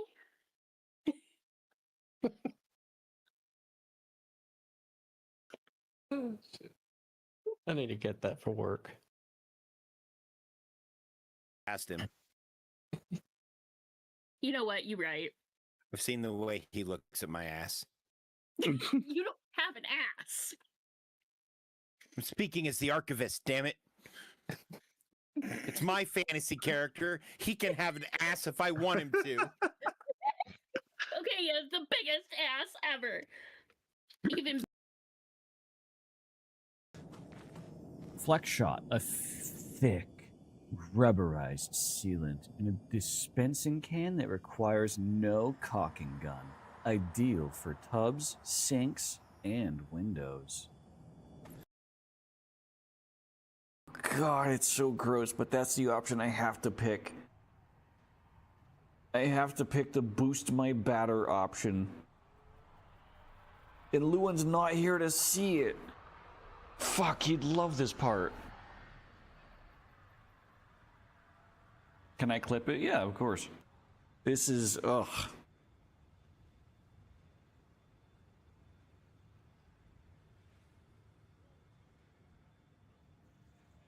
Yuck.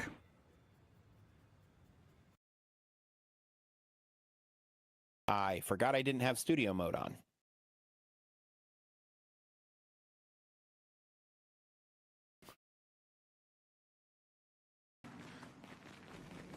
Man, so I gotta remember that, and I also have to remember that. Ugh. His arms do move like he's a Ken doll. Yeah, you are correct, Momo. He's running like an absolute maniac.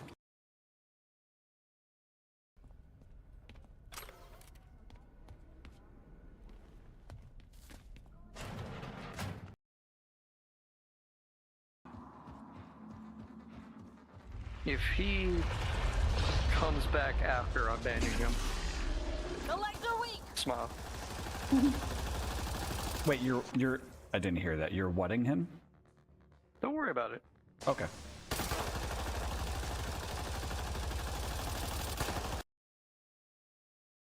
Buddy.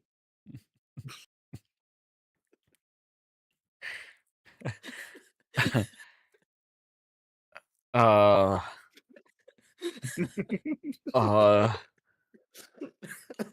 All that's stuck in my head is Three Doors Down, but I can't think of any songs. Fuck. I can't. I can only think of Nickelback songs. Why? God damn it. Talking about, yeah, anything's a two-seater if you don't mind riding him like he is the seat.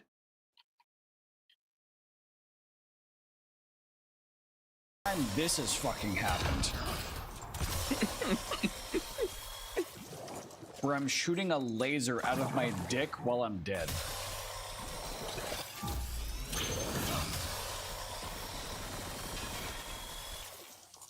All right, now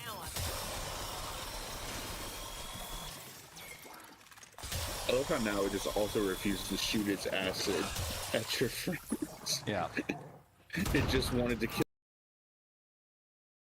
So what if I want to suck an eyeball every once in a while? And we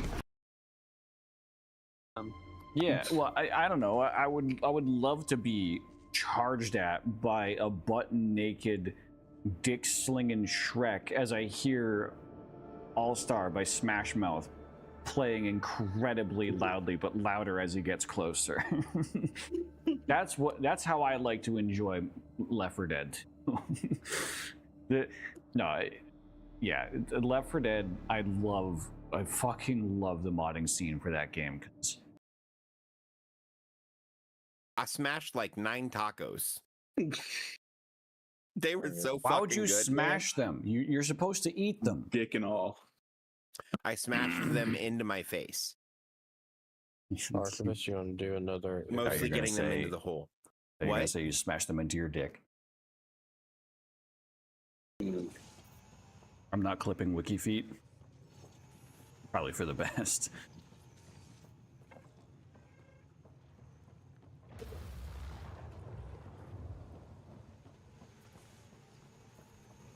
Over there. I see a path on the other side. Maybe if we move this, we can get through. Yeah, Alicia can clip it. Don't tempt her. She will. She has clipped very bad things before. It works every time. Just a few seconds of just, and that's it.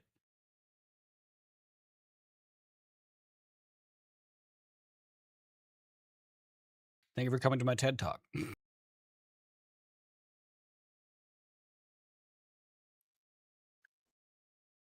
You know, my ancestors were leprechauns.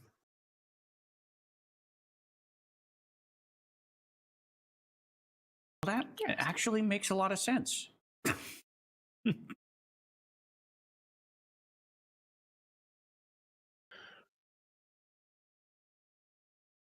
Well, I mean, What better rainbow than the lights of Vegas? At which to bury my pot of gold. So are we playing around, or is that what we're about to do? If you'd like. Nut in my pants instead. Fuck it.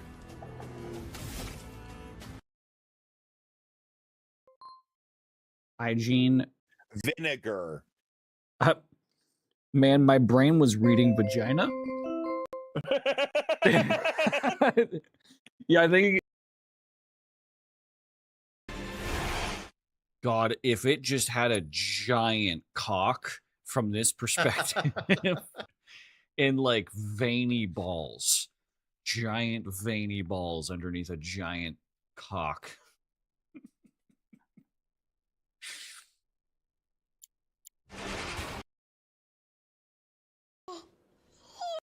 If he has sex with you 16 times, it's just as good as one really long man having sex with you once.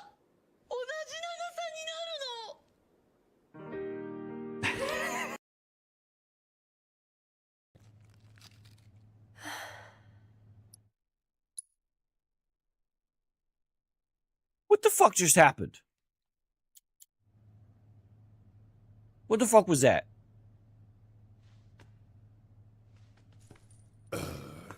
So what the hell is it? That's what I'm saying. A fascinating question. I mean, I know from the past game, I know from the original game that this thing did speak. I know that it did speak. However, I always imagined that it was like telepathy speech, not actual like mouth movement speech. Who got close enough to put beads in? And I know it's fan service. Yeah. That's what VTubers are. All right. Big card. Is it full art? Looks like full art. Eye candy. Full art eye candy. I think I already have one of these full art. No, you have a normal eye candy, I believe. Last one. Ooh. Oh, can I even show that? Wow. Jesus Christ. Hang on. There's food to look at in it, or because I can't eat it myself. Ooh, that could be shredded provolone. Is it not shredded cheddar? I'm not dumb. Oh wait, you said okay.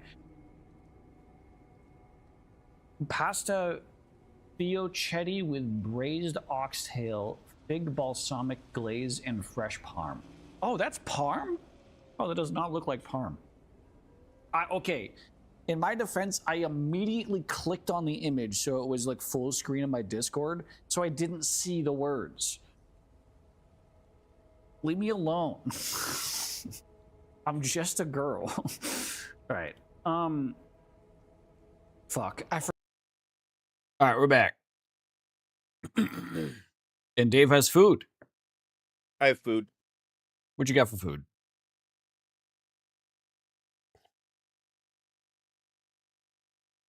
In his mouth. So I made chicken patties. On pancakes. Oh. With American and cheddar cheese and honey and black pepper and barbecue.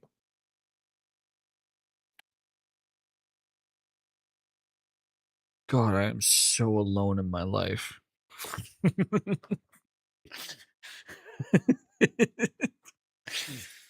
All right, I make weird shit, but it's delicious. chat. We're getting into news. First up, I hope Dave and I don't get too technical about this, and I kind of want to keep this short. And that's me talking to both myself and Dave. However, Minecraft, after fucking what 14 years of being fully released, has finally updated its minimum system requirements. Keep that in mind.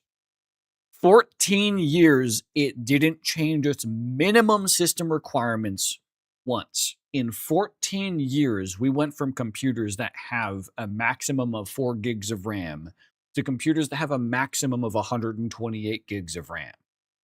And Minecraft didn't change its minimum requirements at all in that time until now. And for clarity, they probably should have. They probably, absolutely, most definitely should have. The minimum requirements are based around a 1080p 30 FPS model, fast preset. And this is for Java Edition. This isn't for Bedrock. This isn't for any of the other versions of Minecraft. This is for Java Edition. Minimum requirements say 8 gigs of RAM if you have a discrete GPU, or 12 gigs with an integrated GPU. They're smart. That's good. I like that out of you. They also include ARM CPUs, which is kind of cool. The CPU requirement is very minimal. Actually, abysmally small. Like, that's actually kind of crazy how small they're making the CPU requirement for minimum. For like vanilla Minecraft, I get it though. The reason why this is such a big change is not necessarily because of the hardware resources. It's for the most part because they are changing from an OpenGL backend model to a Vulkan backend model. This right here, Vulkan 1.3 capable GPU with at least 2 gigabytes of VRAM. This is the biggest aspect of this change. Everything else is a result of them wanting to switch to Vulkan over OpenGL. OpenGL is a very, very ancient graphical rendering technique, a graphic rendering model program. What would you call it? I don't know. It's engine. It's a graphics engine. It's a graphics engine. Yeah. Just like DX11 and Yeah. DX12. It is the thing that translates all the programming data from a game into pixels onto a screen. It's the framework that is responsible for all of that. OpenGL was always the most compatible across all ecosystems because it was the oldest. It's been around for the longest. DirectX, the problem with DirectX is that it's gone through so many great revisions that Microsoft has deprecated older and older revisions over time, that it hasn't seen the same compatibility, the open compatibility as OpenGL, where OpenGL was the promise was it is the most compatible graphics engine. And for clarity, not to be confused with the Open Gaming License, which is something else entirely, but also called OpenGL. Yes.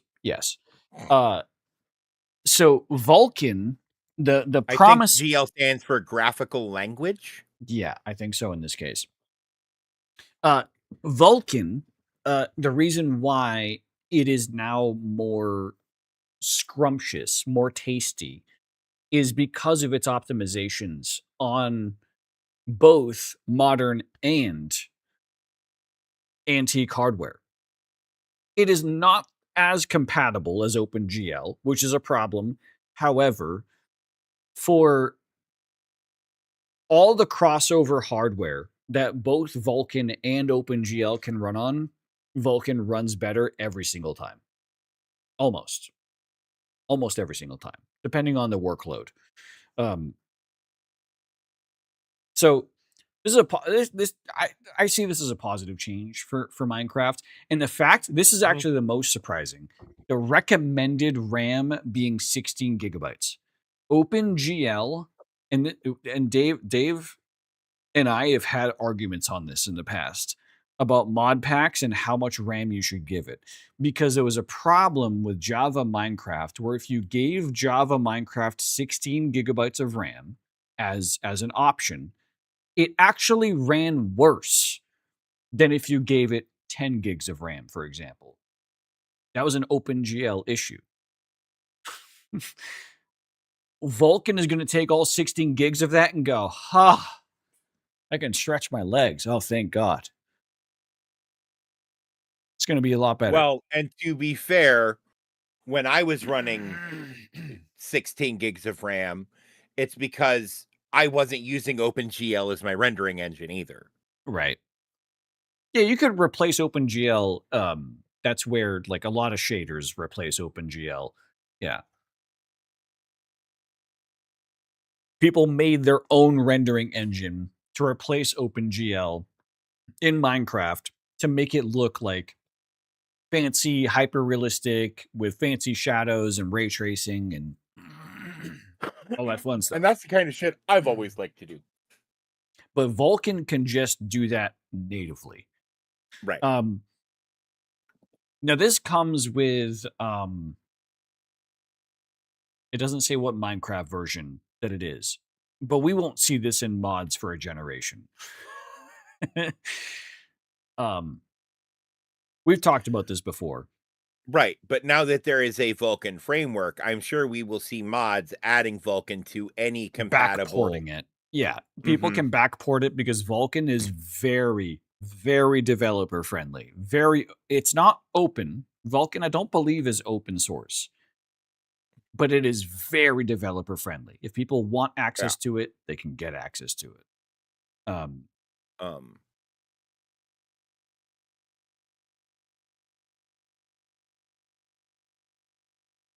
Performance on older unsupported PCs is no longer guaranteed, but it'll probably still work. That's fair. But if you're running an older version of Minecraft, you will still be on OpenGL. Nothing will change as long as you don't want to play the new version of Minecraft. The Minecraft mod pack that we're currently running on our server, that's going to run OpenGL for the foreseeable future, unless you're using a shader and then, etc. But right. Which the mod pack has shaders built in and an option for that already. So honestly, I feel like Vulkan is. I didn't even consider Vulkan as an option for Minecraft, and this news is both shocking and makes the most sense for the next step for Minecraft, Java Minecraft. To me, at least. I don't know. I really think there are benefits to it being on OpenGL, but OpenGL is so old. Oh, no. Not about that. Look, I'm a fan. I play all the time. End of life that shit. Yeah. Right? It's done. You don't need to do anymore. If you want to do more, make another one, but better and on a new engine and with official modding support from the beginning. Are you talking about Minecraft 2? Or just don't call it Minecraft. Make it different block game with different story that uses all the things you learned from Minecraft. I think the problem is Minecraft is not a traditional game in that sense. It's not really a story game. It's a framework game. It's an ecosystem. It's a universe of a game instead of an actual. It's Gary's mod. Yeah. So you can't make a Gary's mod 2. You instead make Sandbox. Right, and that's kind of what I'm meaning. Do it again, but different and better. But I feel like Microsoft is... By all accounts, Sandbox is again, but different and better, from what I've heard. But the reason why that was successful and has been successful so far, to what I've seen, is because they're all the same developers. every single person that has made the original Minecraft is no longer at Mojang, however you want to pronounce it. And I feel like Microsoft would just fuck up a Minecraft 2. I mean, in effect, Minecraft Bedrock was supposed to be that. And they have fucked it up. Because the problem is the spirit of Minecraft is its modding community, or not necessarily the modding community, but the multiplayer community, which is around both modding and plugins, customization of the engine. So unironically, I genuinely feel like the Minecraft 2 is Hytale has the best opportunity to be that. They just need to actually release some fucking content. Yeah. I mean, because I have zero confidence that Microsoft under the Mojang brand will be able to produce something similar to Minecraft that is an actual upgrade to it. Hytale by concept is an actual upgrade to Minecraft. I think that's fair. I think the studio currently under Microsoft's umbrella that actually has the best chance of making a crafting survival game is the one studio that won't do it. Can you imagine a true crafting survival game set in a world built by Bethesda?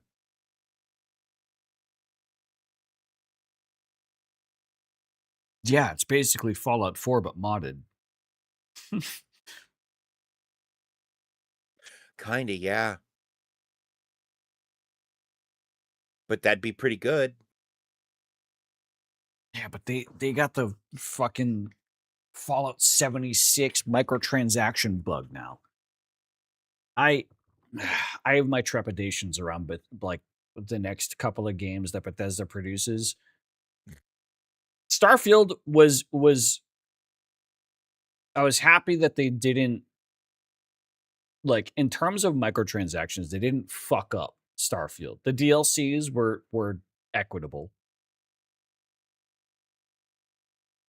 I thought they did good with Starfield.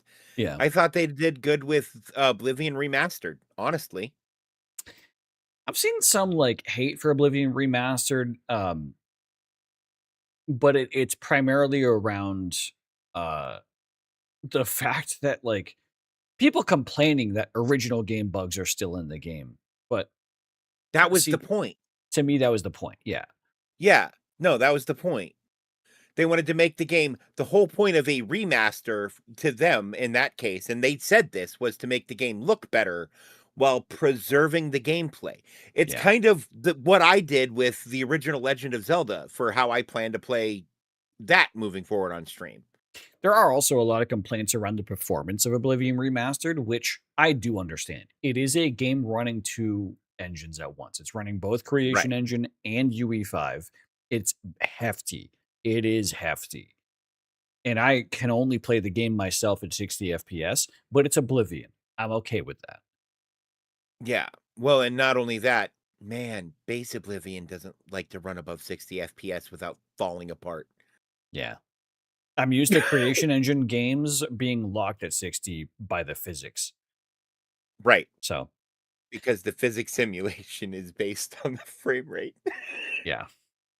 Which is both hilarious. It is hilarious. Fucking terrifying. Yeah. Yeah. But all right.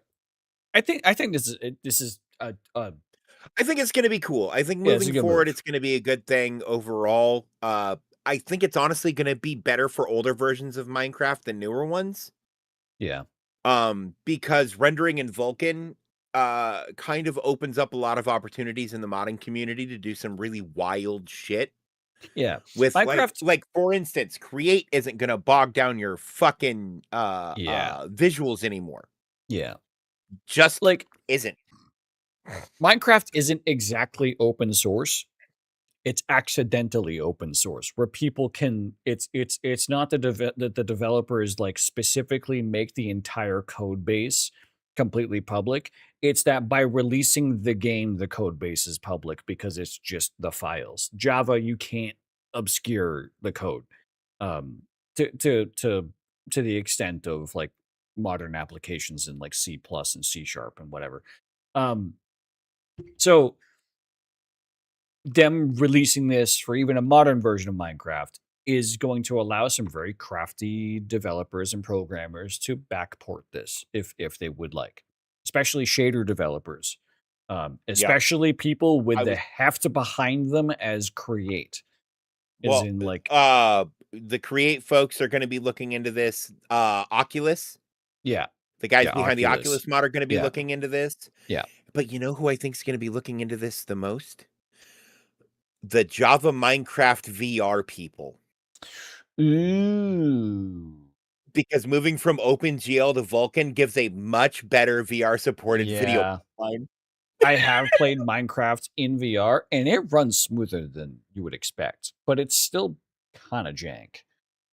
Right. Fair. Well, and hooking into the apparently hooking into the because OpenGL doesn't have a native VR pipeline. Yeah. So it has to. There's a translator. You have to get a second application to do the translation for you. Which is easy enough because Minecraft, as we previously discussed, is kind of semi-open. Desktop VR and Steam VR is compatible with Open AR, which is the what everyone kind of tries to use. So, but here's the problem: is if you're Open XR, there you go. But here's kind of where the problem is you're running Minecraft, you're running your VR rig. Both of those things can be taxing on a computer. You're adding a third software that can also be taxing because it's doing basically video encoding on the fucking fly. Yep. And duplicate video encoding in different perspectives. Dual camera. Yeah. Stereoscopic rendering. So unless you had a chunky boy, your experience was going to kind of be shit. But guess what? Vulkan has a VR pipeline in which it recycles pixels, literally. Right. And I'm not gonna dive into Vulkan pipeline and how it's super cool as a really efficient rendering engine. The thing is, OpenX, they would have been able to put OpenXR in Minecraft a long time ago if its graphical pipeline had VR, and then you could just have an OpenXR plugin in Minecraft and make it quasi-native, and then it works better. Like Hightail could plug and play someone else's work to make it VR compatible easily. Yeah, because of it's already using modern DirectX, modern Vulkan, right? Yeah. Anyways, so that's going to be cool for that. I'm actually kind of excited for that. I'm looking forward to at some point being able to get back into VR stuff. Yeah, same. Even if I have to figure out how to rearrange shit to do so. Yeah. Same. Apparently PC VR is popping off, but not in the actual game release kind of category, but in the game modded to be played in VR category. That is where PC VR is popping the fuck off right now. There's so many developers that are converting Pancake to VR, and it's been super cool to see. Because I've had some of those pop up in games I own in my library. Yeah. So I'm excited. I'm excited for the future of VR. Anyways, we'll move on from this. Move on to our next topic, which trying to remind myself what it is. Oh, on the topic of VR. You know what? Fucking fair enough. You're welcome. I did that on purpose. Kind of a sad piece of news about VR, about modern VR, specifically the Steam Frame. Qualcomm has announced a double-digit price increase for its Snapdragon chips starting. This is a double-digit percentage price increase. So the price of the processor inside the Steam frame has increased by between 10% and 99%. We don't know. Because Snapdragon basically said, like, all of our products have increased between 10% and 99% in price. We're not specifying which products, but we have let our partners know which products. They let their products know 2 weeks prior to July 26. I say that as an important date. That was Sunday, this previous Sunday. So they let developers and hardware manufacturers know about these price increases on the 12th. As far as the Steam frame goes, if you follow my ramblings in my Discord, you know that I have been paying very close attention to the release of the Steam frame and when they're finally going to release the price of the Steam frame and what the price is going to be, what the release date's going to be, when you can start purchasing and ordering and pre-ordering, whatever the fuck. Valve was, without a doubt, 100% going to announce the price of the Steam frame in the past 10 days. This made Valve go radio silent to everyone. The reason why we kind of knew this, and I say we as in the community of people following Valve and VR and the Steam frame, because I have a collection of people that I get information from this from. Valve had told every single one of their third-party developers that were tied to their VR ecosystem, get your shit frame ready by the end of July. By July 31st, get everything that you have that you want to be on frame ready. We want there to be a ton of games that are frame compatible by July 31st. Release your updates, release your ARM compatibility shit, all this stuff. And everyone has been crunching. There's been a number of third-party developers crunching to get their shit frame verified on Steam. They released the frame verified checkmark on Steam. It didn't really announce it because they wanted to just be there when people finally get their frame and that people just notice it and go, oh, cool. It's not really a thing you announce. However, 2 weeks ago, Valve went from pushing. Hey, update your shit. And then they went radio silent 2 weeks ago. And that is because Qualcomm told them about this price increase. And so Valve had to reevaluate what they're pricing their headset at because they're not concerned with this price increase. They're concerned with the next 3 price increases that are now going to follow this because the entire consumer hardware ecosystem is going to get worse. It just is. Everything's going to get more expensive. You might think like, oh, I don't purchase a Qualcomm CPU. I don't know what a Snapdragon is, but you use devices with a Snapdragon. You use devices with a Qualcomm. If you buy a router, if you buy a phone, if you buy a Bluetooth device, if you buy anything that's wireless, anything that is smart, there's a good high chance that it has a Qualcomm chip in there. That's the reason why Qualcomm is increasing their prices. It's unironically because of data center hyperscalers. The same thing that is increasing the price for RAM, increasing the price for SSDs, memory, GPUs, is now also increasing the price of processing units because Qualcomm is the major manufacturer for high performance switching and routing gear in data centers. In fact, their primary business. It Yeah. is not cell phones. It is not portable computational devices. Yeah. So this is Valve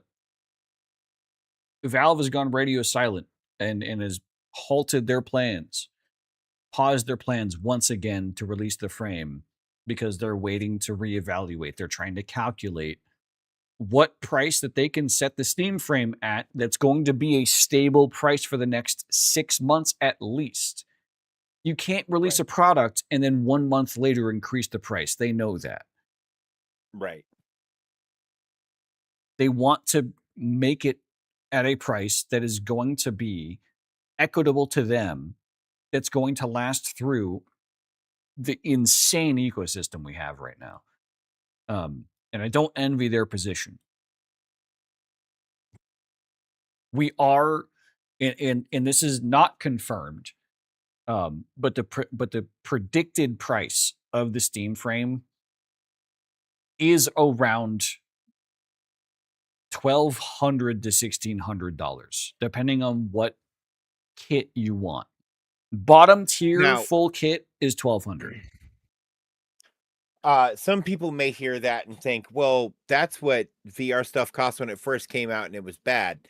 But there's a couple differences. I first started seeing VR stuff like 18 years ago. Yeah. And it was bad. And it was $1,500 to $2,000. It was enthusiast hardware. It always has been. Well, but also if you take inflation into consideration, $1,500 almost 20 years ago is closer to $4,000 right now. Yeah. I think that's kind of an unfair comparison, though, considering the unprecedented hardware price increases that we're currently seeing in the past 16 months. Quite literally, you have to start evaluating whether the price difference between a Quest 3 and the frame actually makes up the difference in feature differences. And for a lot of folks, if you're not a content creator, unironically, and this is like feedback that I've heard from other content creators that are looking at getting the frame, they're looking at getting the frame still, regardless of price, simply because it has a higher equity as a content creation piece because of foveated rendering, foveated streaming, the resource preservation that the frame will have over other headsets is just that much more resourceful. That makes up the cost difference. But for someone who just wants to pick up a headset and play VR, the big recommendation right now is to get a Quest 3 and just plug it into PC VR.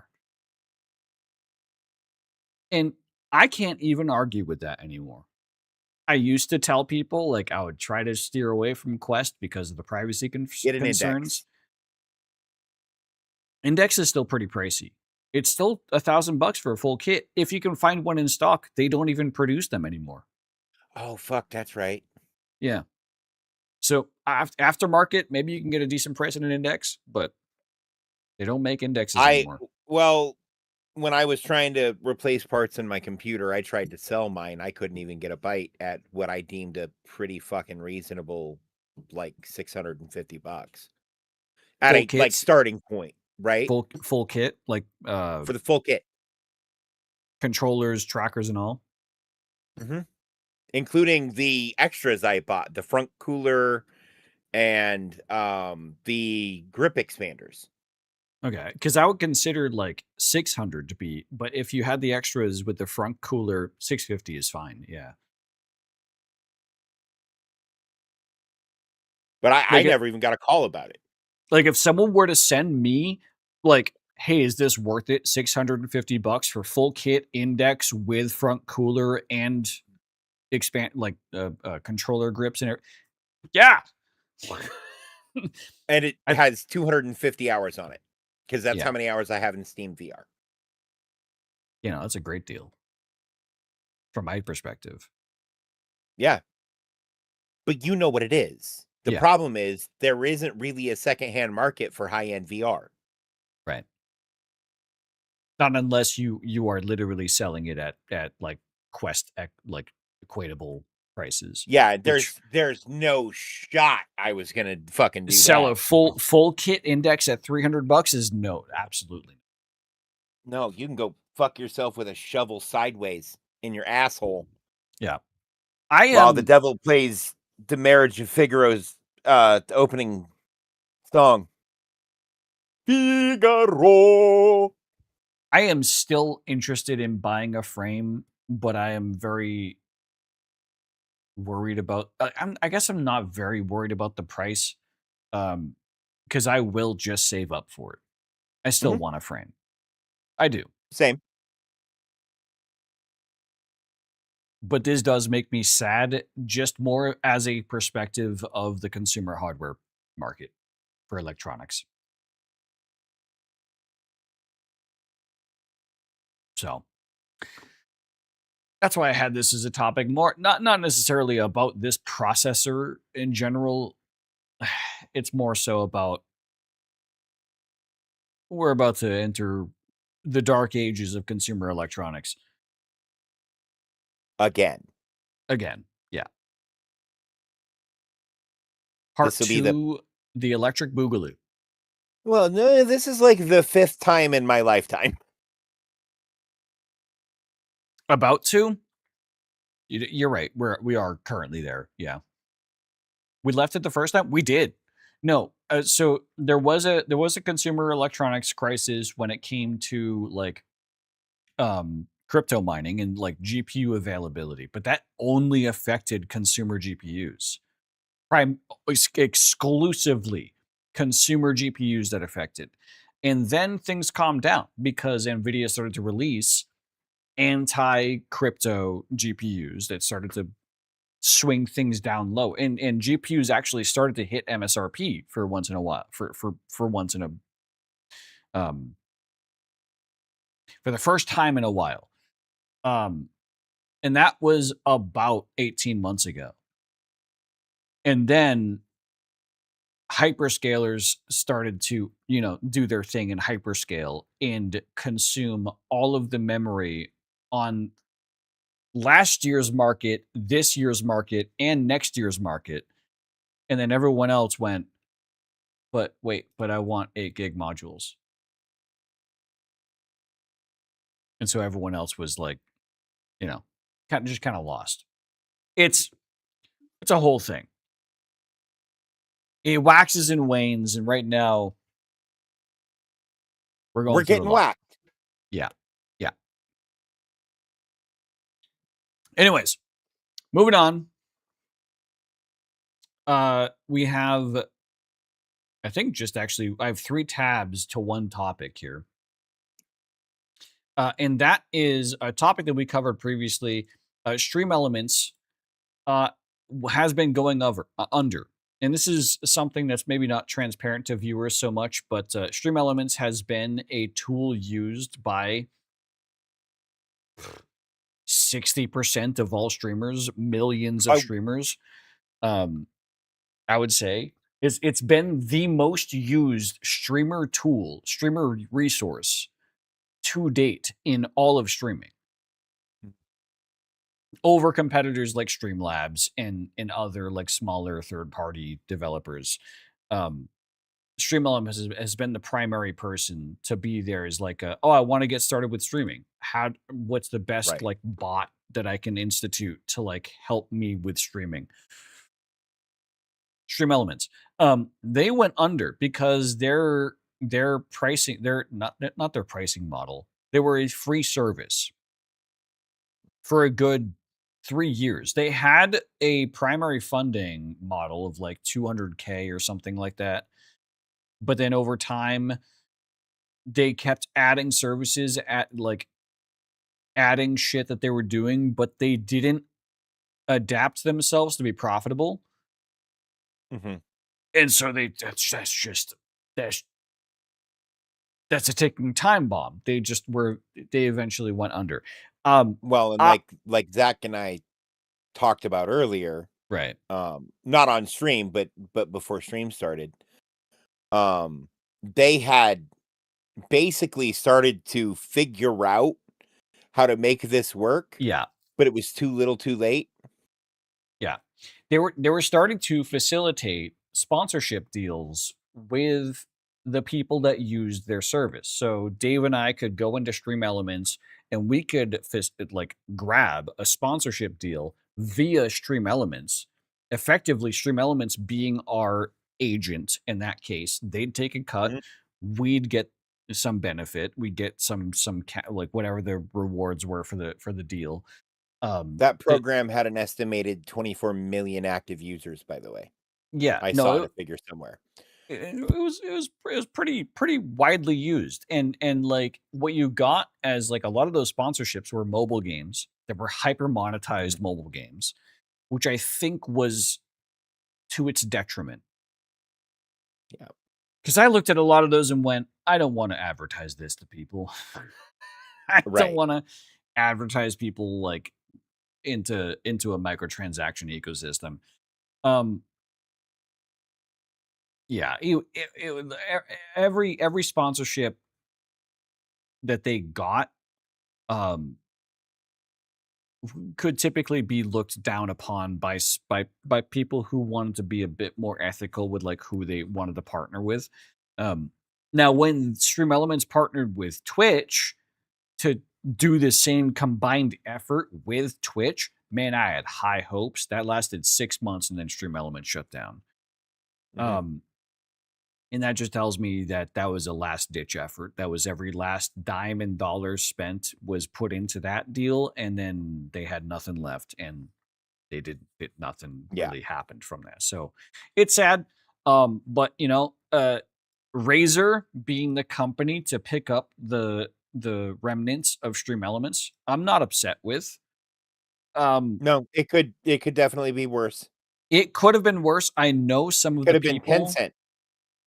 I know some of the companies that were actually in conversation with Stream Elements. I saw some leaks and shit, people like talking about it online, but it could have been worse than Razer, nonetheless. Not to get into detail.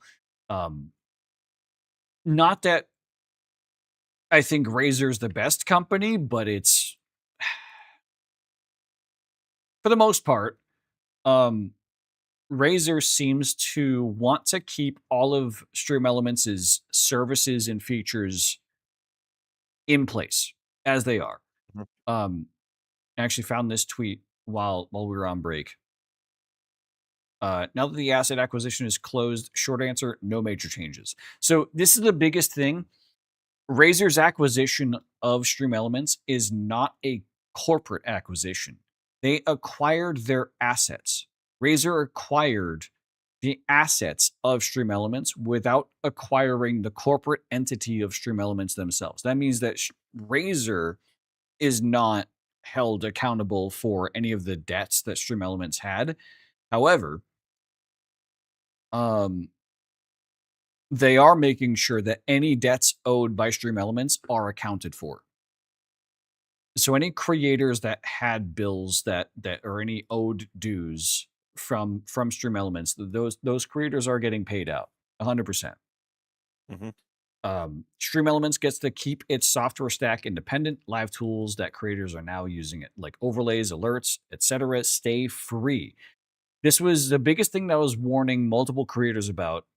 Everyone that I knew that used Stream Elements, I was like, hey, by the way, just be aware, you may have to migrate off of SE because they could be going pay to use. Whoever picks up Stream Elements might look at their model and immediately go, oh, we're going to charge for this feature now. So I was telling everyone to back up their shit. I'm looking through my email that I got from them today. I got an email from Razer Stream Elements today. But But important privacy update. And I like that this is just the first thing they say is what's going to happen to all the data they had on you. Yeah, people were freaking out Effective about that August 1st, 2026, Stream Elements PTE Ltd, a Razer subsidiary, will become the controller of the personal data collected and processed in connection with the Stream Elements services. One thing we'll need from you to ensure uninterrupted access to SE Live tools and other Stream Elements services is for you to log into your Stream Elements dashboard and review and accept the updated privacy policy, which explains how your data will be processed following this acquisition. In other words, hey, we're happy to help. You have to sign paperwork again. Yeah. Which totally makes sense. Yeah, of course. But based on everything I've seen in the email they sent me, because I read it earlier today, I told Zach I had gotten it. Man, they're not changing anything, and they actually hope to start more programs, both to generate income for them and for creators. Yeah. Ultimately, Stream Elements is an incredibly helpful tool set to creators that I think is more important than like any monetized features that might exist beyond it, but they still have to be monetized. They have to make money somehow. And yeah, if Razer finds some way to do that by flashing some RGB on shit, you know what? I won't be buying it, but if people want to, fair enough. Well, no, I think I think they meant more through like brand opportunities and expanding the sponsorship program and shit. Like genuinely making money with you instead of off of you. Yeah. I mean, if that is the case, then yeah, if that happens, I'm sure there will be some level included of making money off of you as well. Yeah. But if they're trying to make more money with you alongside that and trying to bring you up so you can afford those things without a problem, again, I don't have a problem with that. We're going to have to wait and see how this all shakes out in the end. But it's a very promising situation, I think. My God, if Razer's your worst fears, you have bigger problems in the world.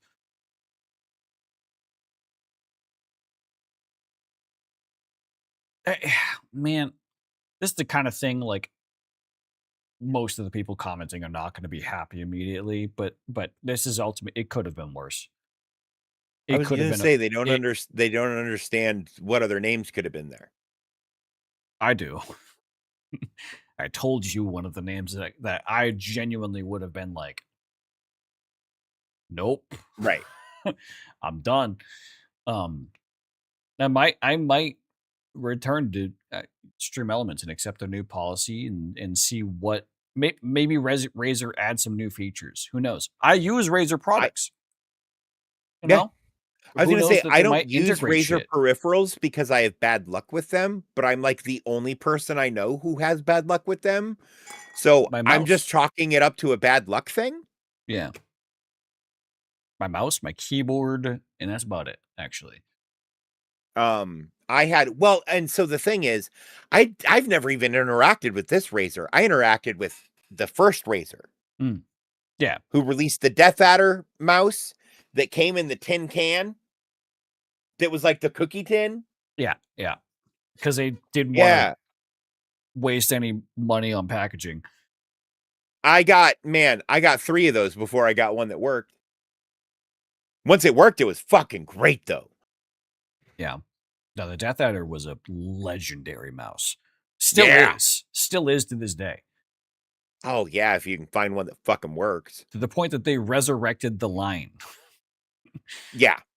And they even got Shroud to sign off on their modern versions of the Death Adder. But like, I liked the Death Adder because it was bigger and heavier than a regular mouse if you wanted it to be heavier. But I wanted mine to be but it was like big enough for hand. Yeah. With big hand. Yeah. Because at the time the Death Adder came out, people were scaling like from the traditional mouse size where it started down. And I'm like, no, that's the wrong direction, guys. People wanted to get lighter with their mice, and they kept sizing the mouse down as opposed to keeping it ergonomic and then also reducing weight. I like that Razer, I think, was one of the first in their professional mice that there's like a compartment you can open up on the bottom to add metal weights. Yep. They were one of the first companies to do that.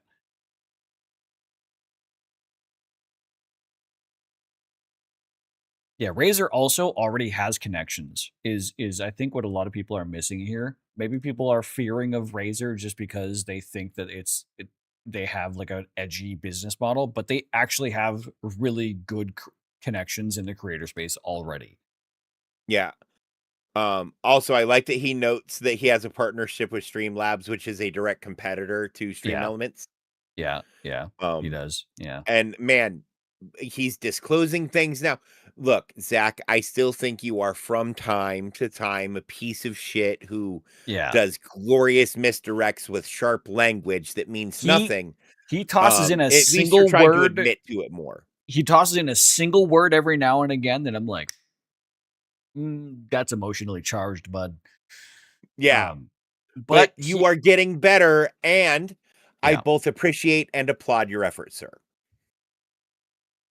I've said bad shit about him in the past. And man, I recognize there's an effort to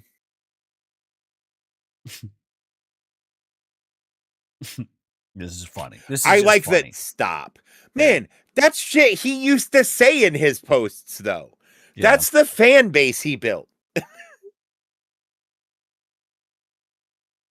We all know what happened to Streamlabs, and he's going to defend that vehemently. Well, but also, to be fair, Logitech bought Streamlabs and cleaned house because there were a lot of people at Streamlabs who were actively, knowingly breaking the law for profit. Yup. And I'm sorry. And exploiting Streamlabs themselves. Yeah. Sometimes you have to cut off the leg to save the body. Mm-hmm. Streamlabs has turned itself around. Also, what Zach is doing is friendly to the Twitter algorithm. He replies to every single immediate, if you reply to immediate comments on your post, even if it is just like dog shit, the algorithm likes it. So he's like that's why he's farming algo. And so are the other people, and he's just like, whatever. Yeah. Thanks. Everyone's like, whatever. I hate you. I hate you too. See, I don't hate him. I just disapproved of. He tried to present himself as a member of the media, but everything he said was really biased. And he's really trying to do a better job of presenting data and not bias. He injected his biases into his reporting. So like what Zach used to previously do is he would say like Stream Elements has been acquired by Razer. Note that people are warning that their Stream Elements bot may expire now once the warranty gets out of date, whatever. Like he would make some joke about it, like that is based on his bias of Razer equipment. If he even actually has one, which we don't know if he does or not. Right. Yeah, this is just an example, right? I'm creating a fake example here. And then he expands on the actual story about it and then discloses that he actually has a partnership that could counter this. And this is, the fact that he has a disclosure that he has a counter partnership with a competitor, yet this does seem like he's presenting it as positive news. Mm-hmm. It'll be intriguing to watch. Respectable. That is respectable journalism. Yeah. No. A+. Good job. Yeah. All right. I think we're done with news. I think it is about time Dave and I took some lessons from Professor L. And chat, we're going to pay attention this time, and we're not going to talk as much, right? So we can actually get through a day. Oh, are we? Oh. before like 5 a.m. Right. because I would like to try to sleep with my girlfriend. Fair. One problem though, my computer crashed after we streamed on last Friday. And so I completely lost track of where we were in the video. So I completely forget where we actually left off at. And I think this is close enough. And Dave and I talked about this prior to stream. No, I think this is before the star segment, isn't it? No, the star I don't know. segment was at Hit the it. very beginning of the day. This was the star segment. Most of you will fail. Yeah, that was the Oh, if you got a gray yeah, star, okay. most of you will fail. Right. On this day in 1986, Franklin Armstrong debuted in the Peanuts comic strip. Oh. Well, that's nice. That's actually kind of cool. But I think this is close enough to the start of day 2. So we're gonna hit play and see. I'm gonna skip the video until we get to day 2 because I remember that we confidently ended day 1. I remember I went pee and then we transitioned to day 2 when I went pee and I ran back and reversed and we talked about shit. So we're gonna play this. Right. Things. This is still day 1. This is day 2. You see the lighting change? There it is. I think that's great. Raise your hand. All right. So White Star has White Star on her one of the that's crazy. The content creators, man, they're fucking. I say while wearing 2 different kinds of eyeliner and an earring that goes from the top of my ear to the bottom of my ear. We want to be wearing weird shit. We're wearing weird shit. How about that? Okay, so day 2. So to catch everyone up, this is Professor L. He is teaching us how to be good content creators. Dave has actually done a really good fucking job at taking Ludwig's advice to heart. And should we talk about our homework? I haven't done fucking shit. Okay. If you wanted to, I think you've talked about on your stream the effects of day 1, Professor L. Enough. Yeah. Dave has developed a proper schedule. He's designed graphics. He's designed tooling to help him actually follow what Professor L is professed in day 1, and has actually done a really fucking good job.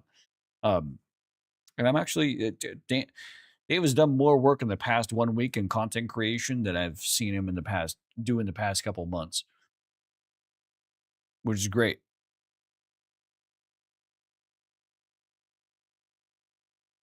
My video release schedule still fucked because all the audio issues from Wednesday. Yeah, but you know what I said? Like, listen, you can't be perfect right out of the gate. Things are going to fail. And I did figure out what that problem was, and if that's not it, then I might have another solution, or maybe I'll just get another capture card because if it's not fixed, it's the capture card. Fair, right? Momo, have a good night. She's losing losing against the meds. Fair enough. I see that. All right.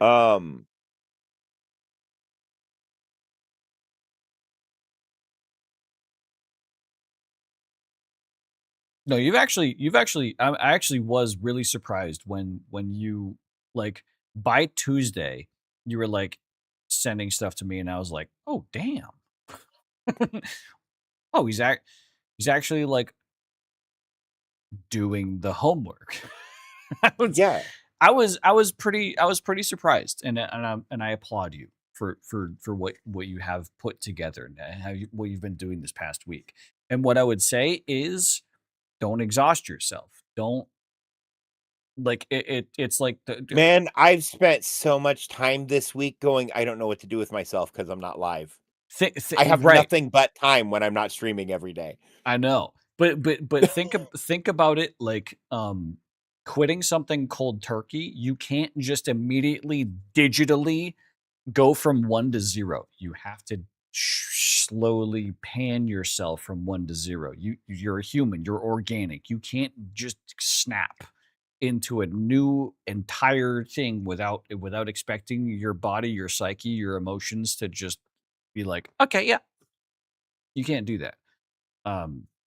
So you're gonna have to get used to. You're gonna have to build into it. You're gonna have to form into what this new format is for you. That's what I was trying to argue with. Like, don't worry about the failures. Don't worry about the mistakes. They're gonna happen. You're gonna flow with the waves as you go into this whole situation. But anyways, let us learn Ludwig day 2, and his day 2 was actually my favorite day that I've seen.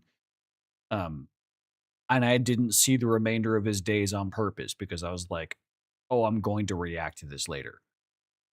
I saw stuff from this day on Twitter. Yeah, because there was so some stuff was skipped from this video on purpose. I don't know if we want to talk about it. I don't know what you're talking about there.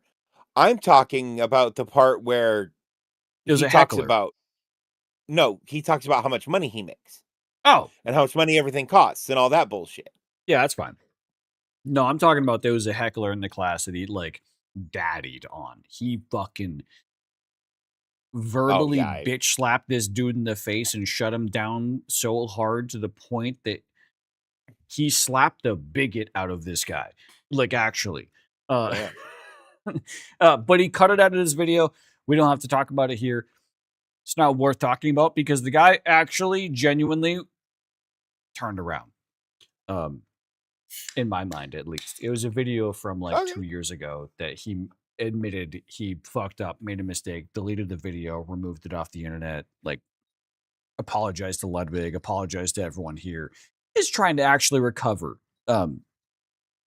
So okay. I'll give him his time to build on himself. Anyways, do you want to be a streamer? Dave, do you want to be a streamer? By show of hands. I mean, Be yeah. a streamer? All right. Now, I do. I know I do. we're gonna sit on this for a moment. Do you want to be a streamer? This question about it, because maybe you don't actually want to be a streamer. You want to have what streaming can get you. Money, fame, eyes, attention.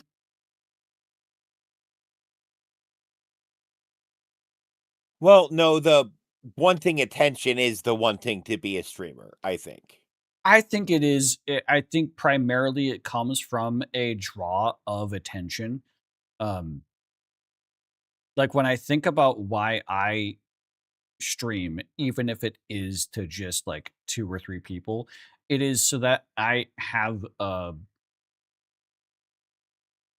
ultimately my core of wanting to stream was that I could have a place, ecosystem, a zone that I could just say, like, if you see me here, come and interact with me to my friends. Right.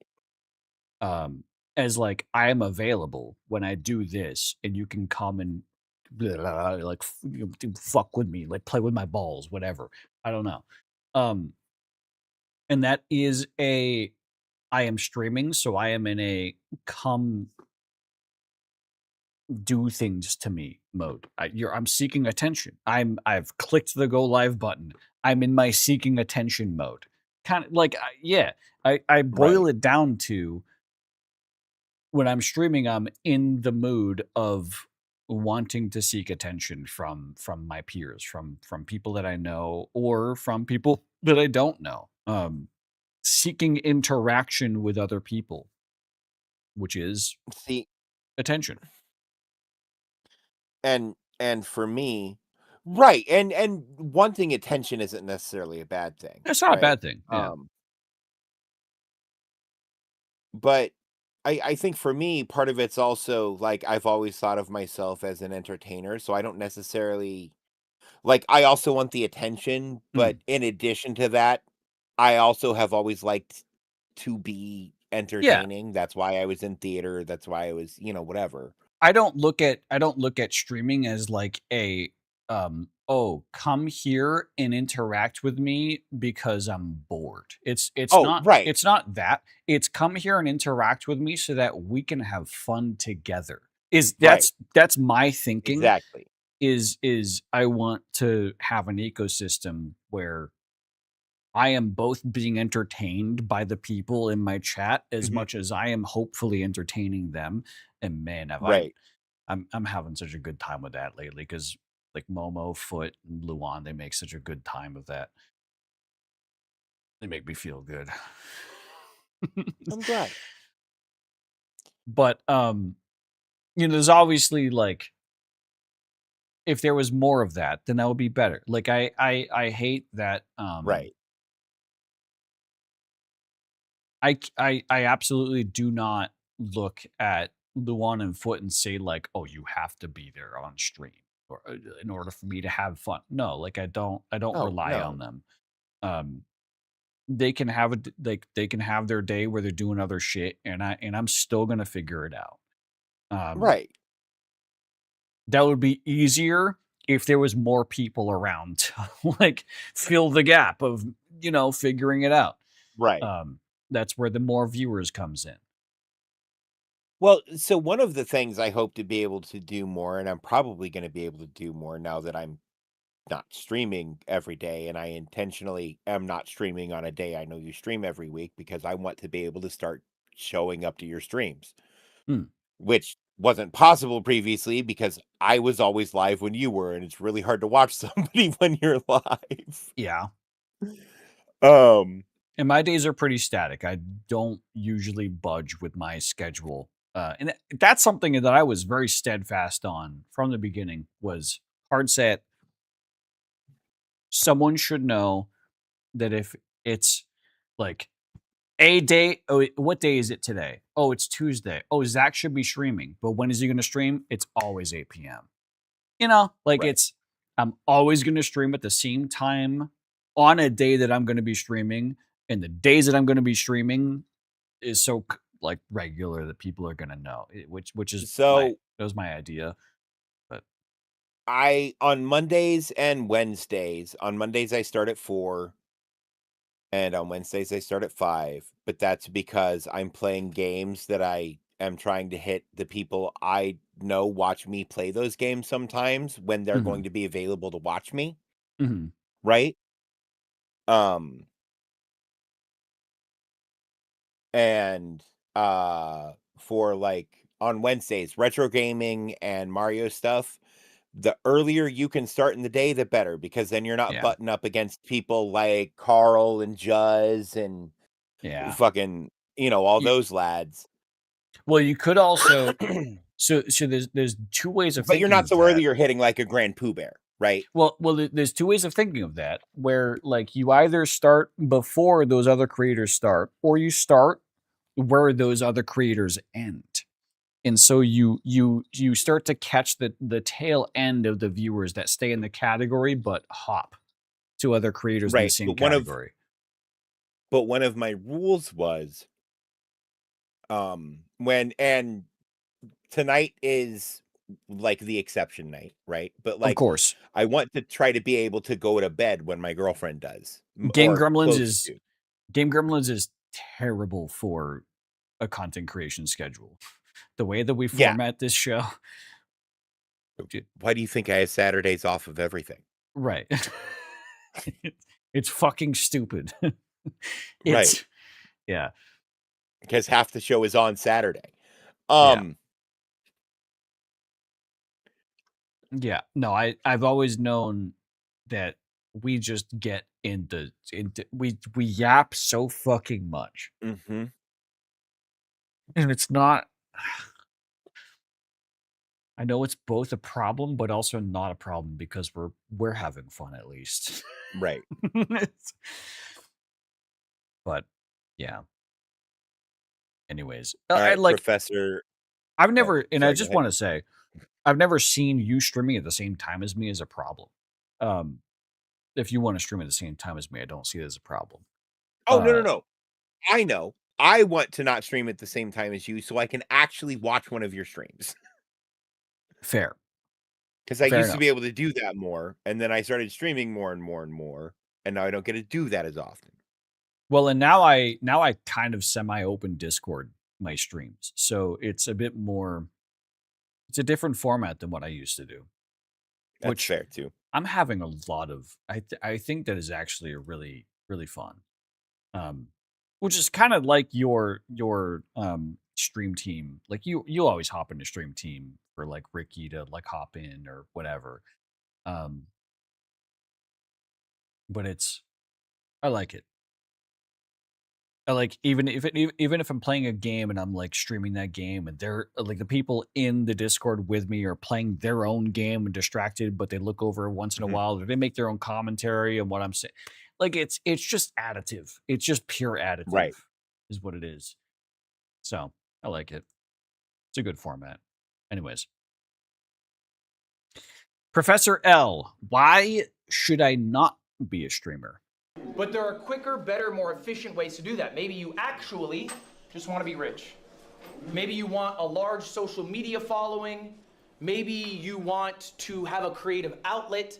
Streaming might not be the best path to do this. I like how he included creative outlet here for the editors and videographers of the everyone that are currently watching and currently videographing in the background. Like sometimes a streamer is actually just a person that really likes holding a camera. But they translate really liking holding a camera to, oh, I want to do content creation because that's the easiest entry point for them. Right. Same with video editing. I want to be a video editor, but the easiest way that I can do that is I edit for my favorite content creator and make some whatever funny edits or silly clips here and there kind of thing. Like creative outlet is a huge part of content And creation. I think, and I'm going to guess here, but what he's really getting at is in order to really want to be a streamer, you kind of need to want a little bit of all of those things. A little bit of everything. I think so. I can't Think remember. kind of what we were getting at before is like you kind of it's a mix. Yeah. Now, I think when people talk about streamers, we talk about the big guys, talk about the Kais, we talk about the Speeds. That's awesome. That is a I want to be a streamer. And in my head, I am literally thinking of like Squeaks, Ludwig, Valkyrie, Cinna. Yeah. Of course I would want to be one of them. Doug, Smitty. Right. very small number of all streamers. That is realistically not going to be you. I have 3 examples for us today. Less than 1%. I have a top 100 streamer in the world. I have a top 1,000 streamer in the world. And I have a top 10,000 streamer in the world. Man, I think this lesson bangs so also hard. saw this part. I think this lesson bangs so hard because this is why I love statistics. I already know a lot of this shit because I know where I sit in my percentage ranking. I know where you sit. I like, and it's not that I stare at statistics. Yeah, no. The crazy thing is I used both to. of our numbers have shifted in kind of a negative direction. Right. By about the same margin as everyone else's. So our percentage ranking hasn't really moved much at all. Everyone on Twitch has dropped. And so the percentage of where we are hasn't changed. But the numeric, like the static number of where we are has. Right. I've gone from 8 viewers to 6 viewers average. But I'm still in 4.65% of top Twitch streamers. That's the percentages remain consistent because everyone on Twitch is down about 20%. I love statistics. That's why I stopped looking at Twitch Tracker because I was like, this shit ain't moving unless like the greater ecosystem of Twitch is moving. Right now at least. Unless I have an actual like pop off moment, there's no reason for me to stare at stats every single day. There's no need. Right. Every single stream, I don't need to actually care about what my viewers were. Every single stream, it's just over a large period of time, sure, I should take a look at that. Like a month to month, I do. Yeah, sure. But I'm Yeah. actually really proud of this because I thought of that. Yeah. And I plan on starting next month, on the first Monday of every month. Having a shareholders meeting. Or A quote unquote chat holders meeting.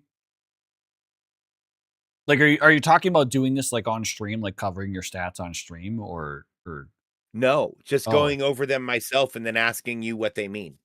Oh, fair enough. Or anything I have, because before I try to make a content piece out of it, I want to make sure I'm understanding it well enough. Because Fair. that's not shit I've ever looked at. That's another thing I failed to do. But I don't want to look at my shit stats now, because I know they're Right. going to be weird and kind of all over the place. They're going to be I'd muddy rather look at them in a month. They're going to be muddy in your first month. You can honestly toss. Your second month is Well, going to no. be But the first month will set the baseline, right? Yeah, but you can't look at your first month and tell yourself whether you did good or bad. Oh, no. Right. No. You The look at first your month is second to month establish the baseline. compared to your first month. So, Correct. So it's not in But I 30 need to- days you need to look at this. It's in 60 days. That's fair. But you get what I'm saying. Yeah. We're on the same page. I just wanted to like establish. Yeah. You don't look at this at the end of 30 days. You look at this. I do need to look at YouTube at the end of 30 days, because if my impressions haven't increased on YouTube in 30 days, I'm just abandoning the channel. That's fair. My last video upload got 3 impressions. Yeah. That is a fair concern. Like the YouTube algorithm is an enigma that people have deleted and recreated channels for in the past that have then later seen large success as a result of doing so. Captain Sparkles. Yeah. Who's now one of the top 10 creators on Twitch still? Which thankfully that's fairly easy to do. You can just create a new Gmail account and create change the display name of your current channel and then to something like archive, and then set the display name of your new Gmail account on YouTube as your current channel to the same exact fucking display name. And that's like, but it's new to the algorithm because it's a new hash, It's actually harder than that because I don't just have the @Dave Levels up on YouTube. I have /Dave Levels up on YouTube. Oh, you have the full URL. Yeah. Mm-hmm.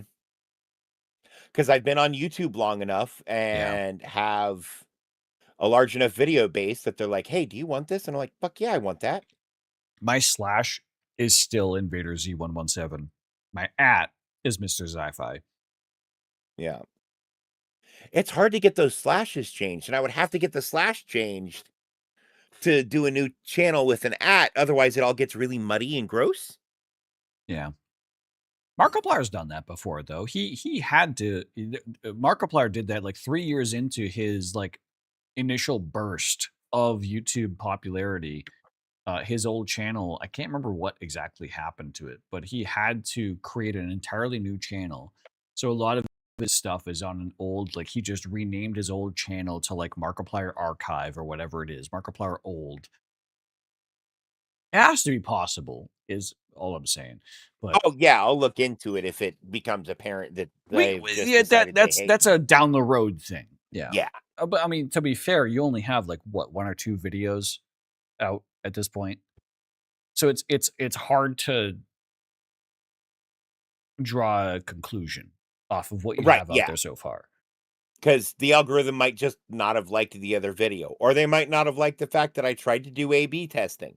Or I thought maybe I would get more impressions. Or it has to build in the fact that it now has to register you as a frequent uploader. Like it does. That is something that I know for a fact. YouTube does delineate between once a week uploaders, multiple times a week uploaders, and multiple times a day uploaders. It does classify everyone differently. I do know that right by study. as like it has internal classifications of like part-time, full-time, and overtime creators in that regard. Okay. Yeah. But anyways, Professor L, take it away. I'm gonna show you guys all their revenue and their viewership. I love this so much. Guys, we're Because Ludwig does have the pull to like poke someone and go, show me your numbers. gonna start off with Mr. Number 95. Guys, we were starting off, excuse me, with myself. I'm gonna show you how much money I make. I'm the 95th biggest streamer on Twitch. Category athlete. Shut the fuck up, you goddamn piece of shit. Fucking athlete. You're a goddamn gamer, all right? You're not category athlete. You're a fucking gamer. You can't escape it, buddy. Okay? You hold the world record for button mashing in Mario Party. You can't escape gaming, buddy. Sorry. That's my internal Ludwig fan. Not exactly internal. I just made it external. Yeah, I was gonna say that was very out loud, sir. He's a Red Bull sponsored athlete, so like he makes sure to flex that as much as possible. You know, like you fucking get his bag, but like, buddy, you're not. Well, I mean, it's also good for his brand deal, though. It He is. does that all the time and always finds Of a way to plug it in. of course it is. He's not a look at this tubby. Look at this tubby guy. Also stream on YouTube. He's not. He's actually like I'm making fun of him. I'm being a Ludwig viewer right now, calling him tubby. He's actually like pretty well in shape. He's like not even that bad. He's got a decent, yeah, I guess, but he's not. It's not like he's Tom Brady. You know, he advertises himself like he's fucking Tom Brady. No. Tom Brady isn't Tom Brady anymore. First off, Tom Brady from 5 years ago. He advertises himself like he's Tom Brady from 5 years ago. Peak of his fucking career, but the end of his fucking career. It doesn't include that, but I'm like maybe top 100, I'm somewhere in there, right? These are my metrics. What do you think, Ludwig? You've seen the clips, but if you were to guess, what kind of money do you think Ludwig makes? For a month. I don't care to speculate. You don't fathom to guess. That's fair. Entirely fair. Because this is a scale of creator that we don't have any comparison for. No, I don't want to get into what making money means because I always need to take expenses out first and then that's what I made. Right? Fair. But I ran a business where I had expenses. He covers expenses and intake. Income and expenses. He covers both like what he takes in and what he puts out. Right. Okay? Then your revenue will probably be similar to mine. I don't stream nearly as much as some other guys. I have seen this, and I hate to keep pausing, but I wanted to give my take. I had thought that Ludwig made in the range of about 6 figures per month. 300K was like my average thought of what Ludwig made per month. Just to say that out loud before he actually gets into his numbers, before I saw this clip, I thought Ludwig made in that Ludwig's size of creator made that range. I thought. I have 9,500 subs. All right. For me specifically, okay, we're gonna go through some expenses that I have. Here's my expenses. This is just the month of June. Everything here is for the month of June. Payroll, $225,000. That's already done. $225 per month. He has 15 employees. He's paying his fucking employees out the goddamn ass.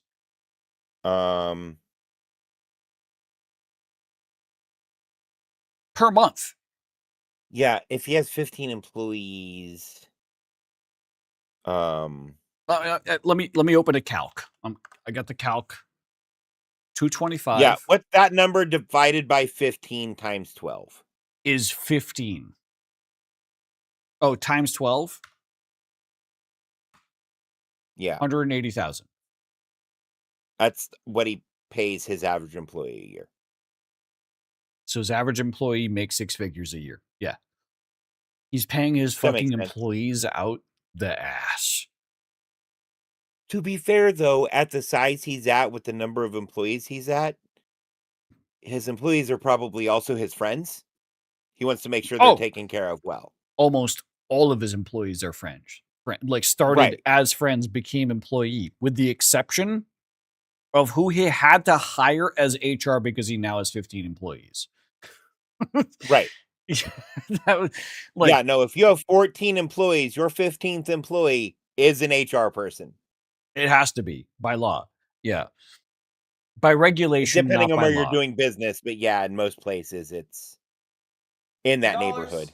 Yeah. That is for the 15 employees that I have. Next, travel. $55,000. That's a higher number than normal. I ran an event. I had to fly a bunch of streamers out. That's that travel expense.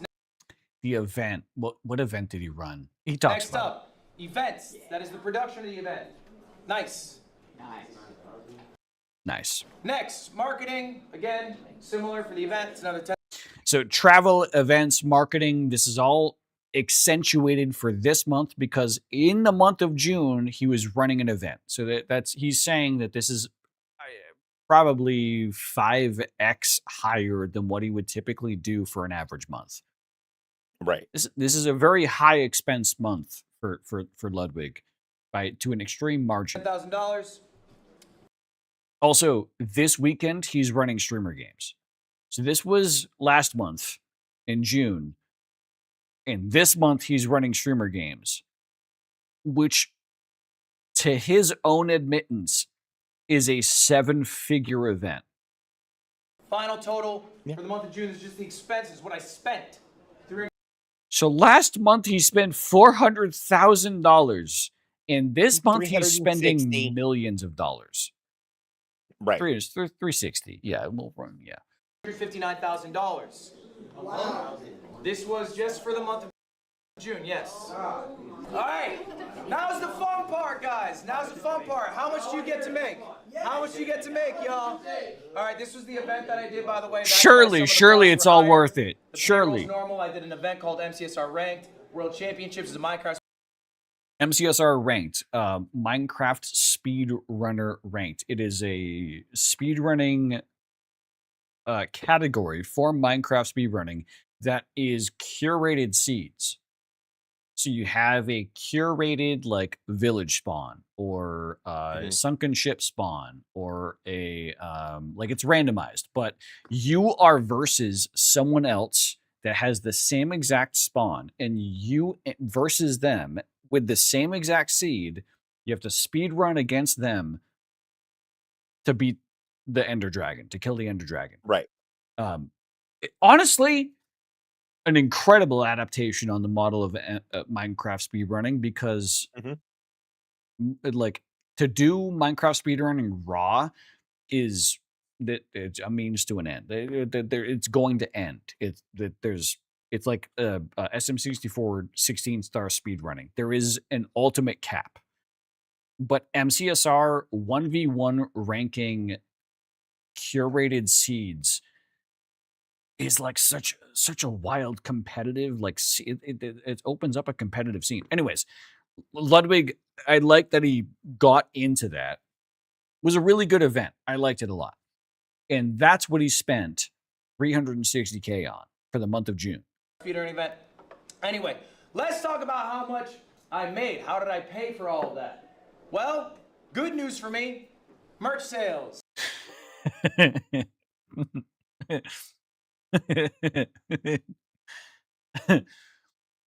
That's like 10 sweaters, I think. I got $7,800. Wow. Not bad.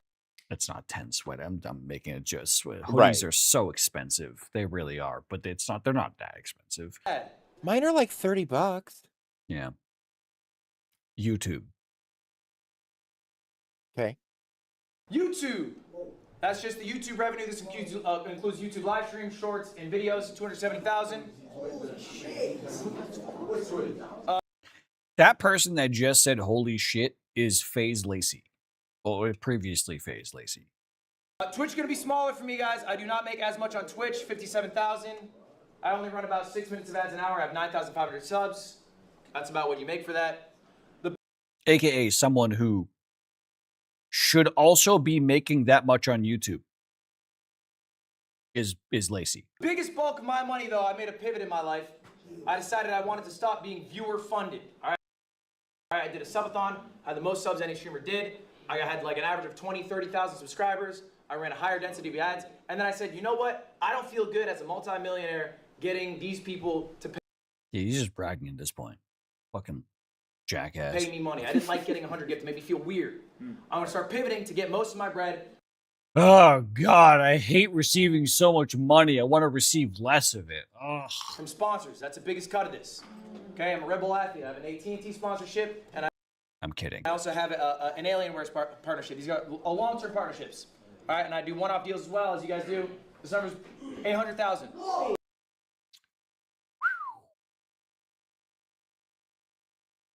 No surprise. This didn't surprise me. This didn't surprise me by scale that sponsorships were his highest revenue. I still had it in my mind that he was $300K a month. You know what? My highest revenue is when they're working. Ads. Sponsorships. Oh, really? Yeah, I've made probably $1,500 on sponsorships. Past 12 months.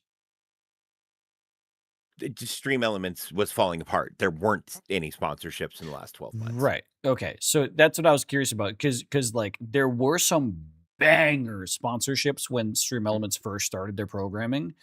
Yeah, I know. I got in on almost all of them that I could. Yeah, that were like flat out. Yeah, if you do this for 2 hours, $75, and then if someone signs up, another 25.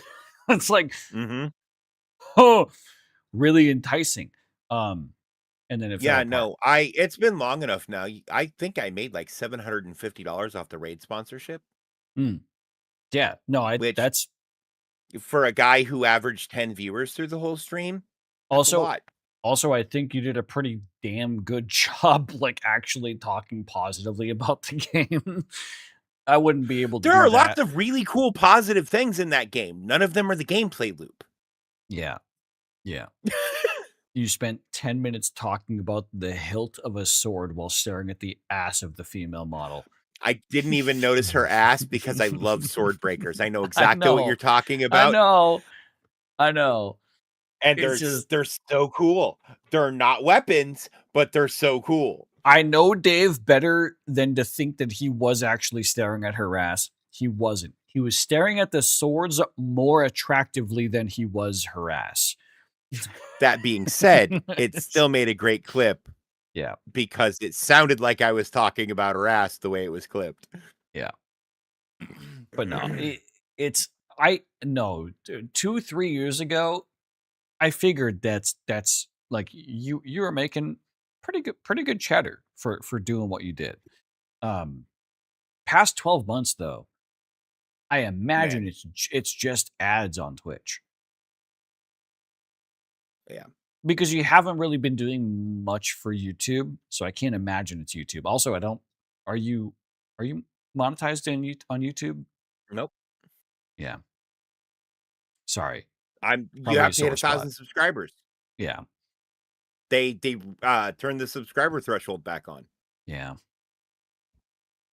Damn. I could reactivate my old YouTube channel, which is already grandfathered into monetization. That is the hard part of starting and stopping, or stopping and then starting a new channel. You have to start over the subscribers from scratch, and that's the monetization like buff. It's a hard hurdle to get over mentally, which is why you always hope and pray that if you just reignite your channel, that the algorithm will actually recognize your efforts. So, I am crossing my fingers for you. Man, I'm hoping they get decent sponsorships back under Razor's stewardship. I hope that Razor, with Essie's sponsorship program reties with Twitch, because that was like Twitch has its own creator dashboard for it had the bounty program for like partnered streamers, but they only gave it to partnered streamers. I want Twitch to do a partnered bounty board for fucking affiliates as well. Like, do you know how many and that was partnered supposed streamers? to be one of the. It's like. Go ahead before I get into my thing. Go ahead. That was supposed to be one of the still extant benefits of being an affiliate over being nobody. Right. Was that you had access to the sponsorships dashboard. They had your tax information. They verified you actually are serious about this fucking shit. Yeah. I've seen so many streamers that, and even well-to-do streamers, people who are very genuine about their content, actually like save the planet kind of people, that still to this day will accept a Twitch bounty on the bounty board that are like, chat, please just spam the chat and be fake and just say, oh my God, I love this. Click every link that I post in the chat. They want to make sure to like farm it as much as possible. For the next 15 minutes, I'm going to react to a movie trailer. And that's their Twitch bounty, is to react to a movie trailer. We react to movie trailers for free. We would. I kind of stopped doing that because of DMCA on YouTube, but we would do that still for free. Trailers shouldn't be a problem for DMCA. They shouldn't, but they still can be because they include DMCA music. Oh, yeah. You'd have to pre-watch the trailer and check the tracks. Yeah. But do what I do and pipe everything through an audio channel that doesn't get saved. I mean, I could flip that on a dime now. Yeah. That's the coolest thing about fucking, man, a tech background, Elgato Wavelink. I could just be like, oh, Discord, by the way, can now hear everything that comes out of my OBS. So if you want to hear the adventurers, heed my call. I require semen. If you if say you want one to hear more that, word, I swear to God, I will stab you in the thigh. if you want to hear that through my microphone in Discord, I can make that happen with Wavelink with a single click. It's so cool. Not that I would, and the explicit reason why I haven't is because of you. Man, the rest of them are fine. That one, it's too long. It's too long. It's so long. Too many words. It's so too long. much. Yeah. My big mummy milkies require offerings of semen. Okay, I'm done. I got these blunt ass scissors, and they're gonna hurt a lot. Hey, I'm done. I'm done. Okay. My hands are up. My hands are up. Okay. But the developers have time gated. No, I'm sorry. That wasn't bad. It's the joke on time gating. All right. Cocaine. So the total you can bring to 1.1 mil. In a month. Granted, he had an event that month, so the sponsorship number is boosted by the event sponsors. Yes. Probably about, I would say, almost all of that sponsorship money is event based. Like maybe there's like I would grant like 150K natural without the event. I was gonna say, because he's getting a monthly check from Red Bull, and he's getting a monthly check from AT&T, and he's getting a monthly check from Progressive, I think. Yeah, and like any number of his other fucking brand partners. He's Okay. he's quantifying his annual sponsors into this monthly sponsorship payout. Yeah, of course. But I think the biggest aspect of that number is the event that he ran during that month. 100%. Oh yeah. Not 100%, 90%. Now, this is the flashy number. This is the top 100. So he's using this to prove a point, but I see through the point. I still understand it. The point that he's trying to make is kind of the double fake. It's the YouTube number. Because of all the other examples that he's going to bring up. Why am I showing you this? It is not just a flex, although I am flexing. It is because this is what you get to see. This is what people love to show you. They love to show you the top 100. But you guys aren't top 100. Not all of you, at least. Some of you in this room are. Maybe you want to be. Maybe you'll get there. What does Miss Top 1000 look like? I'm keeping this person anonymous. These stats are real, though. This person is a gamer. I'm pretty confident at who this is, but I won't say because respect for anonymity. They average 1,200 viewers. All right? They stream 130 hours. Their sub count is 1,600. And if you go to Twitch Tracker, you guys can all do this later, by the way. TwitchTracker.com. Look up your Twitch channel name. They will tell you what number you are. If your number is lower, they might tell you what percentile you are in. Okay? Top 4.65%. Top 0.5%, top 0.4%, whatever. Anyway, this is a real person who is in the top 1,000. I'm pretty sure anyways. They're not exactly 1,000, but they're close to it. Right. This is all of their viewership. All right, how much do they make? How much does a top 1,000 streamer get? Sponsorships, $0. Oh. Asked them why, they said they think their agency's ass. They haven't had a deal. Okay. That's fair. I'm top 5.99% now. I mean, look at you. Don't. Okay. Because, okay, so here's the thing. If your agency's asked, get a new agency or stop using an agency. Anyway, yeah. I digress. Move on. No. About this, person thinks their agency's ass. They could have like a mom and pop. Their best friend's their agent, whatever. Like then don't do that. Then don't like get an actual agency. Like if an agency is actually making you $0 after 3 months, if they haven't given you anything, either leave that agency or maybe you've turned down too many things. Right. This is actually something that affected Wake that I know, because Wake became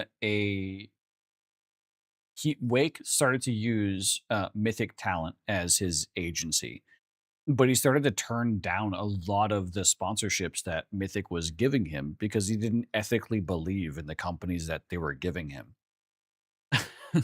And so eventually, like, Mythic had to be like, but you've done 0 sponsored streams. So a lot of our like really good companies don't want to sponsor you because they don't know that you're good at sponsoring things.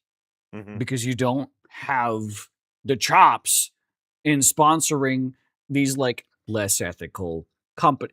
So it's like he had to bite the bullet and sponsor some shit that he doesn't genuinely believe in order to get to where he is now, where he actually has some like long-term sponsors through Mythic Talent that he can like fall back on. So that's Right. like, yeah, if you have an agency that like doesn't work with you, that doesn't fuck with you, that you don't fuck with, maybe just get a different agency or reevaluate what the fuck you're doing, what your values are. Right. Maybe you just need to suck it up and actually like, this is a business kind of thing. Like you got sometimes. sometimes you got to do the raid sponsorship, man. Sometimes you got to do the raid sponsorship. Yeah. and I listen, my opinions on raid, Shadow Legends, I don't hold that to Dave. I really don't. Because I get it. Look, I It's a did much that different raid number. sponsorship, and how many other sponsorships did I get offered immediately that paid as good or better? Right, because you did a great fucking job. Yeah, and you can use that as like a portfolio now to like much better, more equitable sponsors. Yeah, you can send that to as like a yeah. Anyways, you know what I'm talking about. Mhm. Top 1,000 YouTube. YouTube, 150. $150. Top 1,000 person on Twitch by viewership.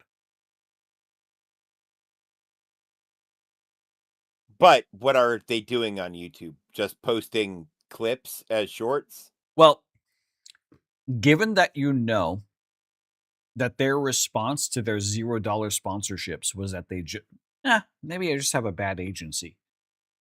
What do you think their approach to YouTube is? Exactly what I just said. Nonchalant. Yeah. Well, I don't know. I just post my VODs. I just post my clips. They don't post edited content, most likely. Yeah, honestly, $150, I think they only post VODs and not even clips. I actually have a question for you because I'm trying. Did I tell you about the new like weird hybrid format I'm trying? Maybe, but I don't I recall. called it VOD Plus. Oh, yeah. Yeah. So in doing you had that, I mentioned VOD find Plus, but I was like, is that just so you enhancing a VOD by editing? a little bit. Cut out Yeah. dead air, slap a fucking cold open on the front of it. Toss a meme every once in a while where you feel Nope. it's Nope. oh. Nope. Toss a It's meme literally like VOD Plus. That's where I'm starting. so like And no so instead of inserts. posting Yeah, okay. what? No So instead like of yeah, no right. inserts, no like I want to toss in this like music clip here to like enhance But the yeah. but so instead of posting VODs, I'm going to be doing that. And then as I stumble into projects that deserve like deeper editing, because I don't need to add a bunch of memes to Mario Maker. I am the Right. fucking meme in Mario Maker. Right. Right? Like there's no further editing required. Cut out parts where nobody's talking. You'll be fine. I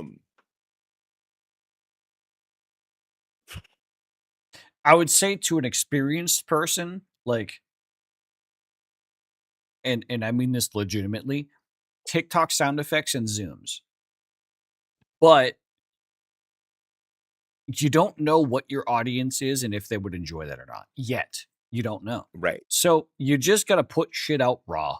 It's the same thing as how I need to this is the battle I have in my own head is I need to put shit out raw and just say, fuck it, put it out there, see who comes, and then adapt.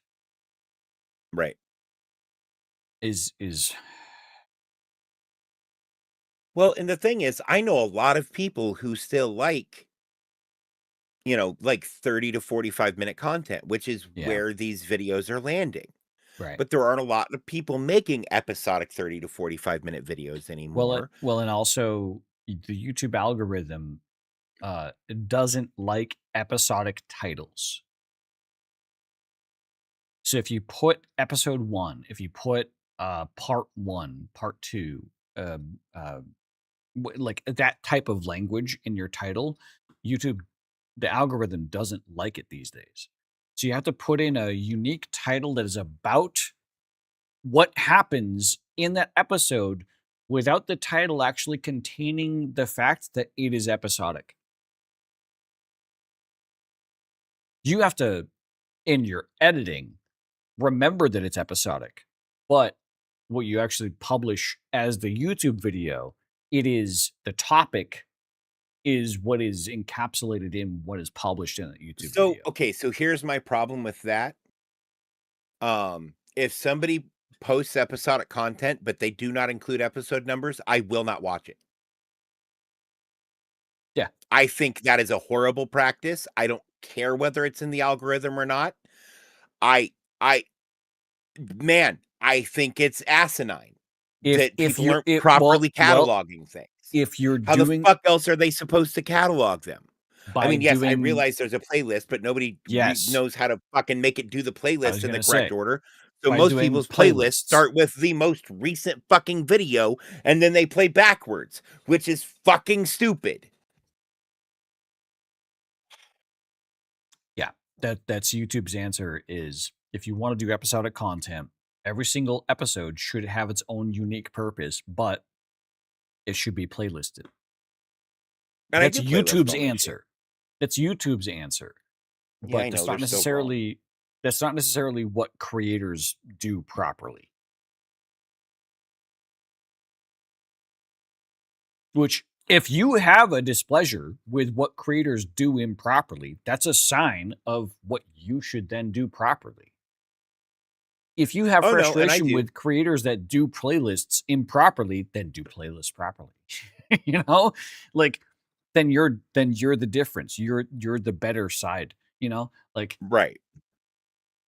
not that the algorithm is designed to promote the fact that you're doing that or recognize the fact that you're doing that, but the actual human factor of people Mhm. approaching your channel and seeing that when I look at a new channel and I Well, it's really the like extra fries in the Five Guys bag.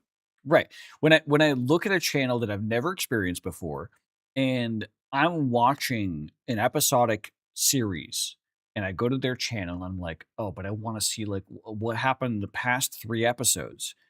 And if they don't have any playlists whatsoever, I move on.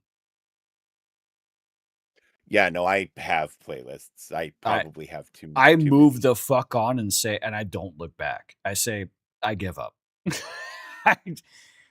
Oh, this is like episode 4 of whatever episode they're talking about, but they don't have play. I move on.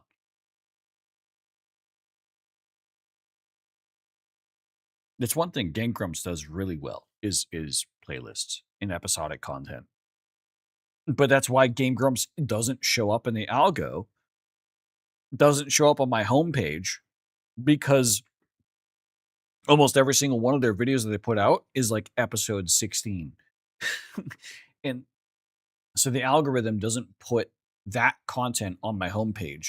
I have to actually go to Game Grumps to like get to it. I don't it's I disagree with the YouTube algorithm these days because it doesn't actually present me with what I want. It presents me with what it wants. But anyways, I digress. Don't put I have episode 94 1 playlists, and most of them are live on my channel of my content. Either way, the lesson is don't put episode 1, part 1, etc. in your titles. Make the titles about anything that happens inside that episode, but episodically keep it to yourself, kind of thing, and make a playlist. Yes, absolutely. Only 150. They're not posting really long form videos. They're mostly doing shorts. There's not a lot of revenue coming from the YouTube. They're more of a streamer than a creator with multiple verticals. All right? Twitch, 10,000. A top 1,000 person on Twitch. So a top 1,000 person in terms of viewership on Twitch is making $10,000 per month. Off of Twitch, that is. Subs, ads, bits, everything that Twitch offers for monetization, they make 10,000 per month. So top 1,000 in terms of viewership. That doesn't mean that they make 1,000, that they get 1,000 viewers. I think a top 1,000 person is like even less than that. I guess like 800 viewers or higher is a top 1,000 streamer. Actually, wait. Average viewers, 1,200. Okay, there you go. There's your answer. Okay, top. They're not put on the YouTube. So 1,200 viewers per month gets you on Twitch $10,000 per month. Keep in mind that minimum wage is like, what, $3,600 per month? Just to put into perspective. Depends on where you're at. Depends on your state. Yeah, where you're at. Your But company. let's see, 15 times 40. Okay, so 30 times 20. So that's $600 a week. So Yeah. that's $2,400. So she makes 4 times minimum wage. Right. You said she. Did I say she? Yeah. I might have said she. No, go back. It is a she. It's been established as a she by Ludwig. Oh, yeah. Yeah, you're right. There's not. All right. Because I was afraid because I know who this actually is. I wanted to make sure I didn't leak. That's comparable to what I'm making. I'm making 10,000 as well. All right. It is a she. And if we go back to the hours a week, that was your question. They stream 130 hours. 130 hours. Okay. Well, thank you, Ludwig. For the month, this is all the month of June. So in total, this top 1,000 streamer made 10,000. No sponsorships at all. They go live. They have a single person that takes their VODs on Twitch and pushes them to YouTube, and that's it. And the $150 is just because they have enough subscribers to monetize, and they get pennies off of people watching their VODs. That's a good amount of money, right? You make $100K a year being a streamer. That's not bad. All right. Well, let's go one further. Let's go to top 10,000, Mr. 10,000. This streamer. I have an idea who this is, but I'm not confident as much as the past person. There's a variety of streamers. 150 viewers average, 180 hours streamed per week, 375 sub count per month. 80-hour stream per month. I feel like the hour stream is per week, not You per cannot month. stream 180 hours in a week. There aren't that many of them. I don't think. I think there is precisely that many waking hours per week. Wait, hours in a week. 168. I'm delusional. It's a real person. It's a real stat. They average 150 viewers. Maybe some of you in this room average a similar amount. They streamed 180 hours, the most of me or top 1,000. That's their sub count. That's how many years they've. Yeah, this person, top 10,000, streams more than the other two people. Been doing it. All right, let's check the revenue for June. Makes a tenth, or gets a tenth of the viewers over the previous person. So the previous person made 10,100 on Twitch. This person gets a tenth of their viewership. Sponsorship 700. They actually made some effort to get a deal. That makes. That's someone who makes some Stream Elements deals every like once maybe a month. Maybe one Stream Elements Once a deal month is pretty much the cap. Yeah. Since they've been doing it 6 years, they have better relationships to get sponsors. YouTube. $0. $0. They have no YouTube presence at all. That's not good, man. Twitch. $3,000.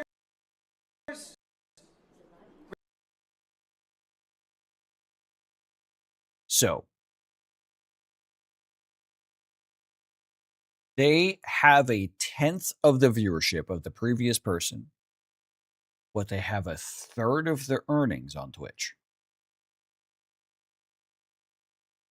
This is why Twitch is important for a creator specifically trying to make money.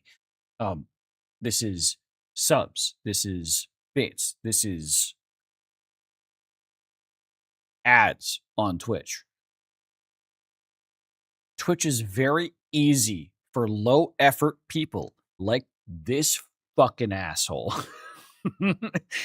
that doesn't even publish VODs on YouTube. What the fuck do you mean? or they publish VODs on YouTube, but they don't have enough subscribers to make money off of it. That could be the case. Sponsorships, $700 for someone who has 150 viewers average. That is a single day sponsorship out of an entire month. Yeah, no, that's yep. If I were to take, if I had 150 viewers and I was taking my shit seriously, I would probably do about one sponsorship per week or 2 weeks, maybe 2 weeks. So 2 sponsorships per month at a minimum. At 150 viewers, you will not be able to sustain 2 sponsorships a month unless you're willing to take sponsorships from gambling people. Or, yeah. It's possible. It depends on what connections I can make, but either way. It's true, but I'm saying... Or who my agency is another thing. Right. Because even a person who's at 150 viewers can get an agency who can give, like, gaming sponsors. Mm-hmm. Not necessarily, like, grocery sponsors. So at 150 viewers, what you can do is start doing lurk it quests, which are basically a company says, "Hey, play my game for 2 hours, and I'll give you $1,000." Right. Yeah. But they don't use the word sponsorship because there are weird legal things attached to that word. So it's a bounty system. Yeah. Much like Twitch bounties. Twitch doesn't sponsor their streamers. Twitch offers a bounty to their streamers. Yeah. But it's basically to keep from fucking everybody over, but mostly the streamers, on taxes. Either way, this person, by example, is the laziest creator he is shown on board. I think. $0 YouTube. $0 YouTube doesn't mean lazy. $0 YouTube could mean that you don't have enough, a high enough follower count on YouTube. And you also need to take into consideration that potentially the type of content he makes has a hard time monetizing on YouTube. So instead of fighting that, he just doesn't attempt to monetize his content on YouTube, and instead only uses it as a discovery vertical, which is why he does so well on Twitch monetarily, because he has an additional discovery vertical, even if it's not generating income on its own.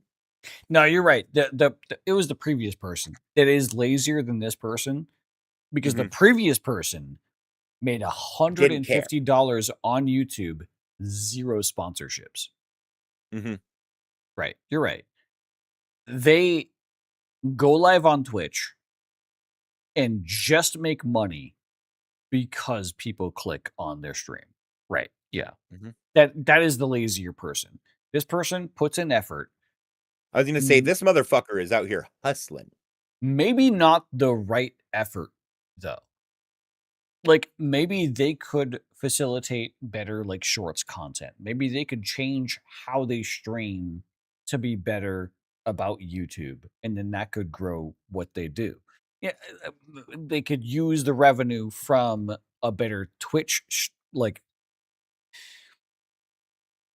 if their YouTube revenue grows, that could then facilitate them doing better things on Twitch, like that kind of thing. I met a guy who has a brand partnership with a bidet company and a few other brand partnerships he's cultivated, and he makes like $3,000 a month just from his existing partnerships. Yeah. And he's got like 25 viewers. If you get long-term sponsorships that actually give a fuck about you and stick with you, that's such a big fucking deal. But part of his deal with them, because he has like a really good radio voice. So part of a lot of his like sponsorship deals are anytime he's talking about them, they can turn around and use that in their advertising. Fair. Which, hey, guess what? That's part of every sponsorship deal you're ever going to fucking take. Otherwise, it's not worth it to them. They're going to consume you just as much as you consume them. Yeah. They are like actively using his voice and stuff in their advertising. So. Fair. Or at least they were. I guess I haven't talked to him in like a year and a half. Well, you should talk to him. He's got a radio voice. No. No. Yeah. All right. No. Now, I need you to put this into perspective. That is a top 10,000 streamer in the world. Right. This is above Dave and I by leagues and That is margins. not a small streamer. That is a big streamer. How many streamers are there in the world? Anyone have a guess?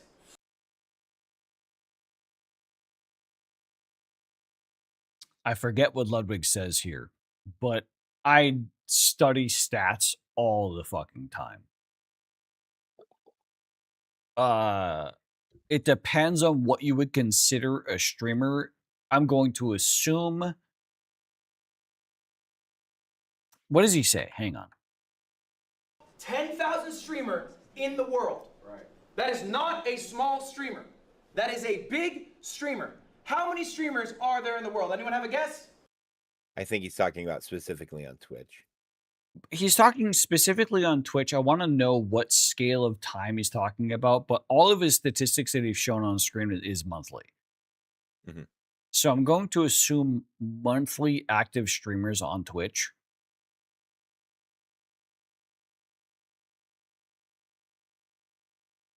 I'm pulling up my Joe is hungry on the decimals because this is like it's in the millions.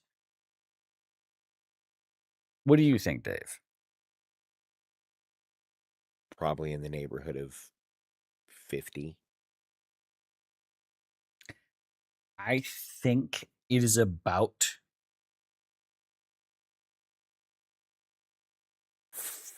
5.2 million streamers monthly on Twitch. I think that number is far too low. 5.2 active monthly streamers on Twitch.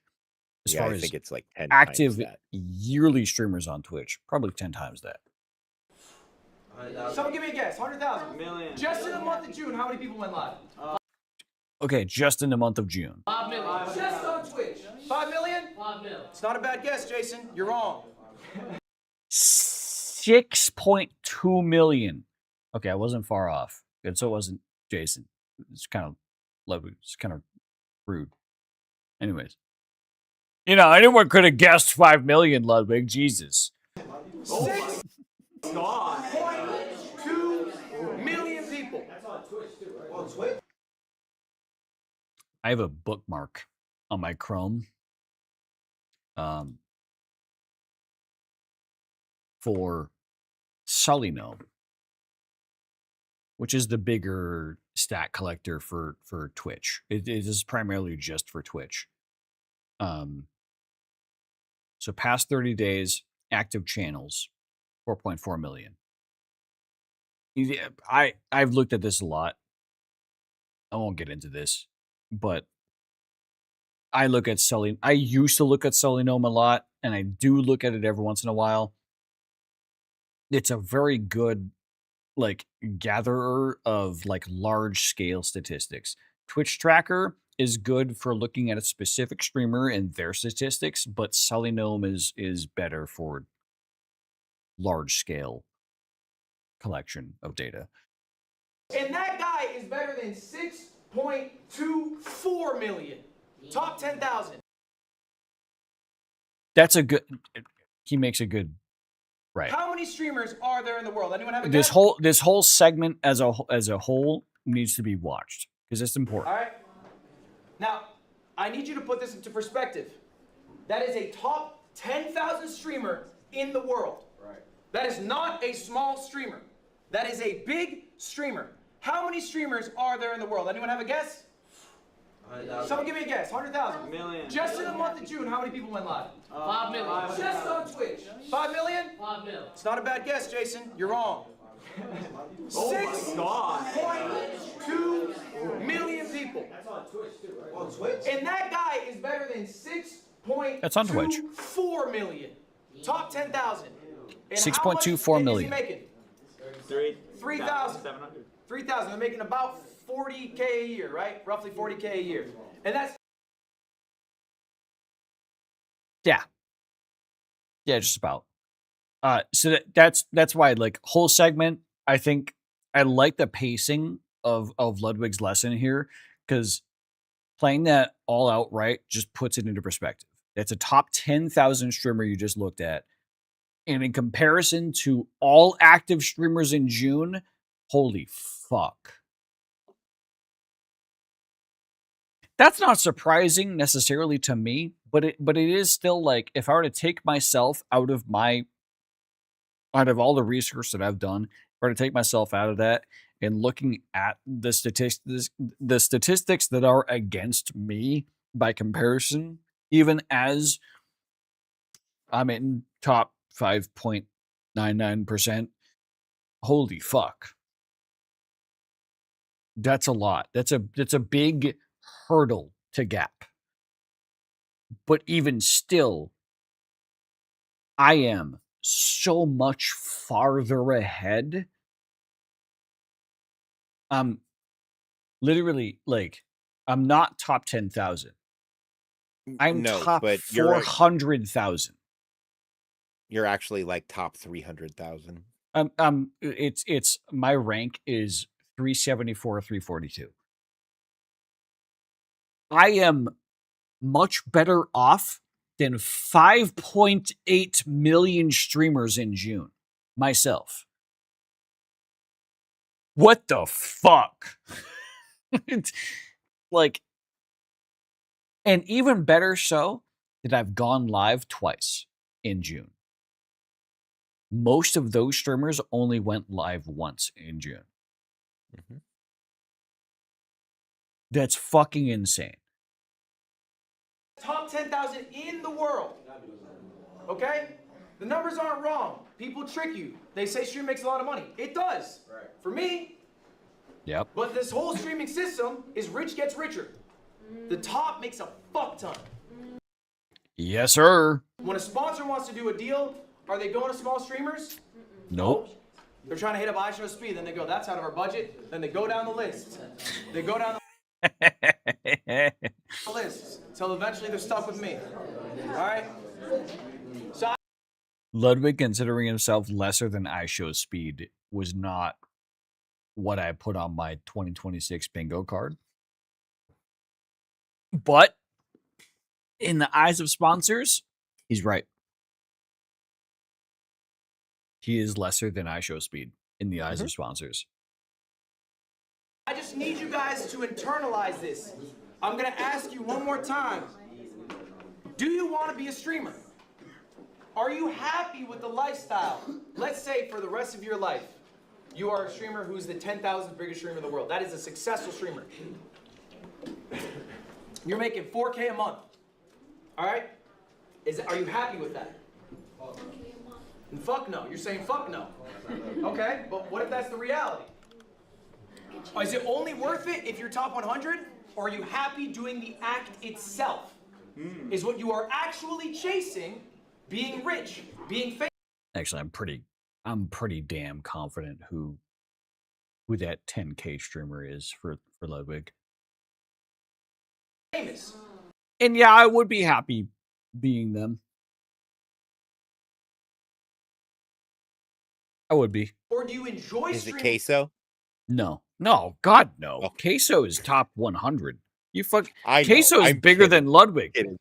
He's I'm bigger than kidding. anyone. He's the largest streamer on Twitch. Fuck you, So much. fuck you, fuck you. Okay. We need to fucking finish this day. But no, unironically, he is like top 10, like in viewership. Oh, yeah. No, I know. Regardless of the amount you make, you would love to do it for that amount of income. Is it enough that you are full-time, or do you want to hit these higher pursuits? It is streaming actually the path you should take. Like, hang on. This is important. We should hear this all That throughout. is a successful streamer. Pay attention. You're making 4K a month. All right? 4K are you a happy month. with that? Are you happy? And fuck no. You're saying fuck no. Okay, but what if that's the reality? Is it only worth it if you're top 100? Or are you happy doing the act itself? Is what you are actually chasing being rich, being famous?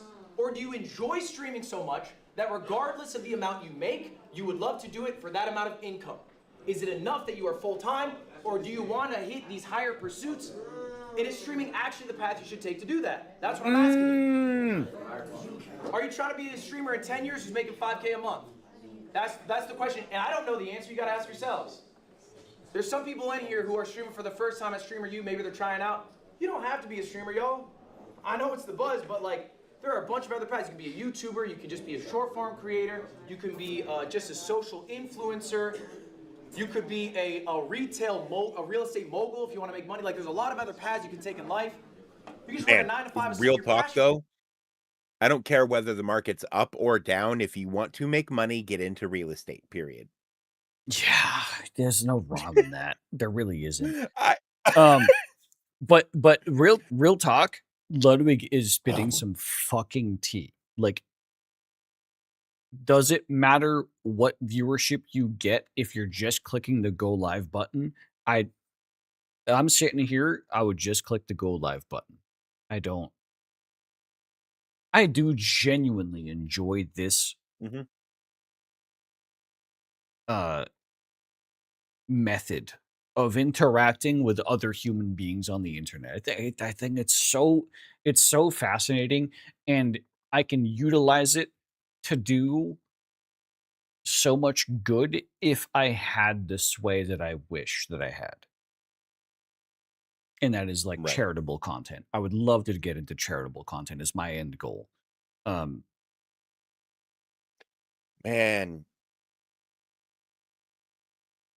I want to give people money to fight each other to the death.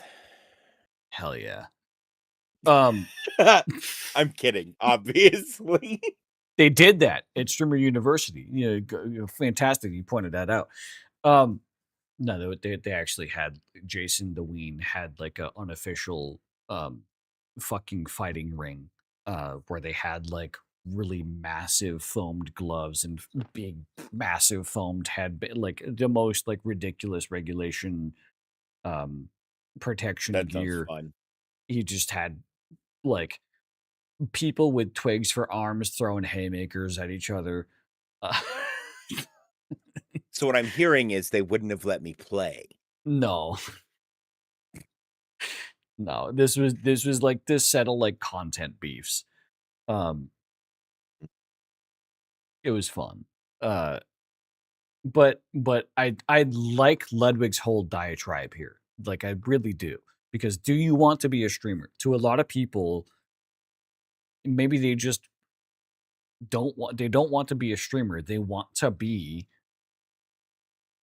in the streamer space, but they don't want to be a streamer. Do they want to click go live just for the sake of clicking go live and like having people there? Or do they want to click go live just to see numbers? Is it different? Those are two different things. Click go live and people are there versus click go live and see big numbers are two different things. One involves Man, ego. if you want to click go live and see numbers, show off your titties. Exactly. One involves ego. If you want ego, it's a very easy thing a lot of people can do. They can show titties, even if they're fake. Titties. Dave, put those away. We're gonna get TOS. Titties. You don't have to be a streamer. It's not a guaranteed success. You're not all going to be making millions. All right, let's keep it rolling. Does this sound like you? I want to see hands if at any point I'm talking He's gonna read it. about I'm not gonna someone say it. or something you're dealing with. I struggle to handle juggling clips and YouTube and streams. Hands up if that sounds like you. Keep your hands up. Keep your hands up if you guys don't understand how YouTube works. I kind of got a handle on it this Put week. your hand up, keep your hand up if this sounds like This week? Yeah, like I set up my plan and figured out how to put all that together this week. What did he say? Hang on, wait. What did... to handle or some. I want to see hands if at any point I'm talking about someone or something you're dealing with. I struggle to handle juggling clips and YouTube and streams. Hands up if that sounds like you. Keep your hands. Have you been posting clips as well? No, that's not part of my content build pipeline yet. That Yeah. starts next week. Okay, but it's still part of your consideration. Okay, keep your fucking hand down then. I'm gonna keep my fucking hand up. Keep your hands up if you guys don't understand how YouTube works. But my life has also been fucking dog shit this past week, so That's super fair. And okay. Put your hand up. So I would raise my hand and I don't understand how YouTube works, but I understand how YouTube works to the point anyone really can. And then there's that magic black box called the algorithm that even YouTube cannot explain to anyone. Right. Yeah. Right. Like there's a difference between struggling to upload content versus struggling with the algorithm with your content. Which is something creators with fucking and I keep bringing him up, but he has 20 million subscribers on YouTube, right? Yeah. And he struggles to figure out the algorithm. From time to time, he makes videos about he doesn't know what the fuck's going on. Yeah. Ludwig is what Dave's saying. Like even No, even I'm talking Ludwig about struggles. Captain Sparkles. Oh, even like Captain Sparkles also struggles, yeah. Right? Fucking Ludwig only has 7 mil. Yeah, to be fair. It's right on screen. And I think Sean has talked about being frustrated with the algorithm and how it doesn't seem to give people the shit they want to watch. Jacksepticeye, yeah. Yeah. So like, and he's like time and time man, again. he's like not the biggest guy on multiple YouTube, times. but he's like the biggest guy on YouTube. Like everybody knows him, everybody loves him. By respect, he is the most respected person on YouTube, I think. Right.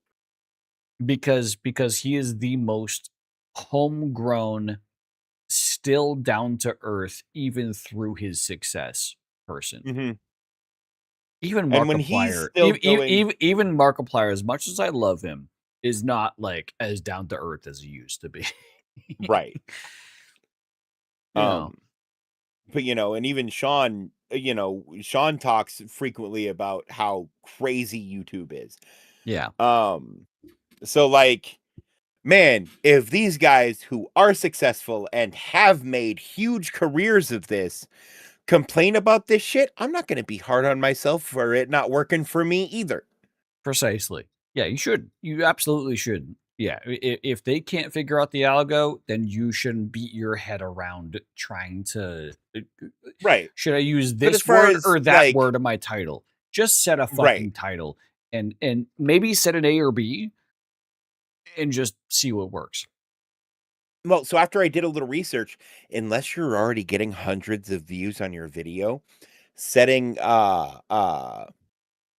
multiple titles can actually kill you in the algorithm because it doesn't know how to vend your video. Because there aren't people already regularly watching your videos to give the A/B testing to see which one wins. That's a good point. If you don't already regularly have interaction, then there's no test. There's no test pool. Yeah. Fair enough. So you have to give okay. I've never done A/B testing for myself because I did A/B testing on the video that only has 5 impressions, and it only has 5 impressions. The video before that I didn't do A/B testing on immediately got 25 views after I posted it. So, but you never. That's anecdotal evidence that caused me to look into.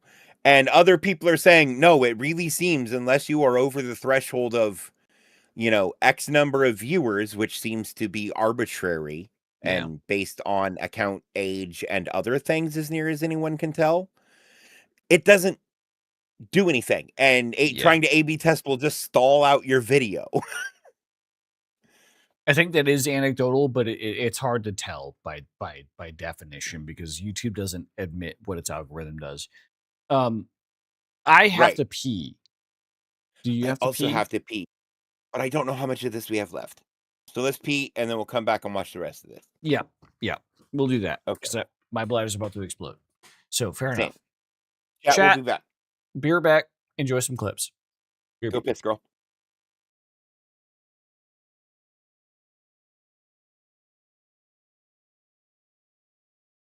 My ancestors were leprechauns.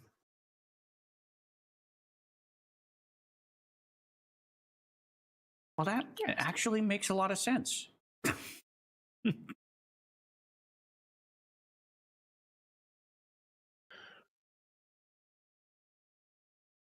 Well, I mean, what better rainbow than the lights of Vegas?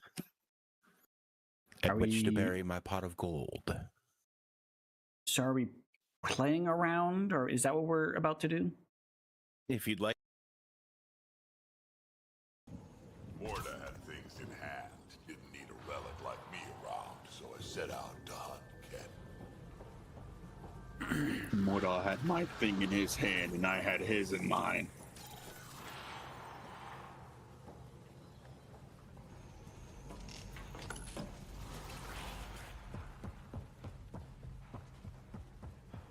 God damn it.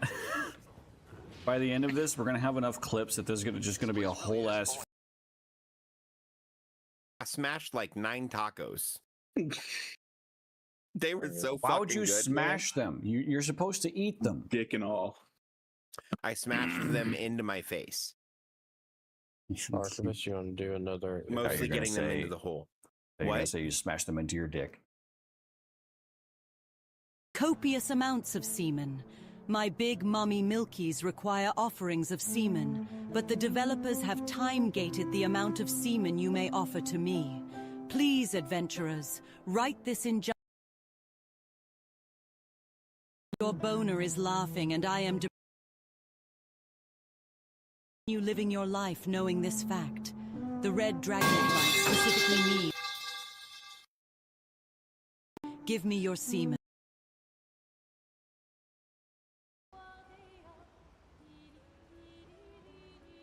Or you as you look down to her feet and be like, yes, really. Obligatory show feet. This foot is numb at the moment.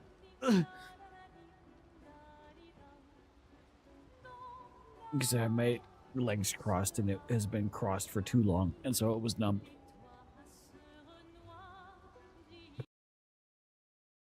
So what if I want to suck an eyeball every once in a while? We will be so impressed with my power efficiency. No female specimen isn't gonna. They should see my infinite tower playthrough. When I was doing research on like character builds and character synergies and whatnot, and I was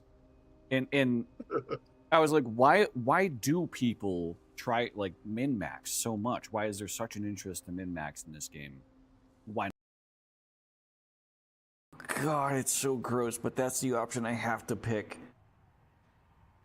I have to pick the boost my batter option. And Lewin's not here to see it. Fuck, he'd love this part. Can I clip it? Yeah, of course. This is, ugh.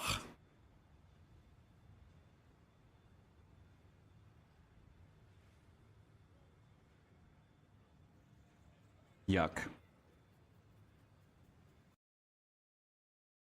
And this has fucking happened.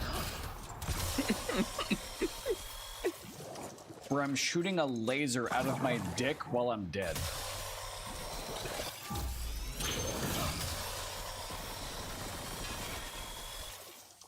All right, now I love how now it just also refuses to shoot its acid at your friends. Yeah. It just wanted to kill. Hygiene. Vinegar. Man, my brain was reading vagina. Yeah, I think. Buddy.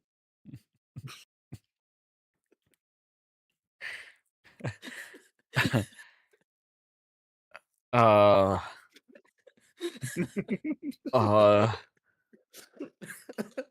that's stuck in my head is Three Doors Down, but I can't think of any songs. Fuck. I can only think of Nickelback songs. Why? God damn it.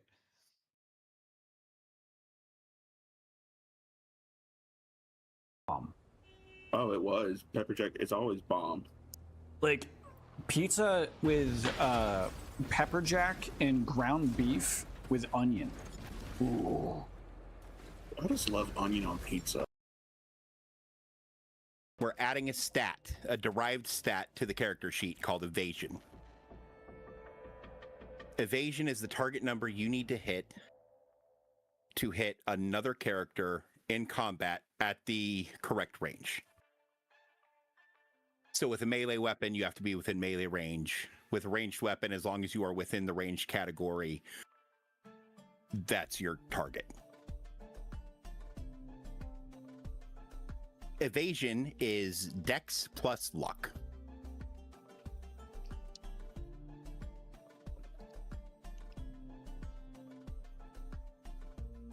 I'm sorry, Kate. I appreciate you. All right, we're back. What up? We're going to continue with this classroom exercise. Let's see what happens. Keep your hand up if this sounds like you. My clips do really well. Right. So he just asked if clips. He just asked if raise your hand if I struggle with managing both YouTube clips and streams all at the same time. That's people who are raising their hands. A lot of people raise their hands. But I don't know how to convert to long-form viewers. I should see more hands up because I looked 9. So the second question is, my clips do really well, but I struggle to transform to long-form viewers. And I should see more hands up. That's correct. That's the correct answer. Right. Everyone who thinks that they only produce clips and they don't produce long-form viewers from clips is just not cognizant of their stats. If they think that short-form clips produce long-form viewers, it's just not statistically probable. It just doesn't happen. You guys, you're averaging around maybe 100 to 300 viewers. Your clips are banging. You guys have hundreds of thousands of followers on Instagram. You got millions of views. You got more views than me on your clips. But they're not converting. Okay? They're not converting. Have you ever wondered why? They don't convert. Instagram viewers do not convert to Twitch. Full stop. They don't. Instagram viewers might convert to YouTube. Instagram in specific does not convert to Twitch. Yeah. Right. Okay? Let's hear some theories. Who's got a theory? Why are you not converting? Why are you getting all this success on IG, TikTok, but not on long form? What's up? At least in terms of streaming, sometimes I feel like I don't see a personality of a streamers on the, like their personality on long form versus short form. Like I don't see their personality on long form versus short form. they're completely different. Ludwig has a good take on When it this. comes to long form streams, that you don't really see their character. I think that's a really good point. I'm going to say this louder for y'all to hear. I'm going to repackage it in a different way. I was going to say what Ludwig was going to say, but then I remembered. Oh, what I was going to say is based off of what Ludwig says here. The expectation of the viewer is not met when they go to the long form content. That is what is happening to you. All right? Someone who watches a short form content of any creator is going to tune into a stream and go, oh. 100% of the time. They're not going to see who they saw in those 60 seconds. 100% of the time. Now, before we jump into that, I have a question for y'all. What is worth more? All right, there's a little quiz time. Pop quiz. Huge question. Huge question for the entire industry. Who is worth more? A TikTok follower, a Twitch follower, or a YouTube follower? Dave and I both know the same exact answer.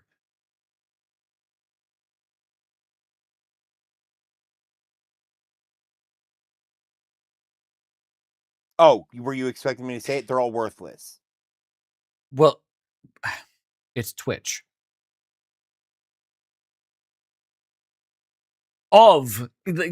Yes, you're correct. A Twitch follower is effectively worthless. A YouTube, just as much as a YouTube subscriber is worthless. Just as much as a TikTok follower is more worthless. And brain dead. Yes. So there's even though they're worthless, there's still a value proposition that you can assign. There's a Right. number you can assign to those persons. A Twitch Oh, follower. to subscribers, Twitch followers are worth the most because they are an engaged audience. Precisely why Twitch followers are the most value add, because if you already have them on Twitch, they are the most engaged audience. They're watching you for hours, at least 4 hours. They're not just watching a 60-second clip. They don't care about you for just 60 seconds. They care about you for 4 hours. A YouTube follower, they care about you for 15 to 30 minutes a day, maybe more so if they binge. But if they're a binge watcher on YouTube, that's an easy grab for a Twitch follower. If there's someone who watches 4 hours of your YouTube content, maybe they might as well just watch your Twitch content. And that is an easy conversion. It's an easy thing that happens from YouTube so to the funny Twitch. thing is, the guys I watch their VODs, I will watch live if I catch them live. Precisely. If you're someone to watch their VODs, but if you watch their edited content, you're not usually willing to watch their VODs. Usually for a reason. Because of the gaps in their content. But like, and this is kind of one of the reasons that I restructured to be more similar to kind of how Ledwig does his structure, at least with most of my streams, where I sort of break it up every couple hours and switch activities. Is because it has genuinely kind of broken the cycle of hyperfocus. Yeah. Because I'm constantly changing pace. Yeah, And right. because I'm constantly changing pace, it's been easier to do like stream of consciousness speaking, right? Right. You don't get as bored or as like slowed down in your own mental processes as because you're like, oh, this is a 2-hour segment, and you just blah, blah. You can like, no, I get it. I get that mentality. I understand, because in the first 2 hours of me playing Final Fantasy VII is certainly more entertaining than the last 2 hours of me playing Final Fantasy VII. When I do a 9-hour Final Fantasy VII stream, 100%. The first 2 hours are more entertaining. And I was kind of realizing that, you know. So if I make every 2 hours of my stream the first 2 hours of the thing I'm doing. Right. No, and not that like I like my long form streams. I don't think I want to change those. Yeah, no, I wouldn't. Cuz I like that, like, by hour 5 we're talking about the anatomy of a penis. And I'm just and I just my streams I consider just pure conversational and like less about the game that I'm actually playing. I'm playing the game because I want to play it, but I'm like here to just fuck around with people and have conversation. And the game is, if anything, just there to spur conversation. I love boners too, Zach. Thank you, Foot. Same. Seeing like, well, like for instance, but that's my style, right? Everyone has different styles. Well, and so my thing is I kind of like that I'm in a position where I get to do both. Right. There's a Ludwig style content creator. There's also a Squeak style content creator. There's also a Lyric style content creator. That's one side of the extreme to the other side of the extreme. Ludwig is the side of the extreme that is a YouTube creator, whereas Lyric is the side of the extreme that is, he doesn't give a fuck. He just goes live for 12 hours a day and just does anything he wants and doesn't care about what he shows on screen. Squeaks is in the middle a little bit, but it's, yeah, I'm like, I don't know precisely where I want to be in that flex, which is also where I like my long form. I just, that's my comfort zone. Yeah, I get it. But I think the 2-hour format works good for you. I think it does. You get to keep things really condensed, really, really highbrow and condensed into those 2 hours. I like it. And I was man, like I go ahead. I got the frag game that you got. Man, for a You had a sponsor $3 stream game for or $4 game or whatever it was, Frag it's such a Miner. good game. Yeah, it's an incremental game, Frag Miner. Yeah, shout out Frag Miner / Dave Levels Up or whatever the fucking sponsor link was. Cause damn, yeah, it's like $3.19 on Steam. It wasn't right even now. sponsored. That's just basic. Basically, they You wanted got to a track. key for it. You got a key for it. It wasn't sponsored. Well, yeah, but basically that thing was for Keymailer to track, not necessarily even the dev, because I think they want to offer me. Foot, I saw the game you DM me, brother. I can't talk about that game. Do I need to go kill myself? The game's name is it's on Steam. It's a game on Steam, but the game is called Helen Keller Simulator. Yeah, I've seen that. Yeah, I thought about playing it on stream. It is because I think there was a demo for it. It's less than $3. Oh, that's what it was. But yeah, I saw that show up in my fucking recommended, and I didn't read anything about it. I'm like, I'm gonna have to log this for later, because that might be like a What the Friday game if I bring that back. Yeah, yeah.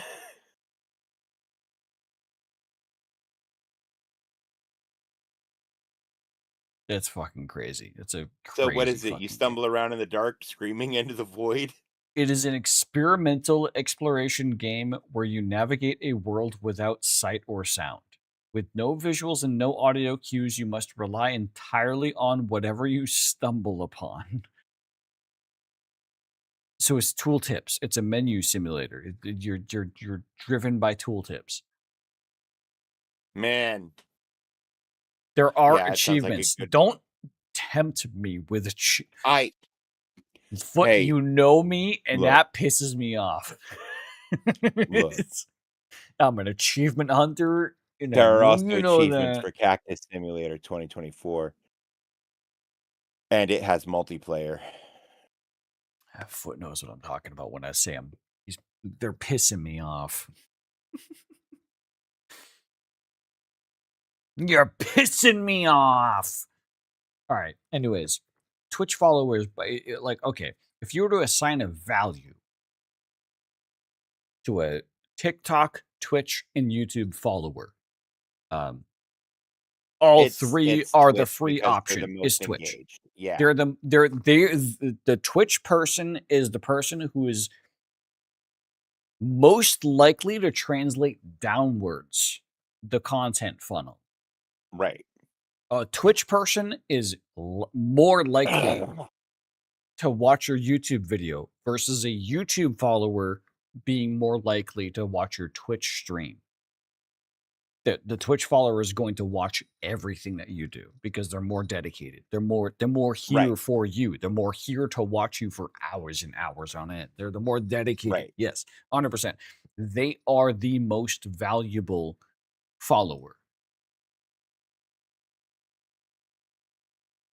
A TikTok follower worth more? A Twitch follower or a YouTube follower? YouTube. All right, my show. Everyone in the room said YouTube. They're all stupid. Yep. Show of hands, who thinks TikTok? By show of hands, who thinks Twitch? No hands.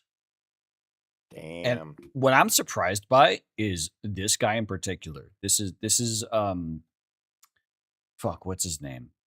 This is the drummer. Office drummer. This is Office drummer. He worked for Kai during multiple Kai like not only during the previous Streamer University did Office Drummer work for Kai. He wasn't a student. He worked at Streamer University. He also worked for Kai during Kai Cenat's subathon. And for him to not raise his hand here and say that a Twitch follower, he doesn't understand the media. He's performing all the right roles. He's doing all the right steps, but he doesn't understand the ecosystem. Right. He is he's doing well for himself, but he doesn't have the right momentum. If he were to stop showing up at Kai events, he would eventually fall off because he's a music streamer, and music streamers don't they don't do well. They don't do well enough on Twitch by themselves, and that's the unfortunate truth. Creative streamers don't typically do well if they just genuinely do creative stuff itself. Working with Ari at home, has developed a drum set system that he can take anywhere with him. And that's really cool. That's really sick. And he can do that as like a gimmick that he does every once in a while. But that can't be his mainstay content. He has to, like, I want to see Office Drummer do so well. And I really genuinely hope he takes Ludwig's lessons to heart. I want to see Office Drummer do so well because his origin story is he would come home from his office job, set up at his drum set in his house, and just click go live, and it would just play covers for Twitch. Like Twitch would just type in chat what they wanted him to play, and you go, "Oh, you wanted to play 3 Days of Grace? Okay, yeah, I'll play that." And like his origin was like he wouldn't even have a audio overlay or anything like that. He would just drum 3 Days Grace, but he'd hear it himself. He wouldn't even play it over stream. He eventually got like audio overlays and everything like that. So it worked. But that was his whole shtick. He came home from his office job, played drums on stream for 6 hours plus. I feel so much for this man because he's so talented. His improv is so insane. He's so creative. But I don't want it to be wasted. I don't know. Anyways. Silence. Oh, one hand. One hand. By show of hands, who thinks YouTube? That was Valkyrie. That was Valkyrie that said Twitch followers are the most valuable. And Valkyrie, who had a YouTube contract that was in the value of 8 figures, tens of millions of dollars she earned from YouTube, and she's the one raising her hand saying that Twitch followers are the most valuable. Listen to fucking her. Right. Holy fuck. Round of applause for Valkyrie, only one who got it right. It is holy shit. I think if you were to have 10,000 followers. That's why I love Valkyrie so much, man. She grinded the industry so hard. Holy fuck. On TikTok, 10,000 followers on Twitch, and 10,000 followers on YouTube, you'd be making more money as the Twitch streamer. Okay? And ultimately, the reason why is the viewer buy-in. A viewer is going to be much more engaged as a Twitch follower than a TikTok follower. What was that you said, Dave? Exactly what I said. What was that you said, Dave? Hang on. Didn't you say that? Have the highest engagement. Yeah. Hang on a second. Didn't you and I have the same exact idea here that none of these people in this room had the idea of? It's fascinating. It's fascinating. If you think about a TikTok follower, that's pretty straightforward. If they watch every single TikTok you post, they probably see 30 minutes of your face in a month. Total. All right? Yep. A YouTube viewer, how much are they seeing of your face in a month? It's going to be more, but there's edited videos. How many videos are you uploading? I'm laying here in bed wondering why I'm not asleep yet after 4 hours. Then I realized that it must have been that banana espresso martini I had, and how caffeine has been affecting me lately. Caffeine has a half-life of about 5 to 6 hours. So if you were to drink a coffee, usually the common statement is that you shouldn't expect to relax from that coffee until after 6 hours. Half-Life mentioned, HL3 confirmed. I'm not Gabe Newell. As much as I wish I was. And then yeah. Average Twitch viewership, Just yeah. they might spend 30 minutes on one Twitch stream. And you can easily pump out stream a day if you really want. You also have a better relationship with a live viewer than you do with a YouTube commenter. They're not always commenting. Most people don't fucking comment, and you're likely not replying to sis. all the comments. But in chat, they're always talking to chat. You got chat on your phone right now. Chat's probably saying some shit right now. You probably looked over and read them. Has anyone read a YouTube comment while I've been here? No. Nope. Has anyone read a TikTok comment while I've been here?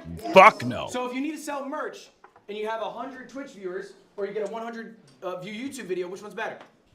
You're trying to push Twitch. Probably the Twitch follower. They're probably more likely to go buy that. Lacey, why are you disagreeing? What's your point? No, I'm not disagreeing. The followers, yes, but YouTube has a way better system of getting recommended. That's not what's in conversation here, Lacey. Shut the fuck up and will yourself the fuck up. So even if you have if you have 100 followers on Twitch, you're not gonna. There's no really chance to get We're not talking the algorithm. We're talking if someone's already followed. That is correct. There is no discoverability. That is correct. But that is a different question. The question is pound for pound, which one's worth more? Worth more money. Ludwig handling the response like a fucking pro. Worth more money, correct. All right, guys, we're gonna tackle your problem today. You cannot always be the clip. This is the lesson to people that are in person at Streamer University that are there to look at everyone who is a larger streamer than they are and say oh, I want to embarrass them, or I want to make a clip about them being fooled, or I'm going to fool them, I'm going to trick them. And they're just looking to get that one clip off that pops the fuck off. What was it, last Saturday? But as soon as they leave Streamer University, they don't have access to Ludwig anymore. Right. They don't have access to Valkyrie anymore. What's their content now? Well, how are they going to maintain those viewers? Streamer University was 2 weeks ago now, I think.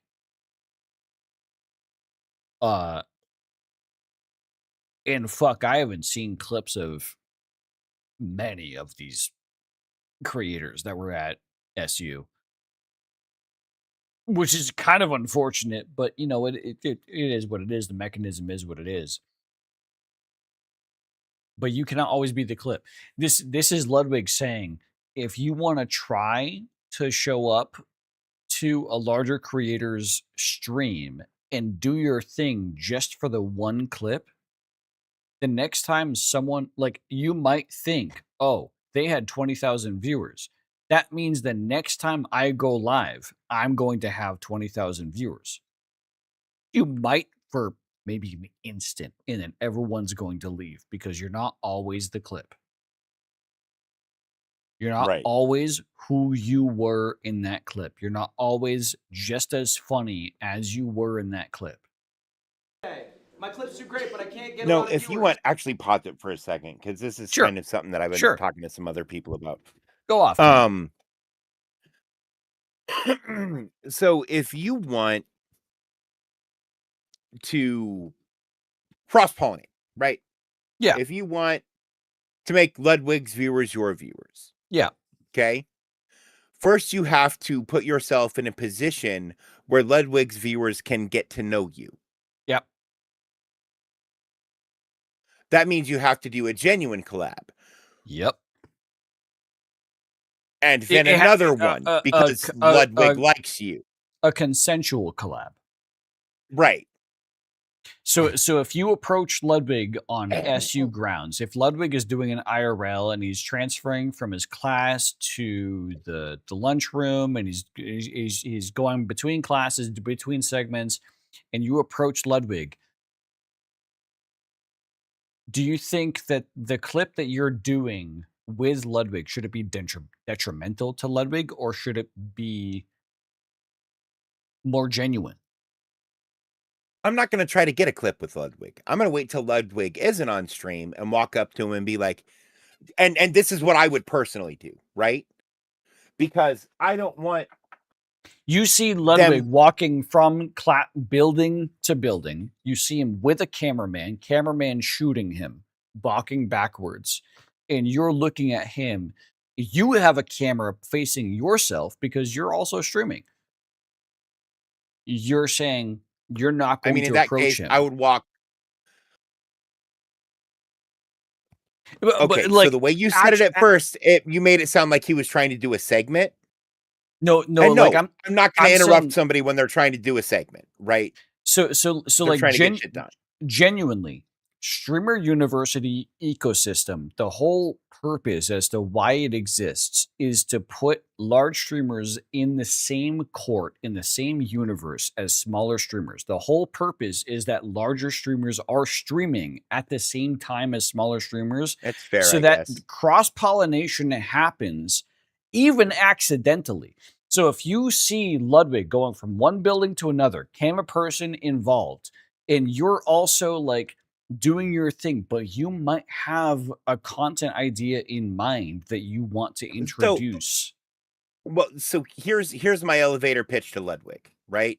And if I was a streamer, I would have one of these in my back pocket at all times, period. Right? This is one of my biggest, hey, I made this physical thing that you can play, and that will grab attention. Right? And then I go to Ludwig and I say, hey, you know what would be really cool? If we get guys like Doug and Point Crow and Magic the Noah together and make them play a game that they can only learn the rules of by playing the game. And then I just hand in the book and walk away. So, and I'm going to be real. If Bard was your opener, that I don't think would land at all. With Ludwig, no. No, with anyone at SU. Yeah, because they're not my people. There were people that were streamers at SU that every single day they went to SU under a different outfit in a different persona. They RP'd every single day. The Cat in the Hat person.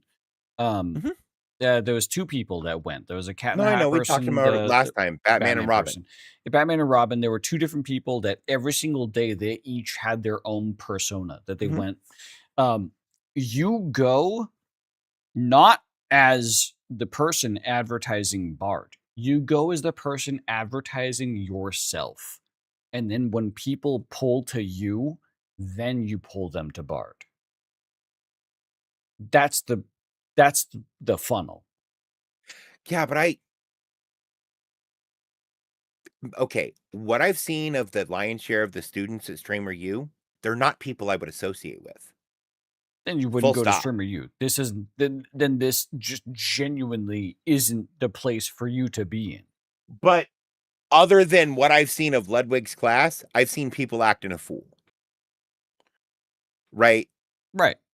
Which is probably about, and keep in mind, 150 people went to Streamer University. You saw clips of probably 7 people that I know. I know of about 7 different people that were absolute asshole dickhead, fucking kumquat, absolute scum of the earth, should not be named, that went to Streamer University. The rest of them, a good chunk, probably 20 to 30 of them, are not going to be anything. The largest chunk of them are going to grow progressively as they just like do their thing. And then there's a top like 10 to 15 that are going to skyrocket because of SU. That's just the natural progression of what happens. And everyone that was a ne'er-do-well at SU gets learned as the ne'er-do-well at SU. That's their permanent scar on their career. That's not even a trust. That happened in SU1. This is SU2. We can look back on what happened to the people that did that shit in SU1. Right. The people that did that in SU1 don't have a career now. Like, it is what it is. The greatest, most wholesome component of SU is the puzzle lady. I forget her Twitch name.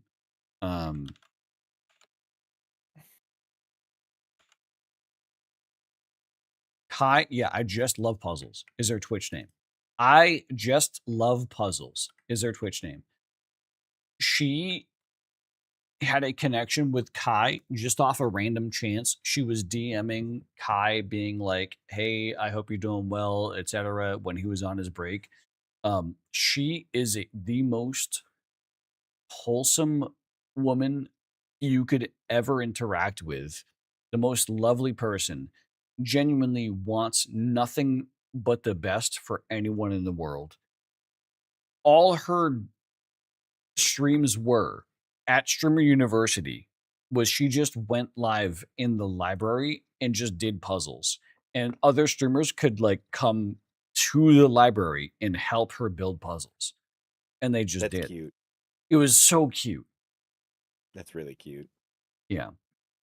I loved it. It was great. And like Cinna showed up one time and she got like fucking 30,000 subscribers off of just Cinna showing up. It was awesome.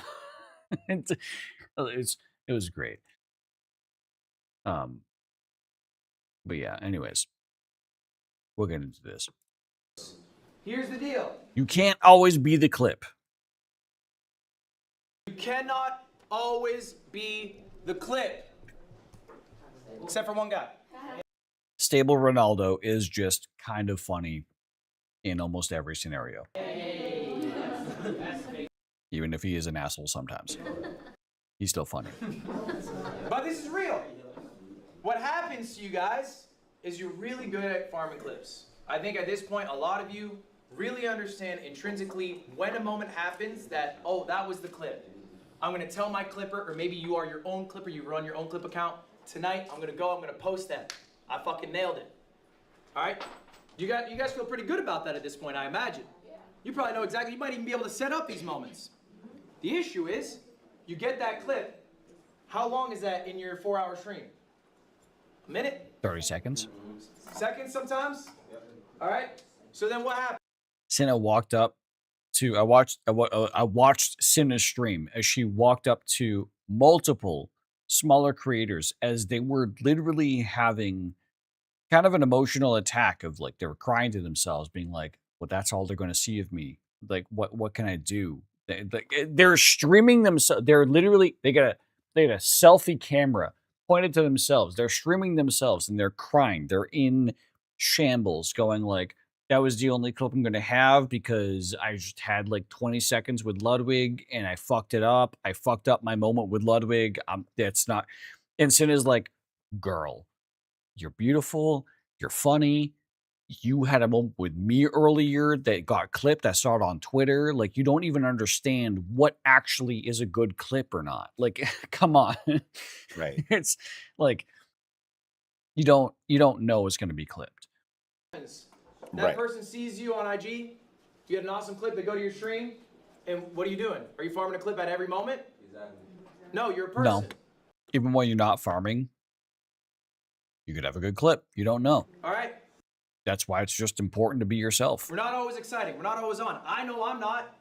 Okay, there are people who are. There are people who have balanced energy. I Show Speed has insane energy. Literally every second of that stream, you're like, holy shit, how is it still going? I can't do that. I'm a limited quantity guy. Yep. And then I need to go take a bath. That's me. I'm honest with myself. Okay, I don't know my about the strength bath isn't part, to perform in a but way fair enough. that will not be met when the viewer comes to see me. I have to be authentically me at all points. The A word is really important here. I find is authentic. You have to be yourself at all moments. You can't. Man, that's one of the things that turned me off to early Markiplier, that as he calmed down and stopped overacting shit, I got more into what he was doing. Yeah. Because like the over the top all the time bullshit just drives me crazy. Yeah, no, he definitely blew things out of proportion for Five Nights at Freddy's, which when looking back on it, it's so obvious. And when he toned down from a lot of that, you definitely get a lot more of the authentic Markiplier. Like his funny bits become a little bit more funnier because of that. Like if I were to pull up in that scenario, Ludwig going from building to building, he's got a cameraman. I got my own camera, right? If I show up to Ludwig, I shouldn't be fabricating this like pretend like scenario in my head that I'm going to play out. I should just show up to Ludwig and be myself. He's in SU. He's expecting, because he is here in this environment, he's expecting me to walk up to him and do shit with him. Right. So I should just be brave, be confident in myself, which is tough. That's the tough part. Is it's easy to walk up to someone and be fake and create a fake scenario, create a fake bit. It's harder to walk up to someone and be genuine about who I am as myself. That's the harder part. That I respect of what Ludwig's trying to teach here. Yeah. And that is No, I genuinely get it 100%. what he is trying to teach here. He is genuinely trying to be daddy to a lot of those people at SU that are trying to just be there just for the single clip that they think is going to explode them, and it doesn't. Right. You need to be authentically you at all points. The person they should see in the clip should be the person that they experience in the live stream. All right? There's nothing I should do on stream that someone who would randomly join my stream shouldn't also see at the same exact time. If I'm going to make dick jokes in a clip, I should make dick jokes in my stream. There shouldn't be any reason not to. Otherwise, they're just gonna get bored and leave. You're not the clip you in every waking moment. Except for Ron. Why did I show these people? What's But at least he's stable. special about these people? Any guesses? They are all on Streamer U, but there's something more. They've grown a lot lately. They've grown a lot. That's true. They're always themselves. They're always themselves. I like that. So these three are 3 of the 5 most successful streamers from last year. These are these are who you should aspire to be this year. All right. These people have all increased by. I'm telling I you. think girl number 3 works for Mythical Kitchen. Or person number 3. I don't think so. That's oh fuck. That's shit. I know her name. She looks like a gal works for Mythical Kitchen. Doesn't matter. He'll say it probably. She's very young. The person in the middle is, I believe, Yugi. Person on the left is, I believe, Marlin. If I'm not mistaken. 1,000 average viewers. But I think Ludwig is about to All explain. went in with hundreds. They now have 1,000 viewers. Okay. They're now, So they started SU season 1 with hundreds. They now have thousands. they're now doing amazing. Okay. I think they all have different strengths. We're gonna go all through one by one. What did Okay. Tota do at Streamer U? Tota. Built probably the strongest relationships of I actually have no cognizant sense of Tota. I don't watch him. I don't see any of his clips. anyone at that event. Fucking fair enough. That was able to get him, friends with Kai, friends with Ray, and Mafia-Thon 3, okay, to build a foundation. Yeah, it's not a segment of Twitch that I really watch myself. But I respect I respect that segment of Twitch. but built relationships I've heard of Tota, and I've heard of his antics. with people here. Okay? Arky, I think is one of the Arky, not Yugi. Arky and Yugi, I consider a trans.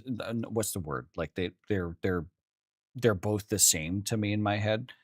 Arky and Yugi, I consider them both the same. This is Arky. They do content together almost all the time. Like every single time that they're both live, they are both live together doing the same content. They're an incredible duo, an insane duo. They do really entertaining shit. kings of authenticity. Arky wears his heart on his sleeve. It is obvious to everyone who's with him and everyone who watches him. So what you get in the clip is what you get when you hang out with him in real life. It's what you get when you watch him online. He's the same True. guy. Yano. Yana! That's what her name is. That's right. Yeah, that's Yana. Probably one of the nicest motherfuckers I've ever met. And she's always like that. It's crazy. I expect her to break at some point. She never breaks. She never breaks. Yeah, Cinna tried to actually make her break when I was watching Cinna stream, and for like 3 fucking hours, Yana didn't fucking break. Ultimately, guys, look. What I really want you to take away from this is it's all right to farm a clip, but you should be farming it as you. Okay? Yeah. Don't, have a burst of 1 minute of energy and then Be yourself in the clip. Don't just do the clip because you think it's going to be funny. you're back to being somebody else. Be consistent. Be consistent in yourself. Be honest to yourself. All right. We're going to talk about the content funnel. Can we call it here? A lot of people are next time. Yeah, we can, because a lot of people are memeing on Ludwig for this part forward. The content funnel is such a classic Ludwig bit. He's talked about the content funnel on his own stream multiple times. Yeah, but we can call it here because I'm sorry, chat, for clarity. I've been having problems with my shoulder, which has been putting tension on my neck, and I'm at the end of what I can handle for today. Entirely I need to all go be right. unconscious. No, entirely all right. We're fine.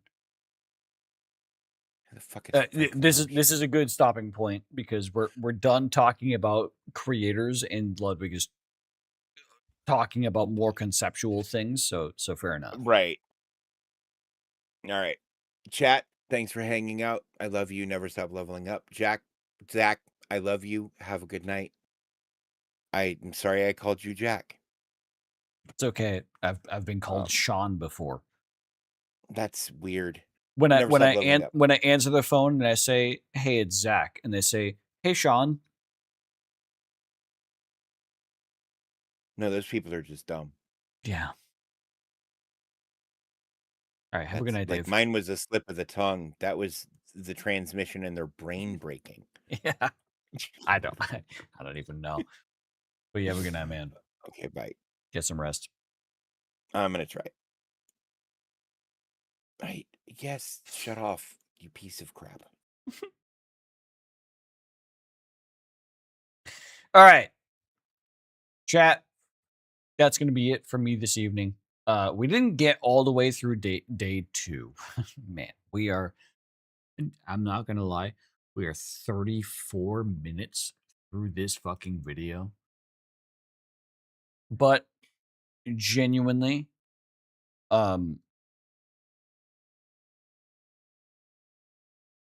the effect that this video has had on both Dave and I is actually kind of unprecedented. I mean, take a look at what Dave has done in the past week. Day 1 of Ludwig has significantly changed how Dave approaches content.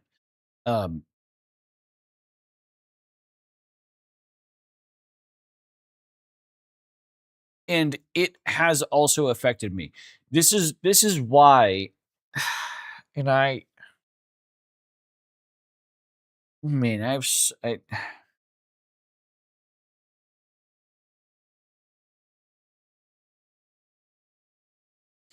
I don't like talking about the shit that happens in my personal life or work on stream. But you know, I've been canceling a lot of streams lately. Streamer University has reinvigorated my my need to push, my motivation to make sure I stream, even if I have a bad day or a bad week. And that's even though I've had a very terrible week. That's why I'm here. It's because of Streamer University. It's because of Ludwig. So, anyways, sappiness aside, chat. I'm also going to bed. Chat. You should see me live tomorrow. I will be playing some more Final Fantasy VII. Some hopefully actually beating the first part of the remake. Actually, I'm very close to the end of the remake of Final Fantasy VII, the first part, and hopefully entering the second part tomorrow. I'm genuinely really excited to do that. So hopefully I can make some really good progress on that. But as for this evening, folks, that is going to be it from me. From me, because I am EP. I am on 3 hours of sleep. I need to get myself some proper sleep.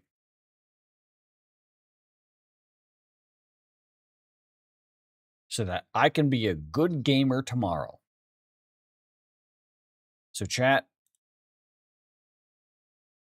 I hope you all have a fantastic rest of your evening or afternoon or morning or whatever time of day it is, wherever you're in the world. I hope you all have a good one. Genuinely, I do. And I hope to see you guys all again next time. Adios.